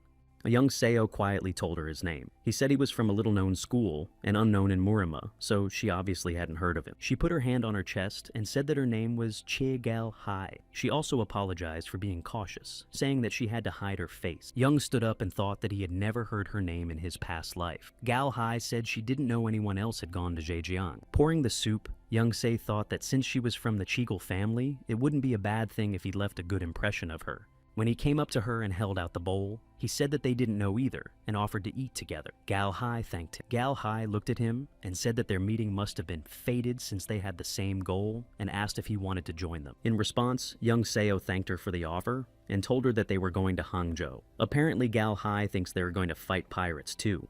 Just in case, Young Se clarified that they weren't going to fight. Gal Hai gasped and said, "That's what it is." Then she said she was sorry they were going to different places. Then she asked if they could go to Hangzhou with them. Looking at her, Yeon said there was no reason to refuse and asked why they were so eager to go with. Smiling Gal Hai replied that she just wanted to make friends with him because she rarely leaves the house. Smiling back at her, Young Se thought she was hiding something. Then he said that they would go together tomorrow morning. Madam moved into the carriage with them and chatted with the girls all the way. Arriving in town, Gal Hai said she was sorry it was time to say goodbye. Bowing, Gal Hai said it had been a fun trip and thanked them. Folding her hands in farewell, Young Seo replied that they had enjoyed being with her too. As they said goodbye and Gal Hai got into the wagon, she thought of the daughter of the Tang clan leader. The sword was lying next to her. She thought about the apprentice of the Plum Blossom Blade Master and the unknown girl with an unusual aura around her. As she put on her cloak, she thought about the head of this company, Bart Yong. She decided that she would have to resort to her family's connections to find out. The warrior approached the wagon and announced that he was here. After opening the door, the lady ordered the Ha warrior to address her properly from now on. When the man from the wagon came out, the warrior apologized to the young master. When sunset came, Young came to the house of Huayan Peak. The guards at the entrance asked how they could help him. Showing his red sign, Young Seo said he had come to see the head of the Huayan Trade Organization. When the guards saw the sign, he aghast and exclaimed that they would take him to the reception hall and ordered another to tell the head that he had an important guest. Sitting in the reception hall, Young Se listened to the head of state ask how he was doing. Smiling, Young Se said that he had no complaints. The head said he was glad that he was doing well, and added that he wanted to ask him something. He asked how Young Jo knew that spices were going to get so expensive, and Young Cho said he had a secret to tell, and started telling him what he really was. He said that he was reborn, but that when he went back to the past, all his memories of the future remained. The head frowned and asked Young Se if he was lying about being reborn. Then he laughed and asked if that was how he should have reacted. Smiling, Yeon asked if it was so important how he knew about it now. Holding the bowl, Yeon said that what will happen in the future is not that important. Young also asked if his son's health had improved. He wondered if he was able to overcome the ailment inflicted by the demonic sect. The head replied that he was completely healthy now. He said that people around him still thought he was sick. Yeon asked why that was so. The head said that he was hiding the fact that he had recovered, and that he had found a healer for the heavenly demon to contact. Looking into Yong's eyes, the head asked if he shouldn't avenge all the suffering he had caused. In turn, Yong thought that the head of the trade organization was indeed an unusual person. But in that case, the sect leader doesn't know that his son was cured by Young Se. He had already collected 2 of the 5 heavenly demon labors. Young Se thought they were already looking for him, so he tried to be secretive. But what if Young Se collects all the books and he doesn't even know about it? Then Young Se would become the hero of Murim and stop the demonic sect from conquering the world. After putting the cup down, Young replied well and suggested that we talk about the main thing. Leaning on the table, Young asked how he would invest in food and herbs this time, and the head asked Young wanted to gather all the food and medicines for the sake of the battle against the demon sect. Then Yeon explained that the leader wanted to make money by trading in Murima, but it would be difficult to do so since there were already strong trade ties in the market. He then added that from now on, they should invest in food and herbs. Touching his beard, the leader asked if it was not a battle, if it was going to be a bad harvest year. Young said that it was, and that it would be in 3 years. There would be a great famine, even in Hanum where Murim was founded. Hearing this, The head asked Yeon Seo if he really knew what would happen in the future. However, Young Se only said that the decision was up to him. Tapping his fingers on the table, the head said he would think about it. He felt that he couldn't make a decision based on one person's opinion. Agreeing with him, Yeon added that the head needed to know that he was investing half of the spice sales revenue into it. After saying that, the head said that they would be willing to help the investors in that case. When Young Se left their house, it was already getting dark. Suddenly, someone called out to him. Jong-ga was standing in front of him. Going down the stairs, Young Se asked what she was doing here. She asked him what he was talking to the head of the organization about. Yi Yeon said that he had found out how much he earned from selling spices and inquired about his son's condition. Leaning toward him, Jong-ga asked just for that reason. Continuing down, Yeon replied that he didn't have to tell her everything. Jong-ga snidely replied, "Of course." Jong-ga then asked where Yeon was going so late. Yeon replied that he had to find someone. Of course, Jong-ga asked who, and Young said he didn't know where he was from, or what his name was, or what he looked like. All he knows is his gender and age. People say he lives in the entertainment district, so Young decided to search the place. But Hangzhou's entertainment district is the biggest. Walking beside him, Jong-ga said that with this information, he will search for this man for a long time. Young said he would recognize him if he met him. The man Yeon Seo is a martial artist who can destroy anyone. Cloud Dragon, popularly known as the dragon drowning in alcohol. Everyone around him thinks he lived in luxury and died in it. In fact, he was captured by the heavenly demon's followers and became their puppet. In his past life, Young Se had only seen him in a mask, so he didn't know what the master looked like, but he remembered his energy. In a year's time, he's going to become a puppet. But in this life, Young Se decided that he would be the first to catch him. Young-ga asked why Young Seo wanted to find him. Looking at her, Yeon Seo replied that he would tell her everything later. Jong-ga looked away and said she didn't have to ask. Then Yeon asked how long she would follow him around. Jeong-ga said that the chief of staff had taken care of everything, and she had nothing to do. Young Se stopped and asked if she wanted to go to the entertainment district. Jong-ga untied her tail and asked why he was asking. Young Se said in case men were hitting on her. Jong-ga took off the clip and untied her hair and asked if he was worried about her. Without answering her question, Young Se just walked past her, which surprised her.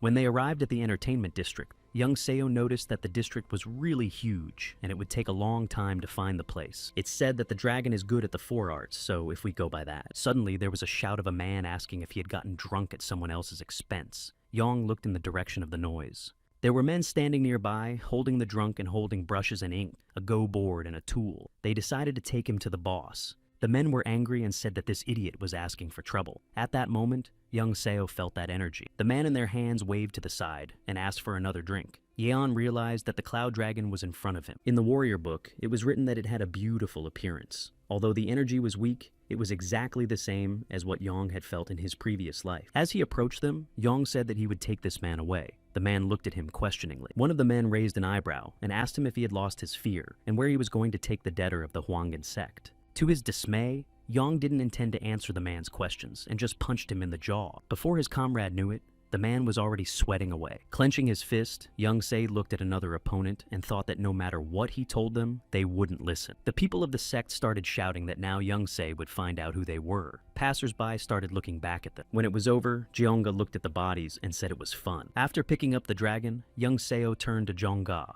He asked her to find information about him. After a while, when Dragon opened his eyes, Young Seo asked if he had regained consciousness. Jumping up, Dragon asked who Yeon was. Sitting on a chair, Yeon introduced himself. He said he was passing by and thought the dragon was in trouble, so he decided to help. The dragon replied that he just passed out. Then Young said that when he saw him, the dragon was being dragged by some people. Looking around, the dragon exclaimed that they had taken all of his things. Remembering the things scattered around the neighborhood, Young Se said that his belongings were damaged. Ya Young said, Dragon doesn't have to worry because he's taking care of all his debts. Dragon asked why he was paying his debts. Suddenly, Yi Yong called out the name Dam Un, or rather the heir to the Sama Sama Un clan. Hearing that, the dragon tensed up. Yi Yong said he did all this to ask him for a favor. The dragon asked how Yi Yong knew his name. Showing the book, Yeon said that he was helped with it by the HAO Society while he was sleeping. He then added that he wasn't going to harm him and not to worry so much. After getting up, Damun thanked him for his help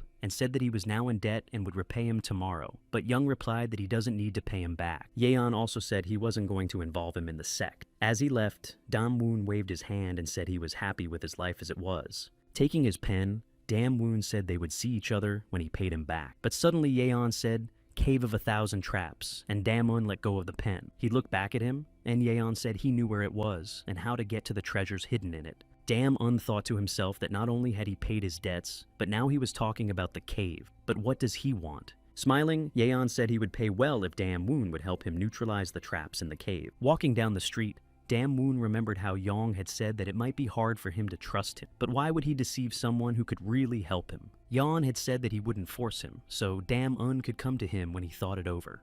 Now Dam-un thought that any trap cracker would dream of entering the cave of 1,000 traps. After sitting down on the bench, Dam-un grabbed his head and wondered if he really wanted to do that. He promised himself not to return to the world of Morim. Looking at his hands, Dam-un decided that he should give up, because he hadn't used his martial arts or trap-cracking skills for 2 years. After pondering, he decided that he would never be able to destroy the traps in the cave. Suddenly, someone landed next to him, and then this stranger hit Dam-woon on the neck. The last thing he thought was no. And then, Cloud Dragon lost consciousness. Opening his eyes, Dam-un thought his neck hurt, and he didn't realize where he was. When he raised his head, he saw a warrior with a weapon and asked why the leader of the Hwangan sect needed him. He then informed him that his debts had to be paid. Examining his fingernails, the warrior said that it was a little strange because the person he had seen for the first time had suddenly paid all of Dam-un's debts. But Dam-un shouted out what was wrong with that, and the main thing was that the debt was gone. Looking behind him, the warrior said that the problem was that the stranger had beaten up his men. Walking up to Dam-un, the leader said that therefore, he would have to pay them compensation, for example, for the treatment of his warriors. Dam-un asked why he had to pay them, and the leader said he had nothing to do since they couldn't find the guy. Reaching out his hand and touching his face, the leader said that maybe Dam-un should just go with them, and then his debt would be paid. Looking at him, Dam-un asked where he should go with them, and the leader licked his lips and said that he would understand when they came. A voice came from outside telling the leader to stop all this. The leader and Dam turned around. Standing up, the leader asked who the person in front of them was. Dam-un recognized the man. Ya-young SEO told the leader that he thought he should not talk to Dam-woon, but to him. Turning to him, the leader asked if he was the one who beat up his men. Suddenly, Young Seo disappeared, and the leader said he was crazy. But Young Se had already attacked him, and the leader drew his sword above him to defend himself. Something began to happen to the leader's face. Young Se thought it was a mask made of human skin. Then the leader swung his sword, but Young Se disappeared again. The sect warriors screamed. Noticing that something was wrong with the leader's face, they asked if he was all right. Again, the leader swung his sword, and the blow killed his warriors. All of them fell to the ground. Standing in front of Yang knew that behind this sect was Sima-un's father, the leader of the Sima clan. Taking off his mask, the leader told Yeon that now he wouldn't be able to live after seeing his face. When Young Se saw who was in front of him, he thought he didn't realize it was him. Young Se found out that the reason why Dam-un was in debt was because of the Sama clan leader himself. The clan leader must have thought that if his son was in a bad situation, he would return to the family. Young Se thought that if he paid the debt, the clans that were angry with him would leave. But Young Se didn't think it would be like that. Maybe the Sama clan had joined the demonic sect to infiltrate their followers into the faction. But if that was the case, if the Sama clan was really part of the sect, they would have become famous. Yeon doesn't have any memories of this clan from the past. And if the clan isn't part of the sect, how could he really decide to kill Dam-woon without the entire clan's permission? After thinking about it for a while, Young decided that he had to capture him and find out everything to find out for sure. The leader approached him and asked why Young had paid off the sucker's debts. And Yeon replied that he just had enough money to do so. Laughing, his opponent said he was funny. Rushing to attack Yeon, the leader said that out of his post-of com, now trouble awaits him. He threw a punch, but Yeon put his sword up and was able to defend himself. When their swords came in contact, Yeon felt cold. The opponent pressed down on the weapon and Yeon was thrown backwards. Yeon thought that if this demon can wield an ice sword, then this is the demon that can destroy even the souls of the dead. The demon in front of him was a demon of pretense. His name was Sahong Gui. After hearing his name, the demon asked if Yeon knew him. Yong replied that he thought Hong Gui had died in Doan and didn't think he had actually become the head of the bandits. Putting his sword on his shoulder, Hong Gui said that Yong had a good tongue. Then he said that since Yeon knows him but is calm, Yeon is a good warrior. And Yeon replied that he is calm because he knows what to expect from him. Standing up, Hong Gui said that he is older than him, but it seems that their skills are on the same level. His sword shone, and Hong Gui added that he was sorry to take the life of such a young warrior with his own hands because he had a promising future. Raising his sword, Hong Gui used the 4 Blizzard Strike and shouted that he would kill young Seo quickly and painlessly. After an explosion sounded and Hong Gui carefully watched the place where his opponent was standing, he didn't see anyone, but young Se was already attacking his opponent from above. At the last moment, Hong Gui sensed him and swung his sword away and shouted for nothing. Again and again he struck, but Yeon skillfully evaded him, while Hong Gui shouted why he was dodging. Yong Seo tried his best to defend himself against the enemy, but he shouted that Yong Seo was about to die.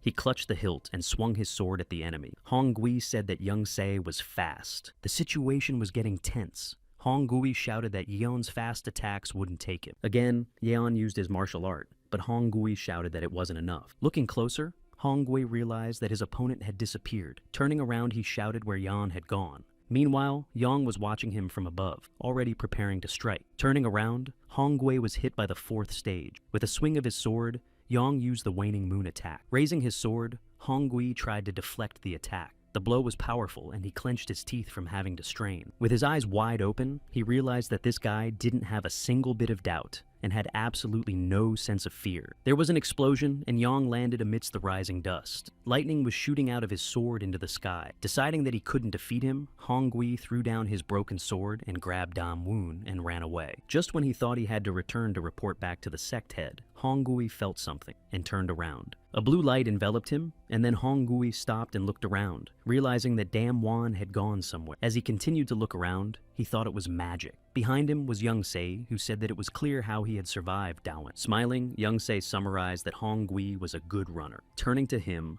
Hong Gui shouted that he was a bastard and asked how dare he. But afterward, Young Se seemed to pass through him. It was like there were holes in Hong Gui's body where light was coming through. And Young Se asked why he needed Damun. Hong Gui froze and asked how he could do that. His opponent trembled, and Yeon Seo grabbed his head and said that if he wanted to live, he had to tell him. Hong Gui whispered that it was all a demon. Young let go of him and Hong Gui fell to the ground dead. With a mental swear, Yeon realized that Hong Gui was under the seal of death. After all, his enemy was not a demon, but a human. Dam Woon came up to him and asked if Hong Gui was dead. Ah Young replied that he had killed himself and asked when Dam Woon had time to cast the illusion. Dam Woon replied that while they were fighting, he was using his strategy skills and just wanted to protect them, but he was glad that he was able to confuse him like that. He also thanked Yeon for saving him, and Yeon said it was because he had paid his debt, but he had just done what he had to do. Dam Woon asked who the man really was, and Yeon Seo said he was a demon, and Dam Woon asked why.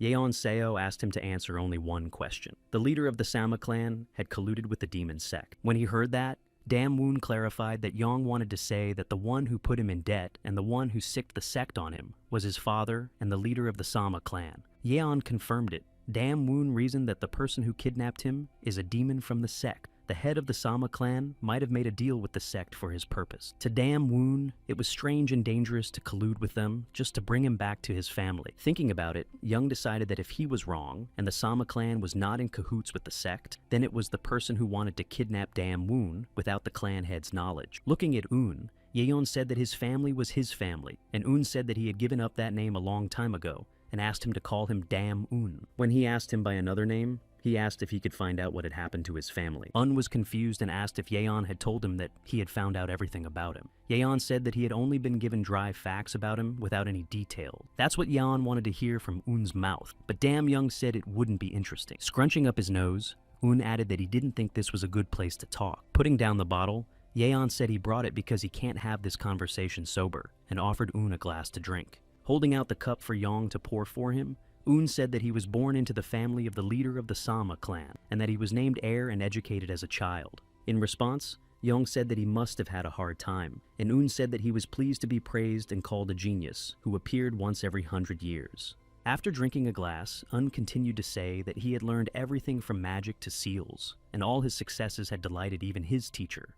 That's when Un realized he was an outstanding person. The problem was that it messed with his father's mind. With Un's help, his father was trying to bring back the greatness of the clan in a way that past generations had failed to do. So his father wanted Un to study at other schools, which was impossible since he couldn't pay. But his father realized that Dam Un's talent alone would not be enough for his son to achieve what his father wanted, no matter how hard Un tried. He couldn't beat the heirs of the other clans, so his father started borrowing money and gambling and trading opium to get rich. Moreover, he took the orphans for training and made them into a military unit. Yoon knew all this, but pretended not to understand. Un reassured him that he couldn't solve this problem alone, but the clan leader's actions were getting out of hand. He wanted to marry Un to the Gwanmun clan leader's daughter, so they could be allies, but Woon already had a lover.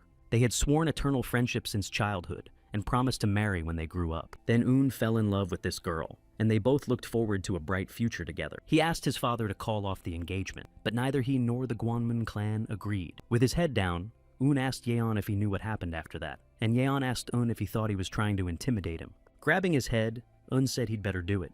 He said that he had secretly killed Un's lover's father with the help of a military unit. Un realized that love was over when he saw her father dead in her arms. That's when Un realized he was just a pawn, so he had no choice but to leave the clan. At that moment, it was as if something inside him was torn away. Un couldn't see her anymore. How could he, the son of a criminal, appear in front of her? So Un went to his father and told him he was leaving and then ran away. And as Yeon already knows, after that he lived a life of entertainment. And Yeon asked what happened to his lover. He suggested that she might be in his father's cage. Un said he tried to find out where she was. Fortunately, he found out that she had become an apprentice in the shaman faction. Un raised his head and said that he felt sorry for himself, but that life was not bad in his opinion. Tears welled up in his eyes, and he added that no one was suffering because of him. When Yong turned to look at him, Un turned away and wiped away a tear, saying he was ashamed that Yong could see it. Picking up the cup, Un exclaimed that they had had enough talking and it was time for a drink. But Yeon said he didn't think his father would leave Un alone. Yeon then suggested that Un should come out of the shadows and deal with his father. However,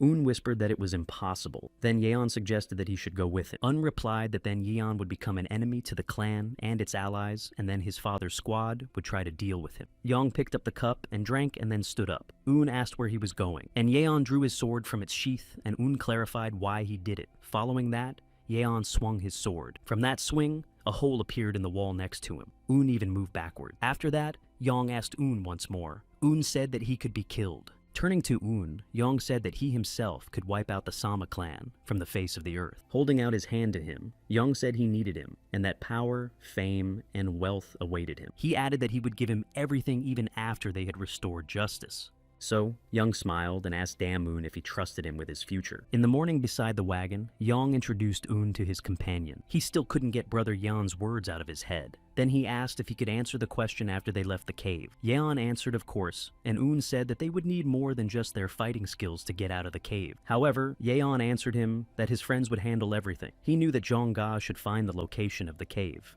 Tang So Yeon should also help them in disarming the traps inside the cave. The only problem was that they needed to get rid of that useless sectarian. Walking up to Yung Woo, Young questioned Yung Woo, saying that he wanted to be on his own for a while. Yung Woo replied that he did, and thought about it on the way. Yung Woo frowned and said that the civilians were suffering in these places not because of the Japanese pirates, but because of the bandits. Then Young said that he didn't want to ride, and that Yung Woo should do it. Yung Woo rolled his eyes in response. Afterward, Yeon gave Yung Woo some money and said it was for necessary expenses. And Yung Woo asked him if he was the brother he knew, and Yeon asked who he thought he was. Yung Woo said he's someone who's just waiting for the moment to get him. Young Se looked at him questioningly. Coughing, Yung Woo took the money and turned his back to thank Young Seo. He smiled and thought that helping people was probably just an excuse to get away from it. But the problem was easier to solve than he thought. The warrior bowed his knee and told the leader that he had come with a report. The leader asked what was wrong. The masked warrior replied that he had sent his men because they could not contact the demon ghost. The warrior said that he had covered his tracks well when he went to meet Sima Wun, but they were unable to contact him either. According to the warrior, the leader of the Sama clan might be involved. The leader replied that that was most likely the case. However, the leader thought it was strange that the bloodthirsty demon ghost had disappeared. The man he had sent had disappeared without a trace. Scratching his beard, he added that the leader of Clan Sama knew nothing of their plans either. The warrior added that he wouldn't have been able to just get rid of their man. The leader frowned and suggested that someone else might be behind this. Standing between the chants, Jong-ga yelled that it was a dead end again. Turning to Young Seo, she asked if he thought they were going in circles now. Lowering his head, Young began to reason that the herb merchant who had discovered the cave in his past life had also talked about this strange phenomenon. But Yeon knew that meant the cave must be very close by now. Looking at Un, Young said that there must be an illusion trap and that there was no way to solve it. Un said that he was thinking about it too and had been trying to find it for a while, but he didn't say anything because he saw a stone with symbols on it. Un said to the others to stand and wait. Next to the stone, there was a tree with symbols written on it, and a leaf from a bush was also marked. Then he asked everyone to come over to him. Yong immediately asked if Un had figured out how to get rid of the illusion. Un said that when he was still a child, the clan leader told him that if the creator of this cave hadn't betrayed their clan, they would have become the most prosperous clan. At that time, Un thought that there was a strained relationship between the cave creator and the clan, but apparently Un was wrong. Yang asked what he wanted to say, and Un, drawing something on the ground, raised a stick to keep Yang quiet. Drawing a diagram, Un said that perhaps the creator of the cave was a member of the Sama clan. Un stood up and walked forward, saying that, just like martial arts, a warrior's traps can also tell where he came from. As he approached the rock, Un said that this seal of illusion was similar to the one passed from warrior to warrior in the Sama clan. Touching the wall, Un used his skill and told everyone that the cave was here. He put his hand through the wall and said that if the creator was really from the Sama clan. After that, a cave really opened up in front of them, and Un said that this was the caves of 1,000 traps. Un smiled and said that it seemed to be easier to pass through this cave than he thought. And so, they entered this cave. Dam Un easily broke all the trap seals as he had expected, and the mechanical traps set all over the cave were removed by Tang So Yan. Thus they reached the last door. Stopping by it, Un said that there was a problem. He said that this seal could not be broken without entering the magic center. Raising his hand, Yan said that's where he would go. Un shouted that he couldn't just go in like that, because if something went wrong, he would die. After saying that, Yang realized that Dam Woon still didn't trust him. Taking a step forward, Yang decided that this was more important than any riches in this cave. Putting his hand on Un's shoulder, Yang thought that meant he would have to show him what kind of man Dam Un trusts with his future. And Yeon said that Un can't worry, but Woon said he realizes Yeon is ready for any challenge. From what he said, the traps out there are nothing compared to what they've already been through. Of course, Yeon knew he was right. The magic trap set on this gate is the Shadow Vanishing Seal. Unlike previous traps, it can only be destroyed from the inside. Someone will have to go right inside the sadness and destroy the magic center. In Yeon Seo's past life, many people tried to pass this cave. However, none of them returned. But after the attempts to pass through the cave stopped, due to the death of the warriors, one experienced daredevil from the Imperial Guards came back barely alive. His skills were at the level of the Ascendant. Yang had put off trying to pass through the cave all this time, because he wanted to reach the required level first.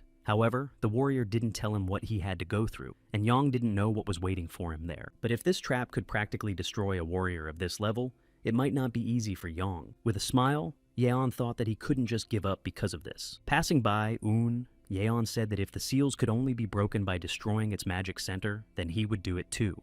Going to the door, Yang asked to just let him do it, and Un turned around and asked him to wait. Taking the fan out of his pocket, Un said he would go with Yeon. He said that with it, Yeon would understand the method of destroying the center faster. Turning to the girls, Un said that only a very small number of people could enter the seal, so he asked them to stay and guard the place. The girls nodded, and Un went to the door, saying that he would open it. He put his palm on it, and the door opened. Looking at Yang, Un asked him to be careful, and Yang wished him luck. When they entered the cave, Yang was alone. As they walked forward, he shouted Un's name and asked if he could hear him. Dam Un disappeared as soon as the door opened, and Yeon was left alone. Looking around, Yang thought that nothing had happened yet, but it was very hard to get his bearings here. He didn't see that a person had appeared behind him. When Young realized that someone else was here, he turned around and saw the man. He said he didn't expect to see Young Se here. Yeon knew they would meet again, but he didn't think it would happen. Reaching for his sword, Yeon grabbed the hilt ready to fight. Standing before him was the brother adept Suzerain Demon of the intoxicating crime. Holding the sword,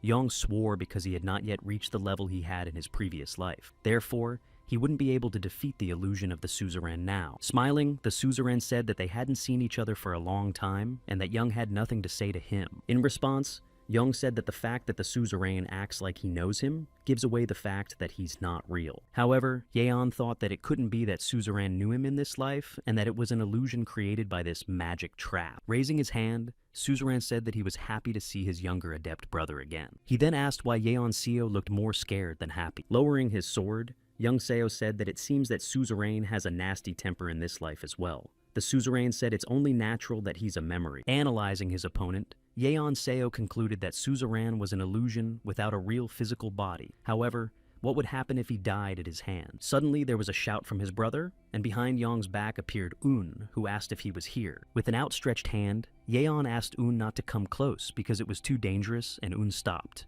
Then Yeon said that this person was not real, but an illusion, and asked what kind of magic trap it was. Turning to look back, Un said that he didn't expect that there was such a seal here either. Realizing that it wasn't just him, Un turned around. Behind Un stood a man.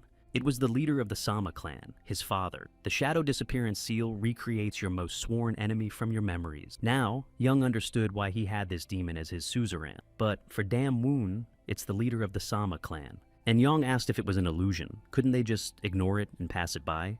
Da-moon said they can't. He said that this seal is designed to affect the psyche of the infiltrators. Their bodies might remain intact, but their psyche would be destroyed, and they would go insane. Suzerain came into the conversation and asked if they were done talking. He told Yang that he was still the same cocky guy who makes the elder wait. Yang clenched his sword and replied that there was no need to hurry, for the suzerain would die at his hands again. These words made suzerain laugh. He looked at Yang and said that he was still bluffing ineptly. Afterwards, suzerain asked what Yang could do to him, without even reaching the same level of skill. He clucked, and Yang thought that suzerain's strength was unbelievable. Even knowing all the techniques the enemy used wouldn't help with the difference they had now. Suzerain said that as Yang is all such his brother adept, then he would finish him off without too much pain. He swung his fist at Yang, and a huge magic fist came at his face.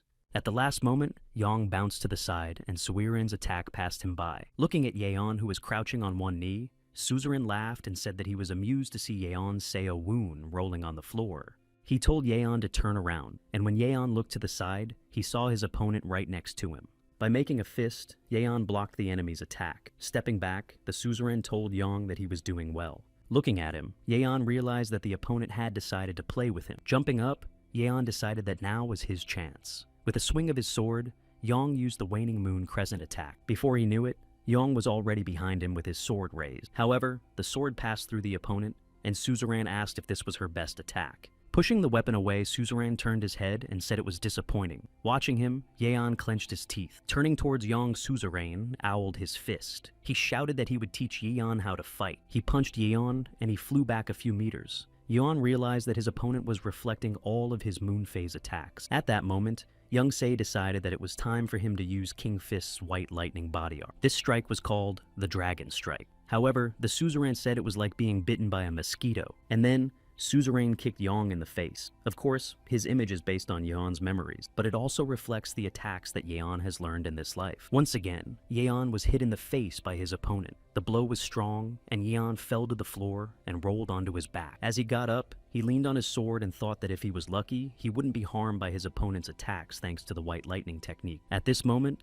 Suzerain asked how Young Se's mood was now. With a smile, Young Seo replied that he was still hanging in there. With his hands spread out, Suzerain said it was funny. He said that Young Se would die by his hand in this life too. Then Young Se asked when he died by his hand. Smiling, Young Se added that it was more likely that Suzerain had fallen by his hand. And Yeon added that in his past life, he died from the side effects of his own attack. Clenching his fist, Suzerain said that after his death, Young would only have to talk. Young realized that it would be disadvantageous for him to use his usual melee attacks, because Suzerain would repel them, so he had to keep his distance. As he entered the 21st phase, Young Se swung his sword and used the waning moon attack. However, Suzerain ran at Yeon through the attack. It seemed like he was crazy because he ran at him without even trying to repel the attack. As the Suzerain approached, Yeon Seo knew that he liked to corner his opponent and enjoyed every moment of bullying him. And such a man is coming at Young Se with his whole body right now. But why is the Suzerain trying so hard to destroy Yeon Seo with a surprise attack? By flying upwards, Young Se thus avoided being hit, and Suzerain hit the ground. Watching Suzerain's face,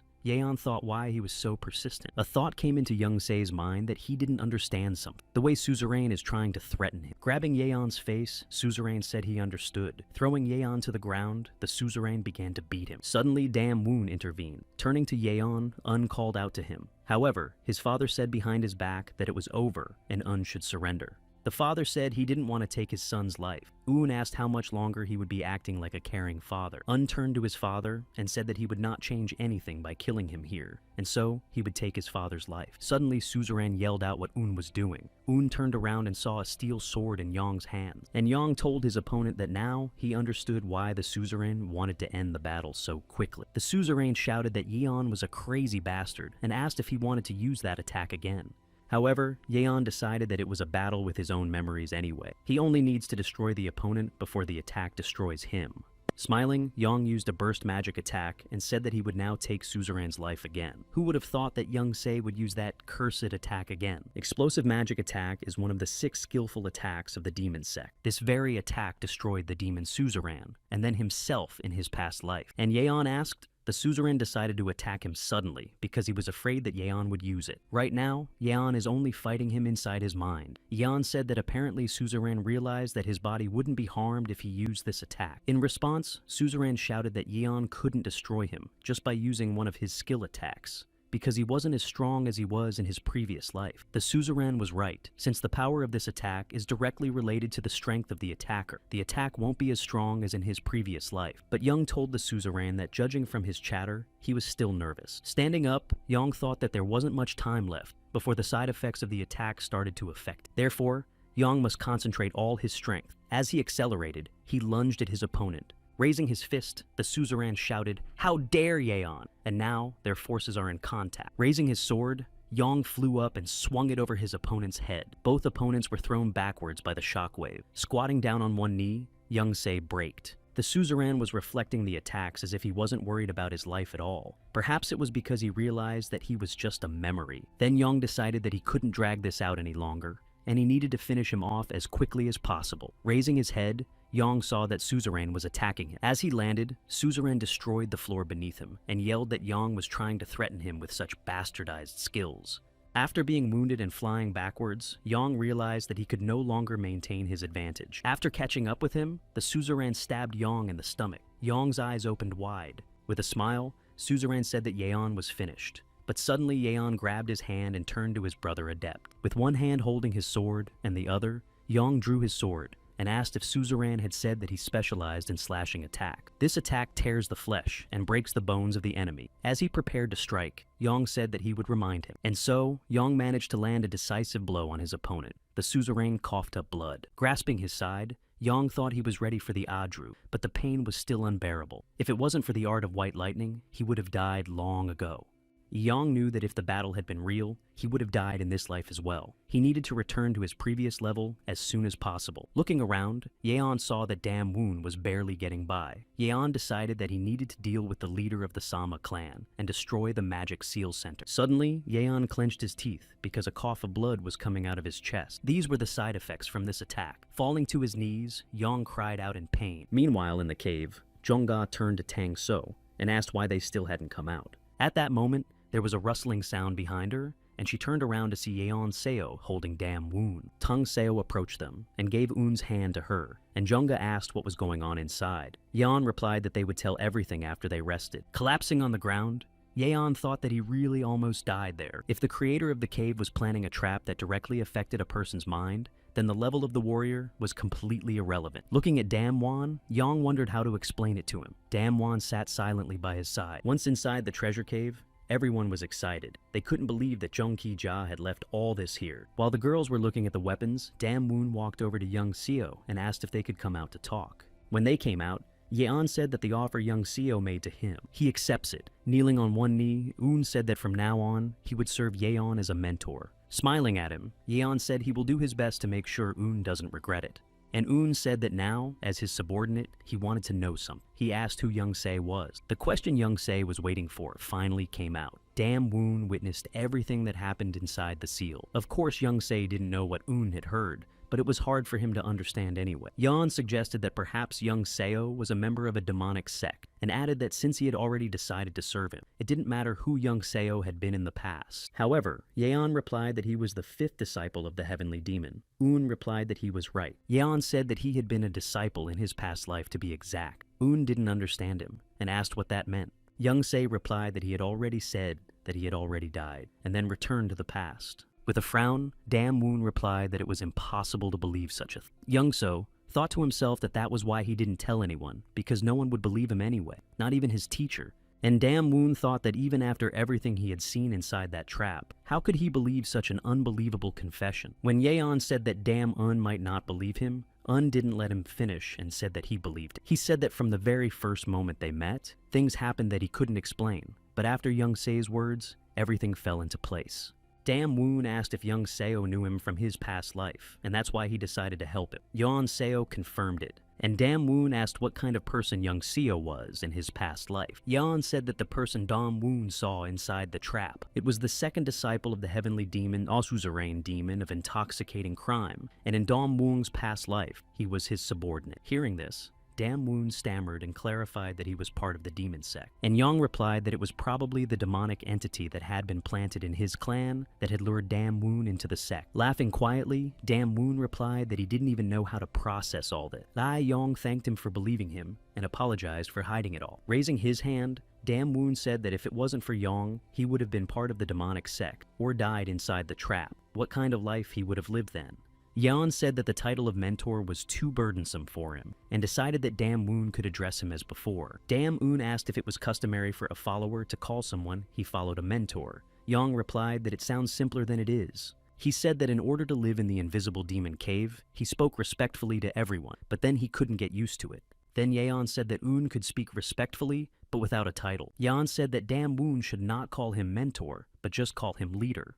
Young also decided that he would take care of the treasures and everything would be divided according to their agreement. Among the treasures was an amber sword, one of the famous swords made by Gu Ya-ju. And even though Young already had a sword, he decided that a spare sword wouldn't hurt. There was also a silk pao. Even the sharpest sword wouldn't be able to cut it. It's a treasure that can be worn underneath your best clothes, and human wisdom. Eating it would give you knowledge even Young Se couldn't comprehend. The closer they looked at the treasure, the more they saw things they couldn't find anywhere else. As Young Se thought, it was worth it. Dam Un fulfilled his promise and led them to this treasure, but he didn't even move from his seat. Holding out his hand, Young Se told him that it was time for them to leave. Un smiled and said he had something he wanted to show him before they left. He held a parchment in his hands and said that he would like to become famous for his charity in helping the people of Zhejiang province. Yang thought it was useless because of the robbers, and no matter how much wealth was given to the people, sooner or later, it would all be stolen. But Dam Woon asked if they could lure the outlaws to one place. Showing a parchment, Dam Un said he had the perfect bait for the outlaws.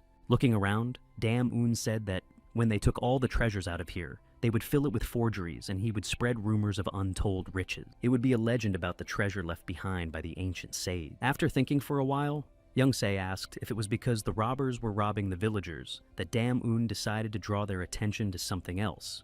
Un replied that while they were fighting the pirates, they would lure the thieves and robbers here. However, Yeon asked what Dam Un was going to do with them afterward and picked up the map. Leaning over to Yong, Dam Un raised a finger and exclaimed that this was his plan. He said that Yeon Seo would subdue as many brigands as possible who lived by the Chol River, and at the same time distribute wealth to the civilians. Frowning, Young Seo asked Dam Un if he wanted him to pretend to be a bandit. And Un asked, didn't Yeon say he wanted to glorify his name by his own merits? Indeed, it's easier to win people's favor by deeds than by simply handing out money, by attacking the robbers and taking their profits. Young Se will earn more respect from the people than just doing charity work. He can be the one who defeated the mysterious outlaw of Zhejiang province and the one who rid the land of robbers. It would be the same person. Looking at the map, Yang thought that by following Dam Woon's advice, he would not only save money, but also gain a good reputation. After putting the map together, Yang realized that Dam Woon had come up with such a great plan in such a short time. As Yang thought, it was the right decision to invite him to Young's side. As they continued on their way, Yang, sitting in the wagon, reasoned that the battle at Baidong would not end before the Japanese pirates' invasion was over. In his previous life, the Japanese pirates would not be defeated until next spring, which meant that the Battle of Baidong would take place in winter. While Dam Woon and Tang Seo Young are studying the characteristics of their weapons, Young Seo will set up a military base, and when it's ready, they'll spread rumors of the treasure throughout the province. With a yawn, Yeon decided to take a nap while he had some free time. Suddenly, someone shouted, "Stop!" Thinking it was another bandit, he got out of the carriage. The man in front of him asked the commander who it was. They were stopped by a small group of men. Yang walked towards them, and one of them asked if this was Yang's wagon. The bandit smiled and said that if Yeon wanted to keep himself alive, he should get off the wagon and get away. Taking the hilt, Yang thought that this time, the bandits had gotten straight to the point. Among the bandits, Yang spotted one he knew and asked if he had decided to rob people now. When he didn't get an answer from Jung Woo, Yang asked if he was bored with the life of a sect leader. Jung Woo replied that it was just the circumstances. And Yeon said that he felt as if Jung Woo had decided to live freely as an outlaw. Jung asked if he didn't say that was not the case. The gang leader intervened again and reminded him that he had asked if the wagon belonged to Young Se. Then Yeon thought he'd discuss it with Jung Woo when he was done with the bandits. The leader shouted why Young Se had naked his sword. With his sword held out in front of him, Young thought he didn't know what Jung Woo was expecting, but he couldn't afford to suffer at their hands. The bandits shouted that Young had had enough of living, and the leader ordered everyone to draw their sword. Looking at the leader, Young Se thought he could handle this gang. Just at that moment, he lunged at Yeon Seo and shouted that he was a fool and would now test his sword. However, Yeon clenched his fist and struck his opponent in the jaw. The blow was so strong that the leader was thrown back into the crowd of brigands. The spot on the man's face where Young Se had struck the blow turned blue, and the bandits whispered that Young Se had killed the leader with a single blow. Turning around, the bandits shouted to retreat and ran in different directions. Looking at them, Jong-yu thanked Young Seo for honoring his request. Young Sai asked him how he would explain it all to him. Tossing his hat on the ground, Jong-woo said he was pretending to be a bandit to find out something. Young asked if that was really the case, then why couldn't he just finish them all off? Young-woo shouted that just because Yeon is a villain doesn't mean he can take everyone's life. In response, Yeon said that Young-woo could tell that, because he lost his last dime and his family members because of them. Before Young-woo could reply, Young Seo turned around and waved his hand, saying he didn't want to argue with a traitor. Holding out his hand, Young-woo asked for help. Putting his hand in his pocket, Young-woo said that he had actually received an assignment from a kid who was looking for his sister not too long ago. Holding out his palm, Young-woo said that he still remembered the boy crying bitterly as he held out 2 silver coins. Clenching his fist, Young-woo told Yeon that with his help, he would save that kidnapped girl. For someone who looks down on others for being an adept, Young-woo reacts very emotionally to the child's request, according to Yeon. You can't even tell what kind of person Young-woo really is. So, Young-se asked Jong-woo if he had a plan. He turned his back and said he didn't. Then Young-seo asked if he knew where the headquarters of the bandits were, or how many of them there were, or where the place with the kidnapped people was. But Jong only recognized it. Folding his arms on his chest, Young-se clarified that he knew at least what they would do with the kidnapped people, and what they would do if the bandits killed the people. Without an answer, Young-se asked why he should ask for help without a plan or information. Young-woo said that's why he was asking for help.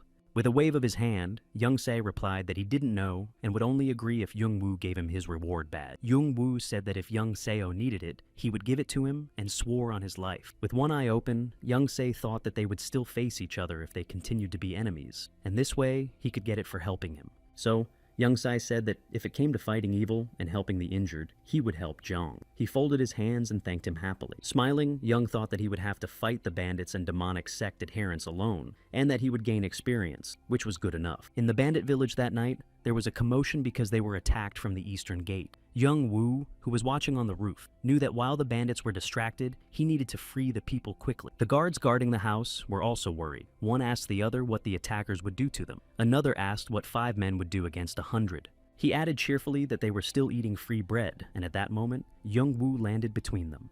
When the guard saw him, he shouted who he was, but a moment later, the grass was stained with blood. Looking at the bodies lying there, Young-woo put his sword away, and thought that now there was one less problem. Now it was time to find the keys to the prison, and Jung began to search the 2 men. After undressing them, Chan didn't understand what was wrong, because he was sure that the guards would have the keys. He thought that it would be too risky to break the door, because there were people inside and the sound could be heard by other bandits. Yong-ga landed next to him. Seeing her, Young-woo jumped up and said there was a problem. Handing him the keys, Yong-ga said he was looking for this. Immediately, Young-woo exclaimed how and where she got them, and Yong-ga boastfully replied that she specializes in it. Standing there with his mouth open, Young-woo kept asking how, and Yong-ga replied that they didn't have time to rest and talk. Remembering where they were, Young-woo exclaimed that they needed to free the people first. When the prison was opened, Yong-ga was escorting the prisoners down the street and showing them where to go. Young-woo asked her if it was dangerous to take the hostages out through the back gate, because there was a chance that the bandits would try to stop, but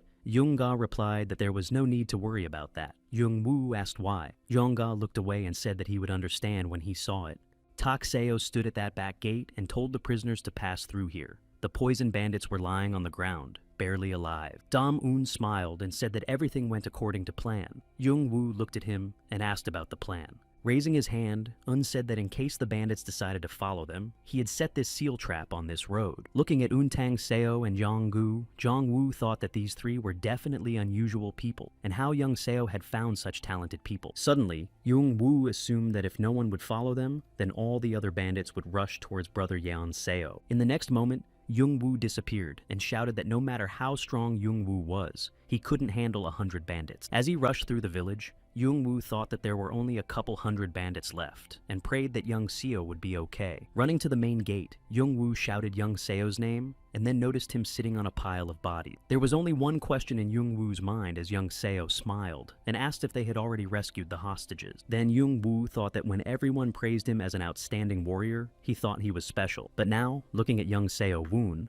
Young Woo thought he was nothing. The team stayed at a house for the night. Young Woo came to Young Seo's room and asked if he could discuss something with him. Young Se asked what he wanted to talk to Jong Woo about. Jong replied that he realized his inferiority by pretending to be a bandit. He also said that after leaving the volcano sect and becoming part of Murim, he met many talented people. Now Jong understood his teacher's admonition to be strict with himself and to be modest. Hearing this, Young Se was surprised that this kid who was nothing but prideful. Clenching his fist against his chest, Young Woo said that this was probably why the teacher wanted him to go to Murim with Young Seo. Clenching his fist, he said that he wanted to become strong and wanted to be a student that the teacher wouldn't be ashamed of. Kneeling down, Jong shouted that he knew Young Seo hated him, but asked to be his coach. Yeon Seo stood up, and Jong lowered his head and said that he had no one else to ask but him, and despite his shortcoming. However, Young Seo didn't let him finish, and said that he was going to do it anyway. Young Woo looked up at him in surprise. Jong asked what Young Seo had just said, and Yeon Seo repeated that he said he was going to train him anyway. Looking at Young Woo, Young Seo thought that one way or another, he needed to prepare him for the winter attack. Putting a hand on his shoulder, Young Seo remembered that he was worried about what would happen to Jong Woo if he didn't train him, but he bowed first. After that, they went to a special training session. Young Seo said that Young Woo's main flaw was his lack of experience, so he would give him training. Frowning, Young Woo asked if they were just going to fight each other. Reaching for his sword, Yeon said that he was pretty savvy. In response, Young Woo asked Yeon to just admit that he wanted to take him down. But Yeon asked if Young Woo himself didn't say that he wanted to be strong, and that fighting was the fastest way to achieve that goal. Putting his sword on his shoulder, Young Se said that from now on, he will start attacking him during training and even during rest and when Jong Woo eats.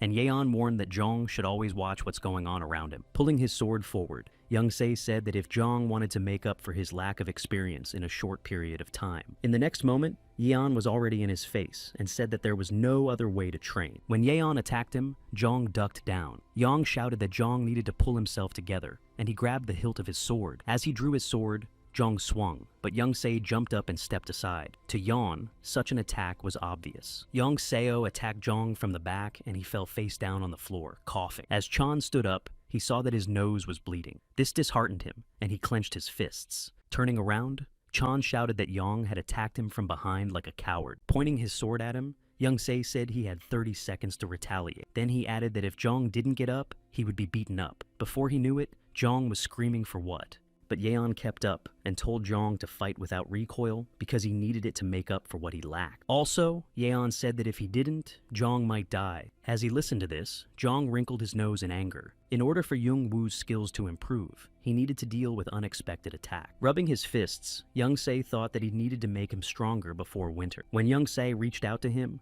Young Woo covered himself with his hand and shouted enough. There was silence, and Young Woo opened his eyes and asked Young Seo if Young Seo had finished. But when he opened his eyes completely, he saw Yeon Seo swinging his sword at him and said that there was no denying that it was very invigorating. The next day, Eun came to Yeon Seo's house and told him that the magic traps would soon be completed. In response, Yeon says that as soon as he creates a fake martial arts manual, they will be ready to attack. Weapon-wielding martial techniques and attack repulsion techniques are not difficult to write since Yeon Seo knows them from his past life. The problem is that they're all techniques of a demonic sect, not to mention that the author of many of them is a heavenly demon. Thinking about it, Young Se said that's why he was most afraid of attracting the attention of the demon sect. Sitting down on the chair, Dam Woon asked if he could keep them from using these techniques. Young Se asked how. Raising his index finger, Eun said that if they don't resist the temptation of using demonic techniques, they should put a seal on them. Taking a brush, Young thought that if he had to create a manual, then maybe he should make it more interesting. And so, the news began to spread. Il Song, who was the leader of the Black Bandits 2 centuries ago, left behind untold treasures. Of course, the bandits rushed out believing that the treasure was rightfully theirs. Rumor has it that those who make it through the ordeal will receive the treasure, but the bandits believed that the treasure should go to the worthy. At the next training session, Young Se praised Jung Woo for doing a good job and told him that they had finished. Jung Woo fell to the floor in joy. Young Seo then reminded him that he needed Young Woo's award plaque. When Jung Woo got up, he clarified that the day had already come. However, Yeon Seo said he would tell him the plan and Jung Woo should listen carefully. When night fell, Jung Woo asked if Young was sure he wanted to do this, and Young said he was, and put on a mask and told him that from now on, they were bandits. Bandits who capture other bandits. Young Woo also covered half of his face with a mask. At the tavern, a man told a friend that a treasure cave had been discovered on Mount Seoldu. The friend replied that everyone in the province knew about. Folding his hands, The man said that he had heard that people trying to get the treasure were dying every day, and assumed that they would all die out. But his friend warned him not to talk about such things, and the man looked around and said that he had lost all fear from the quiet life. Smiling, his friend asked if it was not, thanks to that hero in the fox mask. He heard that the hero was giving away his own loot to the victims. Young Seo and Young Woo sat at a nearby table and listened to the men discuss that two heroes were doing something incredible. But who were they? It was known that one was wearing a fox mask and the other was wearing a regular mask, but their identities were unknown. But that didn't matter to the men. What mattered was that a real hero had appeared. Looking at Young Woo, Young wanted to say that they should go, but he was still eating noodles and through his full mouth asked him to wait until he finished. Getting up, Yeon reminded him that they had things to do, and if Young Woo wanted to get out early, he should hurry up. Moving towards the exit, Yeon said that they had 2 more places to go today, and that was it. Young Woo jumped up from his seat in a hurry. In the night, Young Woo reported that all the Black Bandit squads had been destroyed in the cave. Leaning on his knees, he took a breath and said that all the hostages had been transported to the headquarters of the Hwayong organization. Young Se replied, "Good job." Then he said that part of the loot should be given to the hostages and they would take the rest. Young Woo pointed his finger at himself and said he would take care of everything. Looking at him, Young thought that now Young Woo was listening to him, and as he thought, the sudden attacks and beatings were good for him. Jong Ga flew over to them and called out to Young Seo. Turning to her, he asked her if she had done what he asked her to do. She handed Young Se a pergament and told him that it was the next target. Young Se took it. While Young Seo was reading the parchment, Yong Ga asked Young Woo if they were working too hard since he had already halfway done his reward plaque. After putting the parchment away, Young Seo summarized that they still had to go to Guju Geumhwa, Ryosu Onju, and Daiju. Hearing this, Jung Woo bowed and walked forward. After thinking about it, Young Seo realized that they had already shed their heroes, but they need to capture all the loot of the bandits and take as much as they can. In order to become the head of Miram, it wasn't enough to have excellent fighting skills alone, and to have wealth at the level of Miram's main organization. Turning to Yeon Seo, Jonga talked about Chegal Hai.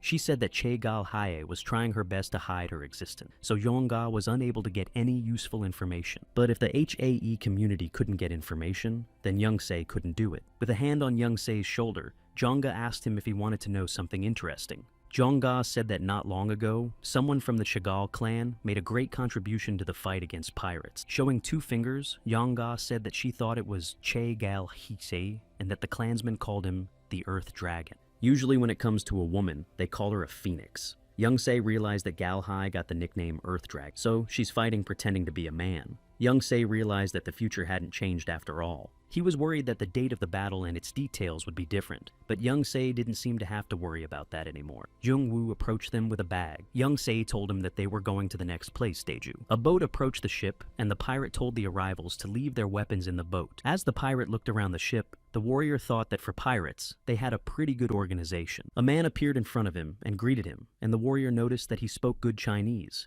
and he replied that he still had some work to do. The captain came closer to him and asked why he was looking for him. This pirate is called the Red Demon. He is considered one of the strongest pirates at the level of a clan elder, or even higher. In response, the warrior asked if they had run out of supplies because the battle was dragging on. The captain replied that one guy had given them a lot of trouble. Then the warrior said that they would open the way to the city, and while they were distracting the soldiers, the pirates could get food and other booty. Of course, it was not a bad idea for the captain, and he asked what Yonseo wanted in return. And the warrior answered that they wanted chaos, because that would give them control over the territory. Placing a box on the floor, the warrior said that it was a gift from the demon sect. Inside were 2 katanas, and the captain replied that they were very interesting items. Picking them up and pulling them out of the scabbard, Red Demon asked to tell the leader that he would pay for what he received. Back on shore, the warrior thought that if the red pirates started to act, the Earth Dragon would have no choice but to answer them. Rubbing his hands together, the fisherman said that since they had acted against the law, he would have to pay more. Silently, the warrior drew his sword and stripped the fisherman of his head. He kept thinking that as soon as he arrived here,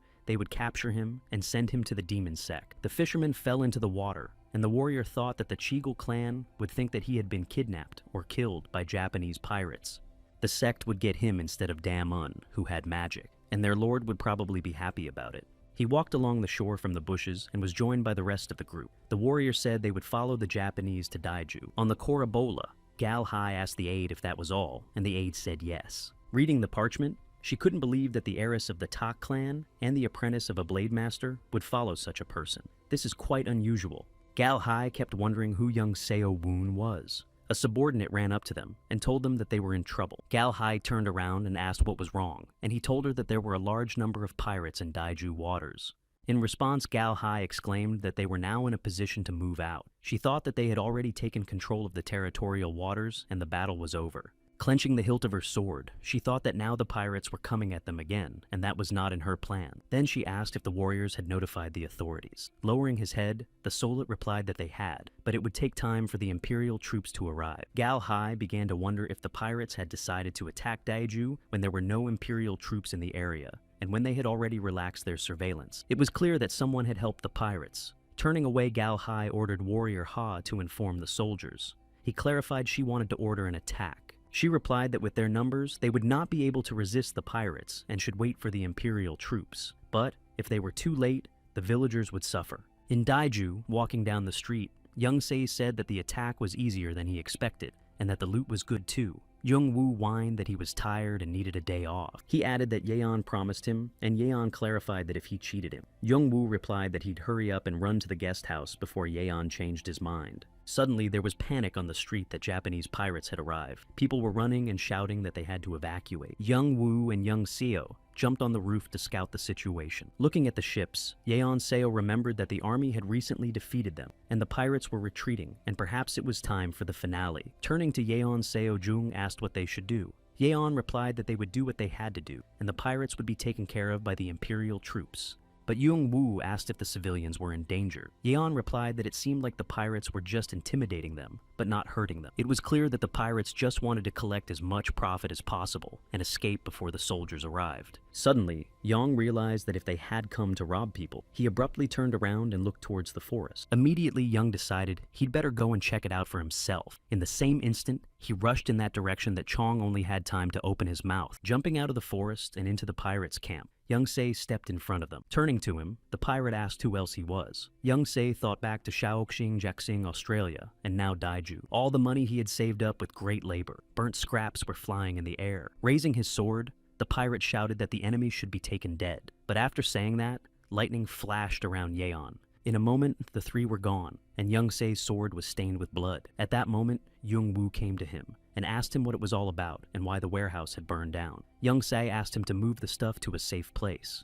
Young Woo came closer and asked him to explain what happened, and Yeon said that there would be more pirates here soon. Looking at the sky that had turned red, Yeon added that the pirates would attack the place. Then Young Woo asked what Yeon would do. Young said he would destroy the Japanese pirates by taking something out of his pocket. Young Woo asked if this was a surprise attack that was different from the past. Young Se put on a mask.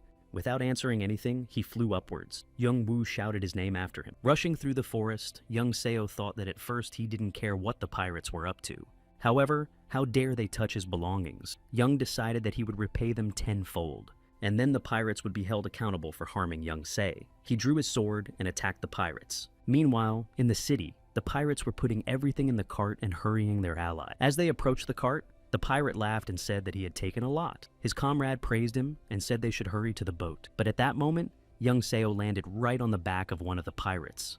The gang leader turned to him and shouted what the hell was going on, but Young Seo drew his sword and his head fell to the ground. The two remaining men rushed towards Young Se, shouting that he was a bastard. But Yeon Seo was struck by lightning, first one and then the other, and both of them fell to the ground dead. A woman and her daughter sheltering near the counter noticed a fox mask on Yeon, and she shouted that he was the hero in the fox mask. But there was no end to the pirates, although their skill level is not high. Despite Yeon's superiority, they never retreated. On the contrary, they wanted to exhaust him. Yeon didn't think that ordinary pirates would be so well organized. Even in his previous life, they were almost impossible to deal with. That was why no one came close to the coast where their bases were. It would be better to come to different settlements for protection, so that more people would get to know Yong. A warrior arrived at the Seven Chagel ship again, and reported that a message had arrived from the squad that had first traveled to Taiju. He said that the squad had confirmed that one of the 4 large ships belonging to the Red Demon had entered the waters. When Gal Hai heard about the Red Demon, she immediately thought of what he had come here for. Standing in the middle of the square, Young Se looked around and realized that he had wiped out almost everyone, except those who had fled to the ship. Suddenly, there was a rustle behind his back, and someone said that now, instead of his men, he had come himself. Coming closer, the Red Demon said that he decided to see what had happened here. Turning around, Young Se saw a pirate on the roof, and the Red Demon asked if it was him. Young Se felt an incredible energy coming from the demon. Among the other Japanese pirates, are there any other warriors this strong? Jumping down to Yeon, Demon asked if he was answering, and suggested that he must still not speak this plebeian language well. When Yang attacked him, Demon said he just wanted to try out his new weapon. He swung his two katanas, and Yang drew his sword to ward off the attack. When the dust settled, the Red Demon said that Young Se was a great opponent for him to try out his new weapon. Looking at him, Yeon saw that the Red Demon was strong. If he was in the demon sect, he would be among the top 100 strongest warriors. Among all those that Young Se had fought against, the Red Demon was the strongest opponent. Right now, Young Se didn't know if he could win with his current skill level. Besides, he was exhausted. Clenching his teeth, Yang realized that he was more excited than scared. Crossing his katanas again, the Red Demon said that it was his turn. As he accelerated, he jumped up and struck at Yang again, but Yang managed to put his sword up and deflect the attack. Clutching the sword with both hands, Yang thought that his opponent could hold such a heavy sword with one hand, but Yang couldn't resist for long, and the demon swung him backwards. As he got down on all fours, Yang thought that although his opponent was strong, he was slow because of his armor. That meant that he had to rely on his speed in this battle. So, Yeon began to orchestrate various attacks from all sides, but each time he struck, Demon Yang realized that his armor was strong enough to prevent him from missing the attacks. And Yeon trying to get ahead of him would only waste his energy. After the attacks, Yeon bounced back. Raising his weapon, the Red Demon asked if this was the limit of Yang Seo's abilities. He took a few swings in the other direction, shouting that it was too boring. As he dodged the blow, he thought that if he continued like this, his strength would run out and he would be in trouble. After that, Yang spread his arms and used the moon reflection attack. This attack hit the enemy, and the Red Demon howled. Then Yang accelerated and rushed towards the enemy, thinking that he needed to focus on one point. But when Yang's sword hit the armor, the Red Demon moved back under the pressure. Yang thought he had decided to dodge to soften the blow. He had no choice but to charge at the enemy with his last strength. A shout came from outside, demanding that Yeon stop. Yang turned around and saw that two pirates who had taken civilians hostage were standing nearby. Holding the pirate's hand to get enough air, the man asked the fox hero to save him. However, Young didn't care whether the hostages died or not. The problem is that Yeon is wearing a fox mask. If he lets the hostages die, his reputation will suffer. While exploring the shore, Gal Hai asked Ha where the Red Demon troops were. Hei replied that it was impossible to say with certainty. Another warrior said that there were fewer pirates than expected, because they had left to plunder villages and had not yet returned. He said that they would check on them. At that moment, a warband was watching them. The leader gave the order that they were starting. In the square, the Red Demon Rising shouted that the pirates were idiots. He ordered the hostages to be released immediately. Looking at the captain, the pirates clenched their teeth. Approaching Yang, Red Demon apologized for the rudeness of his soldiers. Yang clarified why he was saying this, and Red Demon replied that he didn't want the battle to be interrupted. Looking at him, Yeon thought that the goals of those who decide to plunder a foreign country are the same as the other sects.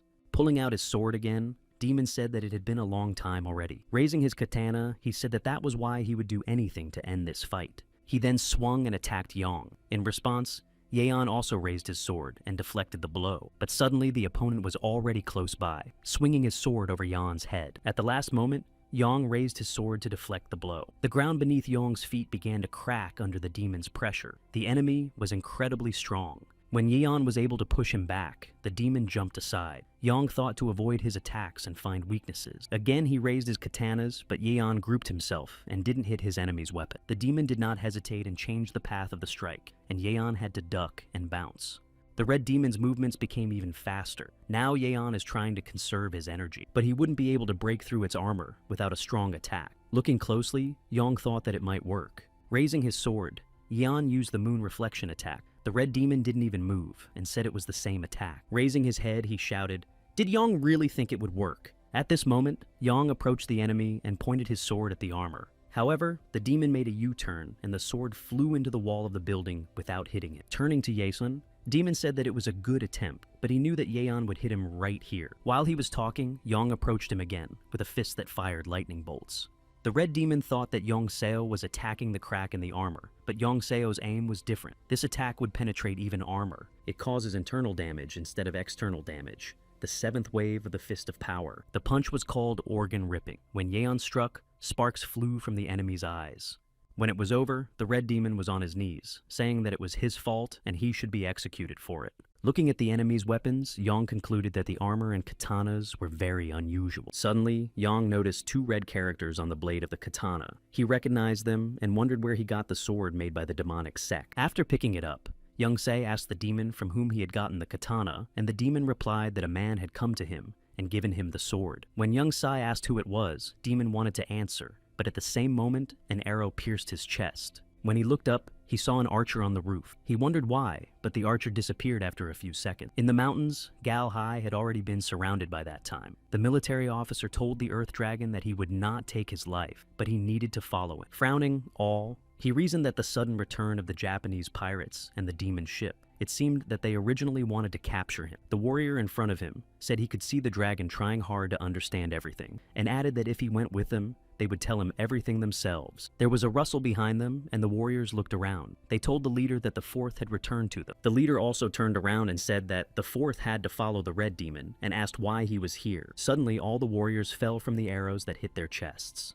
The leader managed to intercept the arrow. Clutching it in his hand, he realized that it was not the fourth. But then, who is it? When the gunman who had taken the demon's life was rushing through the forest, Young-se caught up with him and grabbed his head, asking him where he was in such a hurry. After that, Young-so stuck his opponent face down in the ground. Young said that he had pressed the acupuncture points so that now the opponent would not be able to move a finger, let alone kill himself. Judging from the demonic energy emanating from the opponent, he was from a demonic sect. Yang thought that if that was the case, he might have a golden soul seal on him. A soul seal hypnotizes the person it rests on. If he decided to reveal the secret, he would kill himself. After turning his opponent around, Yeon thought that there was no way to break the seal. Using magic, Yang decided that if the enemy didn't have the ability, he wouldn't be able to remove himself. So, Yang asked the warrior who they were and why they came here. Taking up the mask, Yang asked why he took the red demon's life. He added that if the enemy told him everything, he would die without even feeling pain. When the opponent told him everything, Yang ended the conversation with an attack.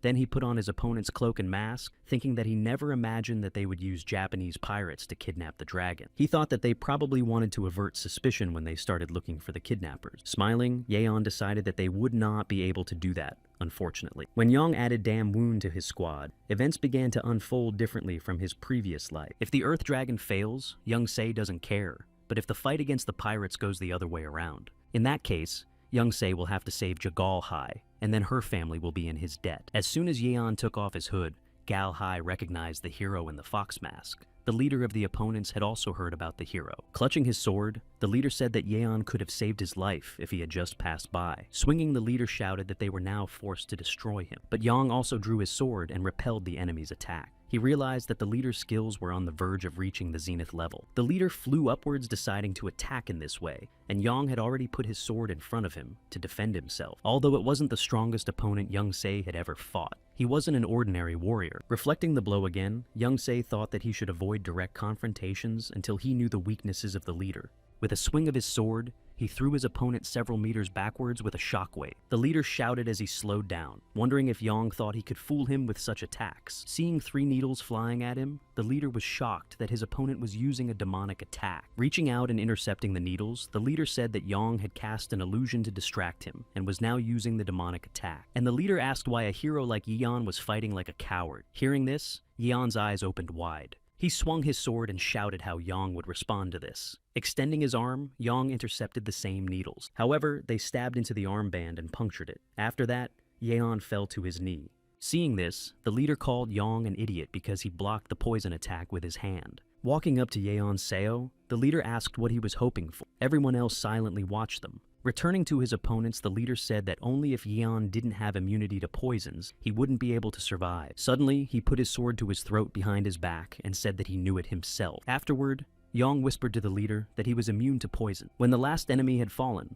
Yang turned around and started to walk away. Gal Hai folded her arms and bowed her head to thank him for saving her life. When he didn't get a response, she asked him to wait and said that she wouldn't try to get a response. But could he come to the Chagall clan when he had time? But to that, Yeon didn't answer her either, and just flew upwards. Gal Hai extended her hand, shouting for him to wait. When the Imperial army arrived, the warriors started shouting that they wouldn't pursue him, because they needed to clear the area of pirates first. As she approached the Red Demon's body, Gal, he thought that it would take an incredible level of martial arts to defeat him. Looking away, she pondered over who he was. At that moment, a Ha warrior approached her. He reported that there were wounded bodies of pirates with sword wounds. Gal Hai turned to him and asked if they recognized the sword marks. And Ha said that it was the sword of the Plum Blossom Blade Master's apprentice. That there was a master's apprentice here greatly surprised the mistress. On the other side of the city, Young Woo closed his eyes and apologized to Young Seo. However, Young Seo only asked how much treasure they had lost in response. Pirates burst through the gate, shouting that Yeon should be killed. Clutching his sword, Yeon said that until they got everything back, they would not stop. Young Woo turned away and said that if it was only about the treasure, Young Seo should do it himself because he wouldn't suffer for it. However, Young Se grabbed him by the scruff of his neck and dragged him forward while Young Woo shouted that he wanted to die. Time passed and spring came. Young Seo slapped Young Woo for doing a good job. Walking out of the training room, Young Woo raised his fist up and shouted that it was finally over. Holding out the money to him, Young Seo said that it was his reward. Hearing that, Jung turned around and Young Seo said he could eat and buy whatever he wanted and have fun. Leaning over the money, Jung said he was supposed to do Yeon's bidding for free, to which Yeon said he wouldn't take advantage of it. Stashing the money in his pocket, Yeon pretended to say that if he didn't need it, Young Woo stretched out his palm and exclaimed that he didn't mean it. Holding out the money, Young thought that whip training wasn't the only way to teach. After all, sometimes gingerbread could be useful too. In Yeon's opinion, Young Woo deserved this reward because he followed all the instructions with precision. After Jung Woo pocketed the money, Jung Ga came over and called out to Yeon. Putting the parchment in Young's hand, Jung Ga told him that Brother Dam had sent this message through the Cow Society. Taking the parchment, Young Se thought that Dam Un should be in the vicinity of Baedong right now. Yeon Seo's eyes opened wide at what he saw and said that they should go there immediately. Jongga followed Yeon on the street, holding up her hat and saying that it was so big, she asked if she had to wear it. Turning away, Yeon said he didn't want to start this pointless conversation. Jongga came closer and asked if he thought she wouldn't understand. She walked forward and said that he didn't want to talk about it because he would have to say that she was beautiful. However, Yeon had already turned down an alley. After catching up with him, Yong-ga exclaimed that he was ignoring her and asked him to at least look at her. The man in the alley looked back at them. When they entered the tavern, all the customers looked at them angrily, and Young-ga told Jong-ga that if she wanted to take off her hat, he wouldn't stop her. On the second floor stood Dam-un, who raised his hand and called out to the leader. Taking a seat at the table, Young Seo said the tavern was packed to the top with bandits and clarified why they were all here. Un replied that they had offered them a deal. Young Se questioned the deal, and Damun explained that in exchange for helping them eliminate the bandits in Baedong, they would ask for a huge sum of money. Smiling, Young couldn't believe that Un was asking for money to disarm the trap he had set. But the deal is more complicated than it seems. Un also said that he was afraid that negotiating alone would put him in a dangerous situation and wanted to ask Yeon to accompany him. Then Yeon clarified that Un had originally planned to profit from it. Dam Woon asked if practicality was less important than fame, and Yeon replied that they had no guarantee that he would keep his promise and what would they do if the bandit leader ditched them. And Un replied that it's up to the leader, Young Se then. Young Se thought he knew that Un had asked him to escort him because of that. Folding his arms across his chest, Yeon said that for now, they would proceed according to this plan. Jong-ga raised her fist up, and Un folded his palms and thanked him. While negotiating with the bandit leader, the latter angrily exclaimed what you said and stabbed his sword into the floor. Kwak Chul Jin shouted Dam Un, think he would agree to such an idiotic proposal. Standing behind Un, thought that he is a talented warrior who should reach the zenith soon, and is it really Kwak who commands the squad? Kwak replied that he didn't understand why he couldn't accept, since they were offering him knowledge of the martial arts left behind by Sa Il-sung. Kwak asked if the amount was too much. Yuan asked how much wealth his squad earned per year, and he must have some extra money. Raising his palm, Kwak ordered him to stop, and added that he wouldn't even listen to him. Taking out his fan, Un said that since he couldn't help them, they would just go to the leader of the other squads. Kwak said that no one would agree to that. Covering his face with the fan, Un said that he doesn't know that, and they are really asking for a large amount of money. However, it doesn't compare to the benefits that Kwak will get by gaining this ancient knowledge. Un turned away and said that since Kwak did not want to make this deal. Suddenly Kwak stretched out his hand and shouted for him to wait. Then he asked if Dam Un was sure it would help them in Baedong. And Un said that Kwak himself probably realized that the answer to that question was in the affirmative. Pointing his finger at him, Kwak asked, "What if they lose, and what will happen then?" Un replied that in that case he would not get any compensation. Un looked at him and added that Kwak could just slit his throat. When they went outside, Yeon said that they were able to come to an agreement with him, and he was going to visit Hawaiian's organization. As they left, Yeon said that Dam-un could rest here for now. Un replied that he would take care of his own business for the time being. Back at the inn, took his brush again and opened the parchment under the candlelight. After writing something, stretched and said aloud that he needed to do these things first. Walking over to the bed, placed the candle on the bedside table, then lay down and blew it out. On the roof of the opposite building, a man watched as the light in window went out. This warrior crept into room and drew his sword. Was asleep and heard nothing. He raised his dagger over When the bed was stained with blood, opened his eyes wide. The warrior thought he had pierced stomach. However, when he looked at his face, he saw that there was actually a log under the blanket. Just like Yeonseo Dam told the culprit had followed him. When he realized his mistake, he looked around. The criminal was quite stealthy, and Dam would be in trouble if he wasn't prepared. Finally, when the criminal saw he swung his dagger, but deflected the blow. At the same moment, Yeon climbed in through the window and told the criminal that he was fearless enough to come to their house. Hearing that, the culprit rushed out through the window. He jumped out and disappeared. As he was running along the rooftops, Young-se caught up with him and raised his sword to ask him where he was going. The criminal jumped into the square without escaping. Yeon jumped down after him. Examining his opponent, Yeon noticed that he was wearing leather armor. Although Yeon attacked him to grab him, he would only be able to leave a scratch on him. Abruptly turning around, the enemy fired 3 poisonous needles at Yeon. However, Yang was ready for the attack and just turned around a bit to let the needles pass him by. Looking at his opponent's weapon, Yeon realized that it automatically fired the arrows. Immediately, the opponent rushed towards Yeonseo and drew his dagger. However, Yeon dodged this strike as well. He swung his sword at the level of his opponent's face, but he crossed his arms to defend himself. The sword left a wound on the enemy's arm. Also, Yang knew that among other things, he also possessed the stealth skill. After this blow, the enemy whirled away and ran towards Yang. It was obvious that the enemy had a good command of the blade. Once at a distance, the warrior asked how Yang knew he was coming. Yang lowered his sword and asked if he had been following him from the beginning. The warrior replied that Yang was a master of his craft, but even he could not deceive him. The warrior was sure that Yang couldn't see him through the veil of secrecy. Smiling, Yang thought, of course, how would the warrior know that? All his past life, Yang had lived like hell, always on the verge of death because of the threat of assassination. Yang didn't know if it was a curse or a blessing. Because of that, he developed the habit of always being on guard. After negotiating with Kwok, Yeon felt his energy for a moment. In response, Yang told the warrior to better let him know who gave him the task. But the opponent remained silent. Lifting his leg, Yang said what if the opponent wasn't going to tell? Flying upward, Yeon shouted that there was nothing left for him to do but to force the opponent. As Yang approached the opponent, released 3 small balls, and green smoke rose up around him. It was poison. As the opponent wanted to escape from the smoke, Yang's hand appeared, grabbing him by the scruff of his neck. Bending the opponent over, Yang whispered to him that this level of poison did not affect. With 2 fingers, Yang pressed the points on the enemy's body. Grabbing the enemy's face, Yeon told him to forget about escaping. After examining the enemy, Yeon concluded that there were no identifying marks on him. Perhaps there was an individual behind him, rather than an organization.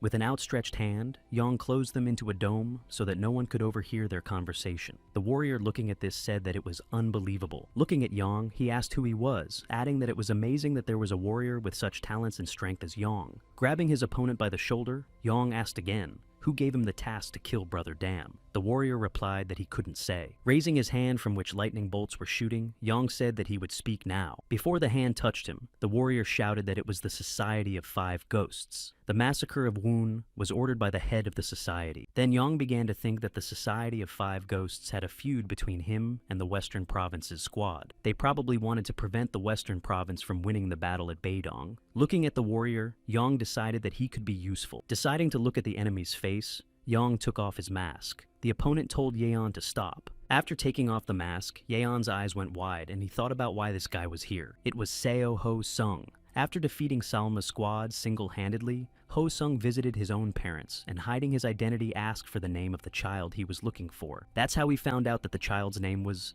So Ho-sung. Ho-sung blinked and asked how Yeon knew. But how could Yeon know? Young had heard it directly from him. Heaven's Edge criminal Seo Ho-sung, a skilled criminal who killed the master of King Du, who occupied the throne of the 10 heavenly emperors. He is one of the henchmen of the demon of exciting crime. He is suzerain's shadow, doing his bidding. Right now, he should be part of the demon sect. However, why is Ho-seong a lone mercenary? Young-se thought it was his brother's omission. Smiling broadly, Young-seo decided that now, the criminal of the edge of heaven would be his shadow in this life. Salma Squad. In this squad, kidnapped children are raised under harsh conditions. During training, their main goal is to take down students like them. Ho-cho has been storing up his anger and sharpening his blade in preparation for revenge.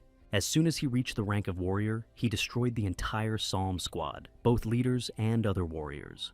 After that, he became a wandering warrior. During his wanderings, he ended up in a demonic sect. There he was noticed by the suzerain and became his apprentice and learned martial arts from him. He defeated King Do's master.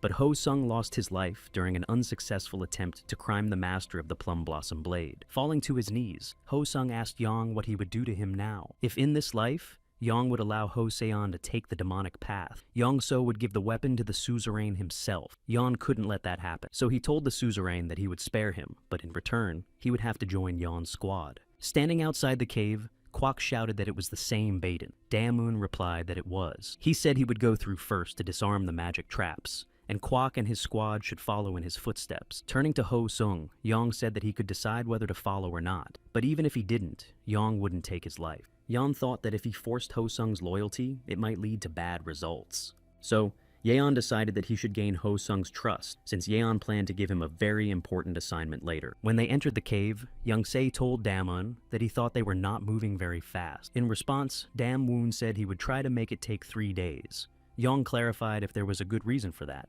Kwok glumly followed behind them. Yong speculated that the Western Province squad leader might have a change of plans. If it took too long, other units would follow them if they sensed that something strange was going on, so they'd better take their time. When all the traps were disarmed and the squad reached the treasure room, they were shocked by the amount of gold. Taking the parchment, Kwok saw that it said the same thing as the message. Picking it up, Kwok shouted that it was undoubtedly So Il-sung's martial arts. However, all it said was magic. Kwok got angry and threw the pergament and ran to Un, shouting if he knew that all these arts were magic. Un asked how he could know, and added that they had brought him to Baden as agreed. However, Kwok shouted that they had to renegotiate their agreement, and that these martial arts that Dam Un had promised him were magic, and Kwok had no use for them. Dam Un frowned and said that there was no point in discussing it, and he couldn't rewrite the treaty just because of Kwok's request. Then Kwok said that even if Un didn't want to change the treaty, he would have to do it.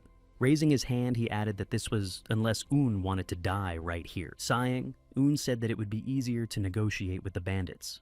After saying that, Kwok swung his sword, shouting how dare Un say that. But suddenly a bolt of lightning flew at Kwok, and he had to dodge it. A wall formed between them, and Kwok shouted, "What the hell was that?" Yang drew his sword and said that anyone who crossed that line would be killed by his sword. Un lowered Yang's sword and said that now was not the time to do this, for the bandits should be on their way, and they could lose all their riches. Turning to Kwok, he asked if he didn't want the bandits to get all that gold in Seo Il-sung's martial arts. Un took out his fan and said that the only one who knows how to get out of here alive is him. Therefore, Kwok must choose. Waving the fan in front of his face, Un smiled and added that they would all survive together or die.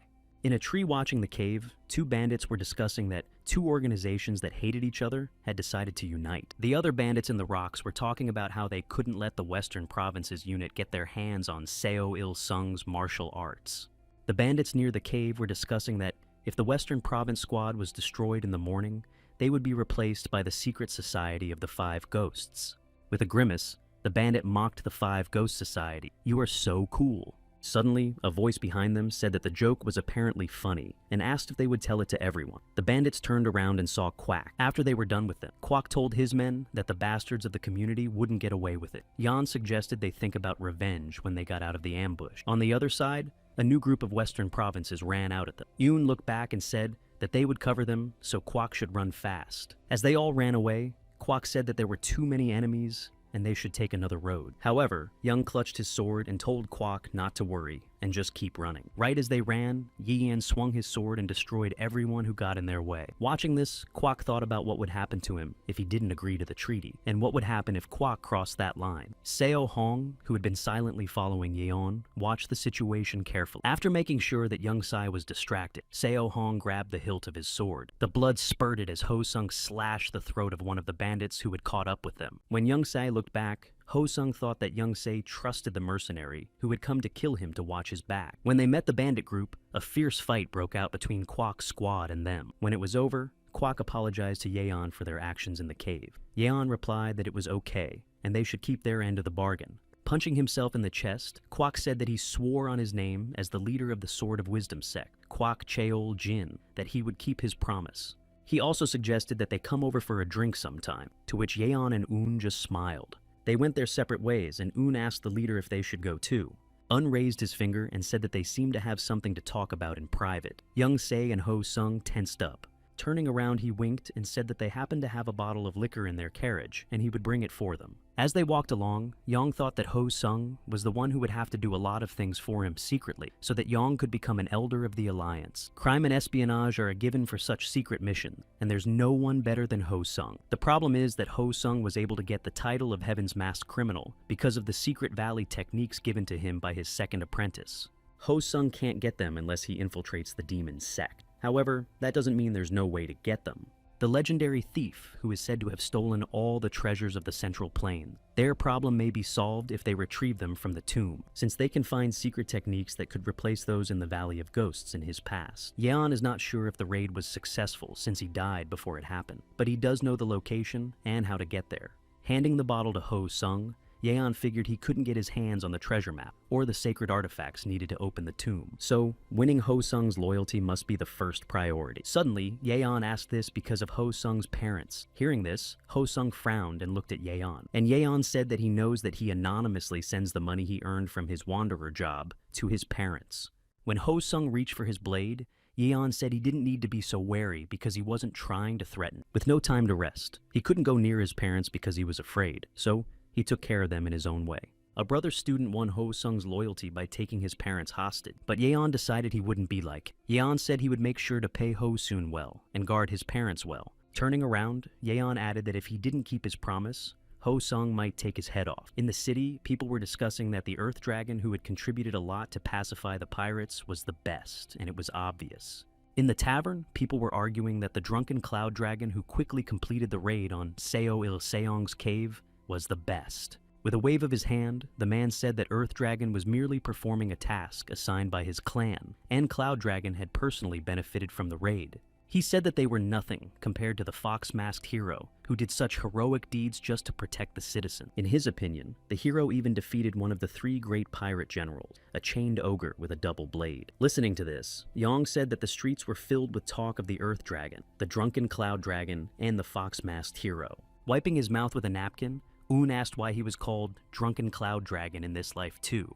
Yaeyong said that Un had joined the Chaos sect after all, so it must have been bad for him. Dam Woon clutched his head. Yung Ga Tang Seo and Yung Woo entered the tavern. All the customers were enthusiastically looking around at the girls. Noticing Yeon, Jong-ga walked over to their table. Yeon asked why they were so late. Looking up, Jong-ga boastfully replied that they were going to the festival after all, so shouldn't she make an effort to prepare herself? Hearing this, Un and Yeon smiled, and the leader suggested they head to their next destination, to Hunan, where the Dragon and Phoenix martial arts tournament would be held. When they arrived in the city, Un noticed that the tournament was still 10 days away, but the streets were already full of people. With his hands down, Jong asked if they could even rent a room for the duration of their arrival, but Young replied that he knew they would and had sent a man ahead of time. Just then, Ho Sung walked up to them. Yeon asked him if he had found a place to sleep, but Ho Sung said there was a problem. Yeon asked again. He said that he had booked their rooms as Yeon had ordered and even paid in advance. But then a group of hooligans burst into the room and took it over. When Yeon asked who they were, Ho Sung said they were the Hwanbo clan. Yeon's eyes went wide.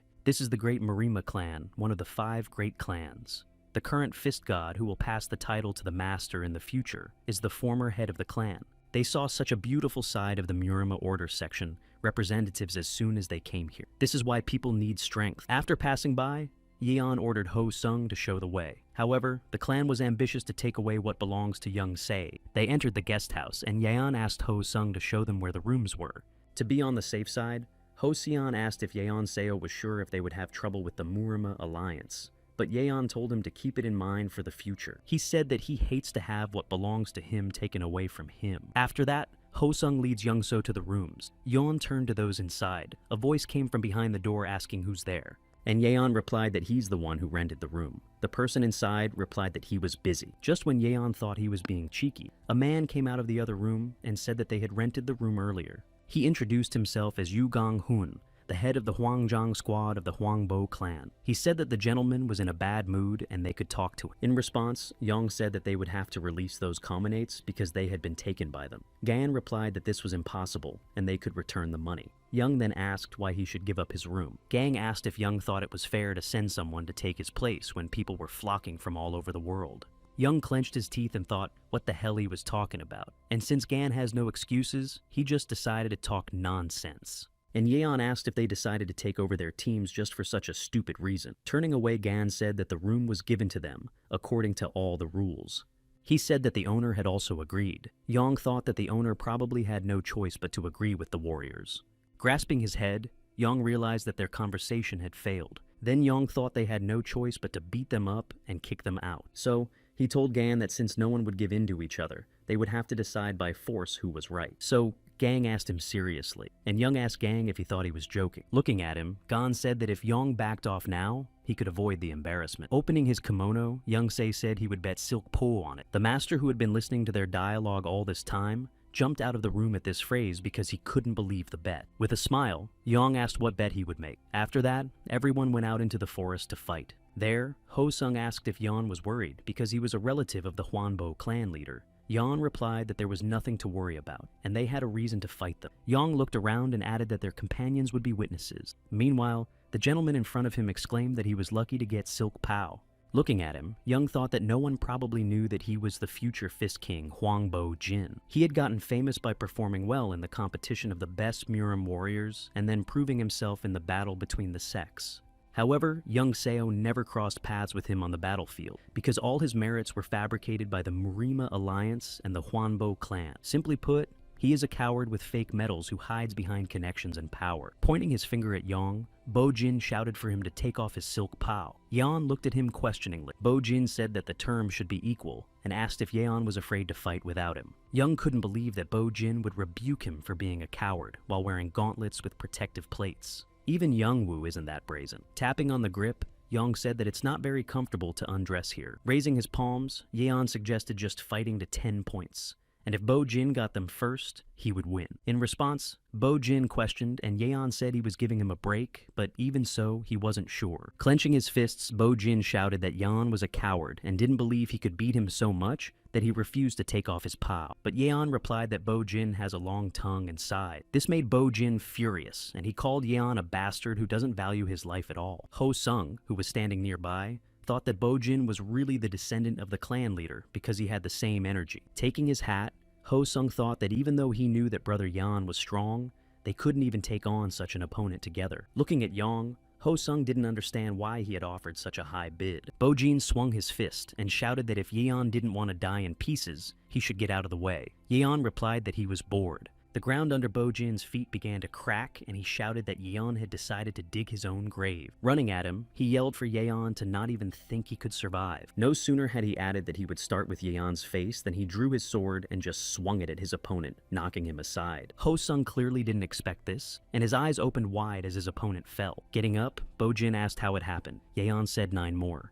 Raising his sword above his opponent, Yeon said they would finish quickly. When Yeon got close, Bo Jin did a backflip to dodge the attack. Watching him, Yeon thought that it was pure luck that Bo Jin had gotten his position. Wiping his mouth, Bo Jin cheerfully said that Yeon knew how to take him by surprise. Swinging again, he shouted that only this time it would be different. This was the Hwanbo clan's crowning attack of 5 elements in a fist. Bo Jin told Yeon that he would freeze now. But at that moment, Yeon jumped up and struck Bo Jin's head with his sword. Then Yeon struck him in the liver. He thought he was about to find out how good the future Fist King was at martial arts.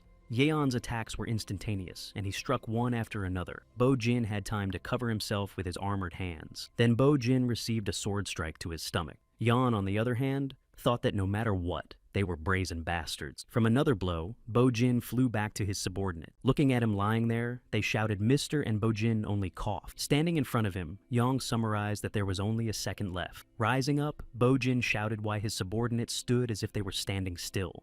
Pointing his finger at Yeon, he shouted that the bastard must have used some kind of foul trick. He ordered to capture Yeon to find out who he was. The warriors rushed to carry out the Lord's order and surrounded Young-se. That's what Young-se thought. It's always like that. Bo Jin is one of those who can't accept defeat and starts pulling stunts like this.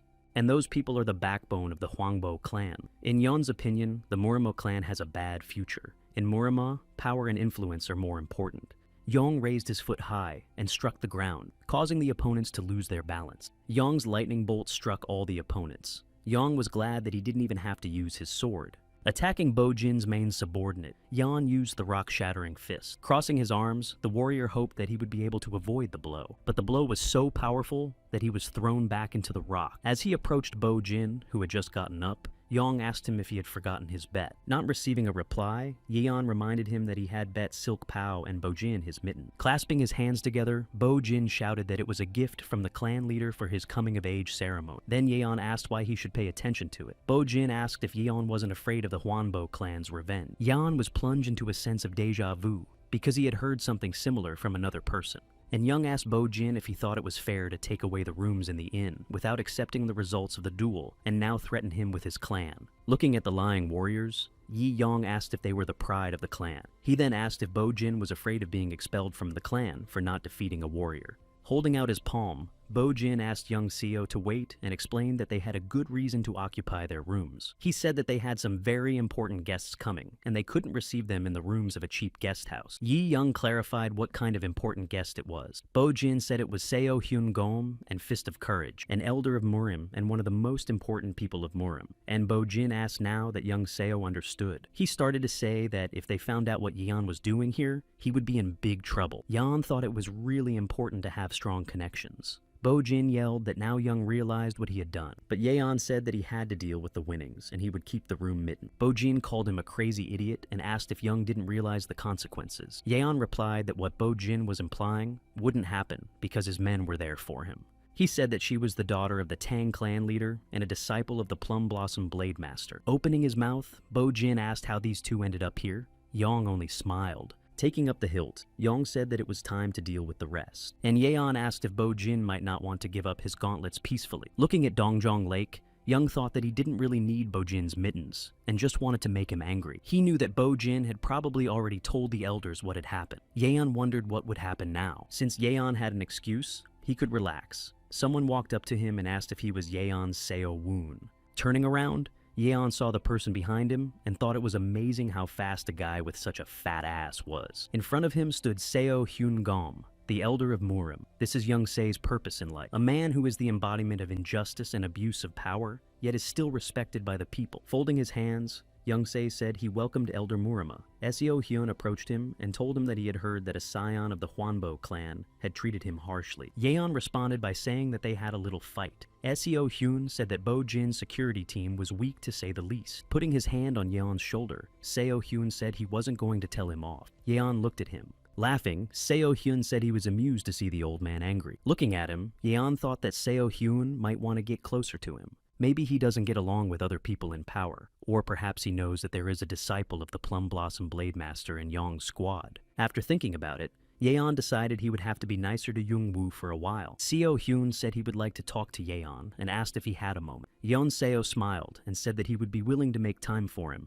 They went to the gazebo, and Seo Hyun said that compared to what the people of the Hwanbo clan had said about Yeon, he was quite a courteous young man. And Young said that maybe Bo-jin hadn't told him the whole story. Seo Hyun poured a drink and added that the kid had always been a mean person. Holding the glass, Young asked if the Taoists of the Volcano sect were forbidden to drink alcohol. Seo Hyun replied that among the elders there were those who wore monks' robes with shaved heads, but did not give up alcohol and meat. To this, Yeon thought that they were given freedom that wasn't restricted by old-fashioned rules, as expected from Elder Murim. Then Seo Hyun said that he was actually a little surprised, because he didn't think that anyone would be able to defeat Bo-jin and his warriors in a duel. Ah Young replied that he was just lucky, but Seo Hwan asked how lucky he was to defeat them without getting a single abrasion. He added that moderate modesty leads to deception. Yeon said he listened to him carefully. Afterward, Seo Hyun asked Yeon Seo if he was going to participate in the competition. Yeon confirmed what he said. And Seo Hyun asked Yeon Seo if he wants to join the Murima alliance. Yeon confirmed that too.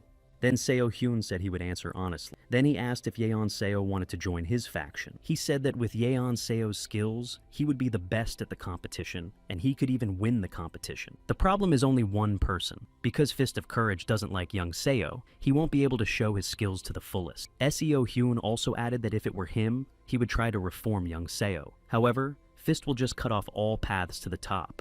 Yi Yeon asked what benefit this would bring to Seo Hyun. He said that by having his support, Yeon will have a chance to prove himself, and because of Yeon's exploits, Seo Hyun would be able to raise his position. Young thought he had an eye for recognizing talented warriors. the courage to recruit someone who isn't even in the alliance, the ability to speak persuasively. Seo Hyun doesn't have a single flaw. He's like the heavenly demon's second apprentice. If you cross him, you'll be in trouble. However, his proposal goes against Young Se's plan, thanking him for appreciating his abilities even though Young Seo is not famous in Murima. Yeon replied that he couldn't accept his offer. This really surprised Seo Hyun. Yeon's goal is to become an elder of Murim. With Seo Hyun's support, the path will be shorter. No superior would want a subordinate to oust him. Seo Hyun frowned and said he wanted to hear the reason for the refusal. Yi Young replied that his offer was tempting, but he had his own plans and didn't know what responsibilities he would have if he joined the alliance.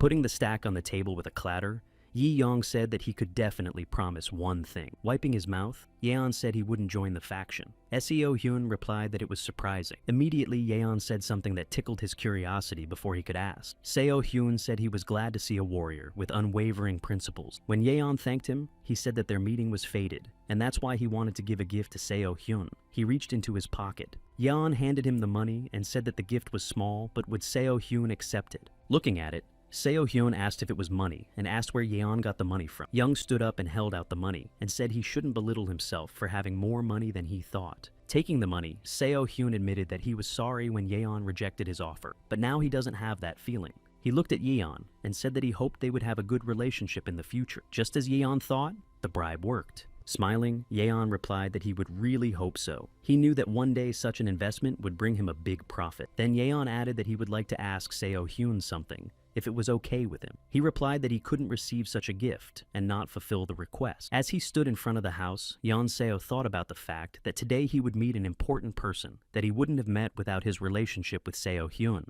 Thanks to him, Young Se was now on short notice with almost everyone. He was waiting for the former Blue Dragon commander, Lee Gang-hak. He is the one who will help Yeon Seo achieve the power he seeks in Murima. Walking up to the man who was sweeping the floors, Yeon greeted the martial artist. Turning around, Lee Gang asked if he knew how to help his granddaughter recover from the mysterious disease. Bowing his head, Yang replied that he did. By curing Lee Gang's granddaughter, Yeon wants to gain his favor. But Lee Gang suddenly said he only agreed to meet with him because of that bastard Seo Hyun's request. Young didn't expect such a response. Breaking the broomstick, Lee Gang asked how many people like him had already come to see him. Lee Gang-hak's Demon's Smashing Blade, one of the 100 greatest experts who had reached the convergence stage. The heavenly demon caused Lee Gang-hak's granddaughter to become possessed by a soul, and tried to get his hands on the secrets of the Alliance through him. However, Lee Gang, who was a member of the Order sect to the last, declared his involvement with the demon sect and ended his life. He did it when his granddaughter recovered, and so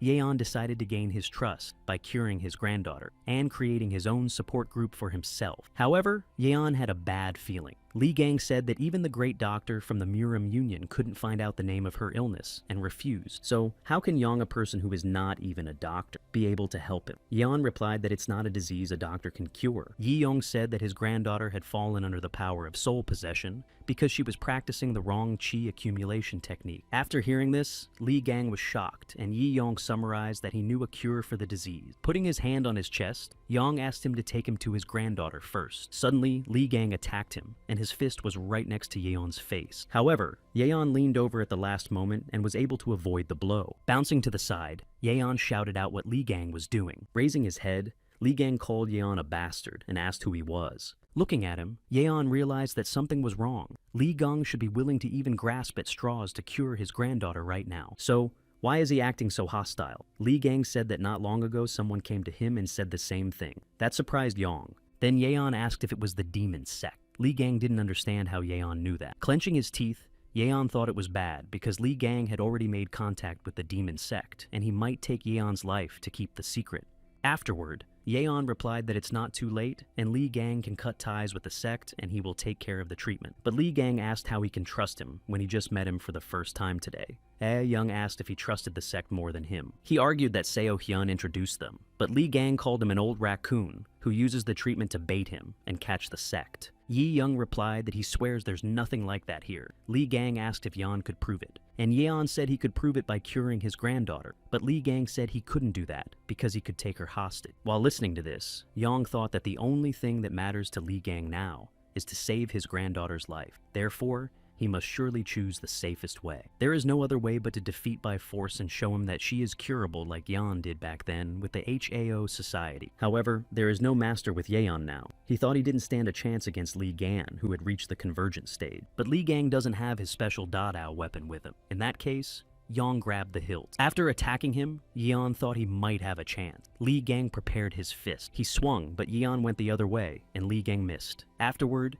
Yeon raised his sword, but Lee Gang leaned back and avoided the blow as well. Clenching his teeth with all his might, he struck the ground and the tiles beneath him cracked. Bouncing back, Yeon thought that his opponent didn't have a gap he could fit through. Watching Lee Gang bring his fist in again, Yeon thought that if this was the power of the fist, he should block it at all costs. Now that Yeon couldn't use his sword power, the only thing he could use was Jeonlu and the White Lightning art. Against his opponent's blade, Lee Gang set up his fist and held back the attack. When Yeon flew aside, Lee Gang said that he was a brat who was barely 20 years old, blocked his aura with his fist, and said that he was a monster. Wiping away the blood, Yeon thought, who else is a monster? Because he has so much power even without a weapon. It's a monstrous old man. Clutching his sword, Yeon thought that it wasn't useless. He's not perfect, but if Yeon fills the sword with lightning chi. Rising up, Yeon suggested to see this through to the end. Lee Gang raised his head. Pointing his sword at his opponent, Yeon began the 20th phase of using the falling moon.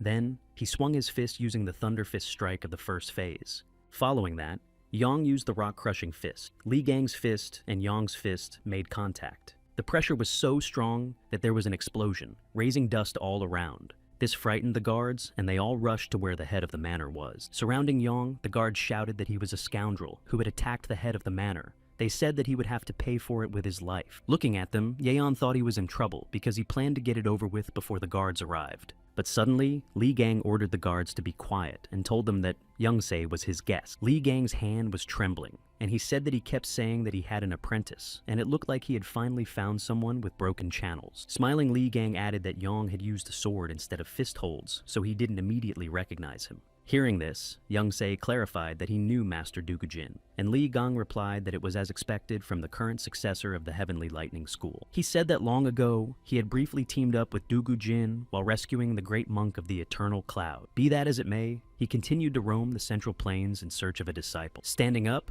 Lee Gang said that it looked like he had indeed found a real monster, and clarified that their match was over. Wiping away the blood, Lee Gang said that Yeon had won, and it looked like the back waves of the Yangtze River were pressing on the front waves. Getting up, Yeon said that if Lee Gang had Dada with him, the result would have been the exact opposite, and Lee Gang asked if he was comforting him. Turning around, Lee Gang called Youngsae to come with him. Once inside the house, they went to the granddaughter's room. There, Lee Gang said that ever since she started suffering from soul possession, she had been having seizures whenever she was in the sun. Yi Yong replied that the obsession was caused by studying tightly concentrated the martial arts with a yin body constitution. And Lee Gang asked if Yeon was sure he could cure Yeon because he didn't even seem to know her symptoms. Then Yeon asked how he could know what he hadn't seen yet. Lee Gang said that the demon sect member who came to find him already knew about it. Young sat down and took the Dachoku by the bow, and asked if it was not a matter of course that they had come at the behest of the one who had created the martial arts book. Taking out the book, Lee Gang handed it to Yong and told him to try it. After reading the book, Yeon saw that it was the ice flower art, and luckily it was exactly as he had memorized it. Turning to Lee, Yang Yeon asked why he allowed her, and said he didn't think he was the type to neglect his granddaughter. Turning away, Lee Gang replied that he wanted to support Young Ah's dreams. Yeon Ah reinterrogated the dream, and Lee Gang said that she said she wanted to become a strong and beautiful lord like the Empress of the North Sea. Rising Yong asked he let her learn such a dangerous martial art just for that reason. Lee Gang said that he had also prepared a 10,000-year-old fire carp inner pill to deal with the side effects of the art. This pill is a treasure amongst treasures that is as high in rank as a lesser cycle pill. It contains yang energy, so it can negate the side effects of the ice flower art. If it were a normal ice flower art, the problem could be solved with this pill, but possessing a soul is different. Ya Yong informed Lee Gang that he would start the treatment right away. He only frowned at it. When he came out, Lee Gang asked if everything went well, and Yeon replied that the treatment was of little use, and he just handed over the relevant records to her. With a wave of his hand, Yeon said that his granddaughter was very smart and was doing well in her studies. Lee Gang said that the sect member personally regulated the patient's energy, and Yeon replied that if he was told that the martial arts book was faulty, Lee Gang would try to find the person who did it. With a thumbs up, Yong said that he would visit his granddaughter regularly for treatment, and that in about a month she should be back on her feet and better.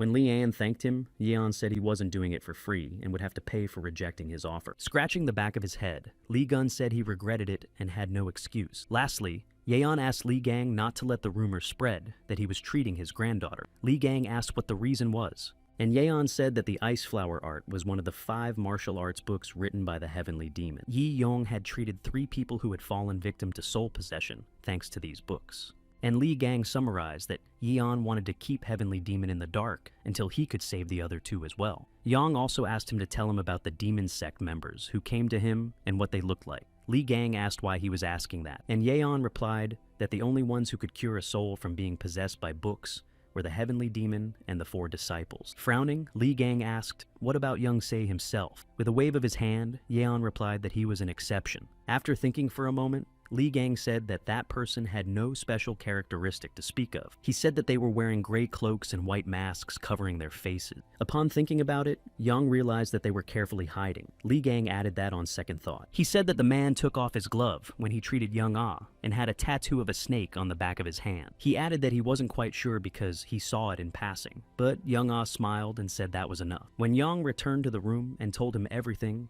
Dam Woon asked him if he meant that the Heavenly Demon's disciple was here somewhere, and Yeon replied that it was true, and he planned to catch the guy after he found out his whereabouts. Dam Woon sighed in response. Putting his hand on Woon's shoulder, Yeon informed that he's a convergent scene master, and he can't do it alone. Yang added that he needed the help of the genius of Darkened Jade Cloud's formation technique. Smiling, Dam Woon said that he couldn't refuse when Yeon Seo says that. He then asked if Dam Woon could draw him a portrait first. Yoon replied that, of course, and just needs to be told exactly how to do it. Then Yeon explained that the face should be angular with slanted eyes, big ears, and a scorpion tattoo on the back of his head. After showing him what he had done, Dam Woon asked if it was okay, and Yeon said it was perfect and punched him in the shoulder. Taking the portrait, Yeon said that this is the 3rd disciple of Heavenly Demons who is said to defy death. Now that they were done with the portrait, Yang suggested they go and hunt a big tiger. Standing in the alley, Jaeyoung-ga said that the sovereign's unruly criminal was somewhere around here, and she thought he would hide in a secluded place, but he was a donkey. Ah Young replied that he is here because he has the greatest survival ability among the demon sect, the disobedient sovereign's disobedient guardian. Just by looking at him, you can tell that he's an old warrior who's been to many battlefields, but he did not go into the thick of it, but rather fought in safer areas and tried his best to survive and avoid all attempts to massacre him. The 3rd Heavenly Demon disciple had incredibly keen senses and caution, so even the slightest mistake would disturb him. Thinking that if they were careless, he would escape even more, Yang decided that he must catch him by all means. When Jong-ga asked how long it would take for them to act, Yeon said that they would quickly capture him in half a month. Half a month later, standing on the rooftop, Yeon said that the one they were going to capture was a Fire Lord and a masterful escapist. And now he's hiding among the locals. Therefore, it's necessary to move the battle away from the residences to avoid innocent victims. Looking into the crowd, Yang thought that since he could sense his energy best, he should pick up the trail. But suddenly a man in the crowd looked back and looked directly at Young Soi. Raising his mask, Young So ordered them to rush after. Everyone rushed after the group from the sect. When they started to catch up, 3 of them stopped to hold them, and 2 of them ran away. Yang wondered if he was really among those 2. Turning around, Yeon shouted that he trusted those 3, and they were very experienced warriors, so the squad should be careful. As the boys started to fight the opponents, Yeon jumped over them and rushed after. Taking out his blade, Yang started the 20th phase of the moon. Swinging his blade, he used the waning moon technique. One of the fugitives fell to the ground from the impact. The other one drew his weapon and prepared to fight. Looking at him, Yang thought that he might be the rebellious criminal of the sovereign, but the unruly criminal is a master of escape technique. Frowning, Yang thought that he had chased 2 of them, but if he was the one he was looking for among the other 3.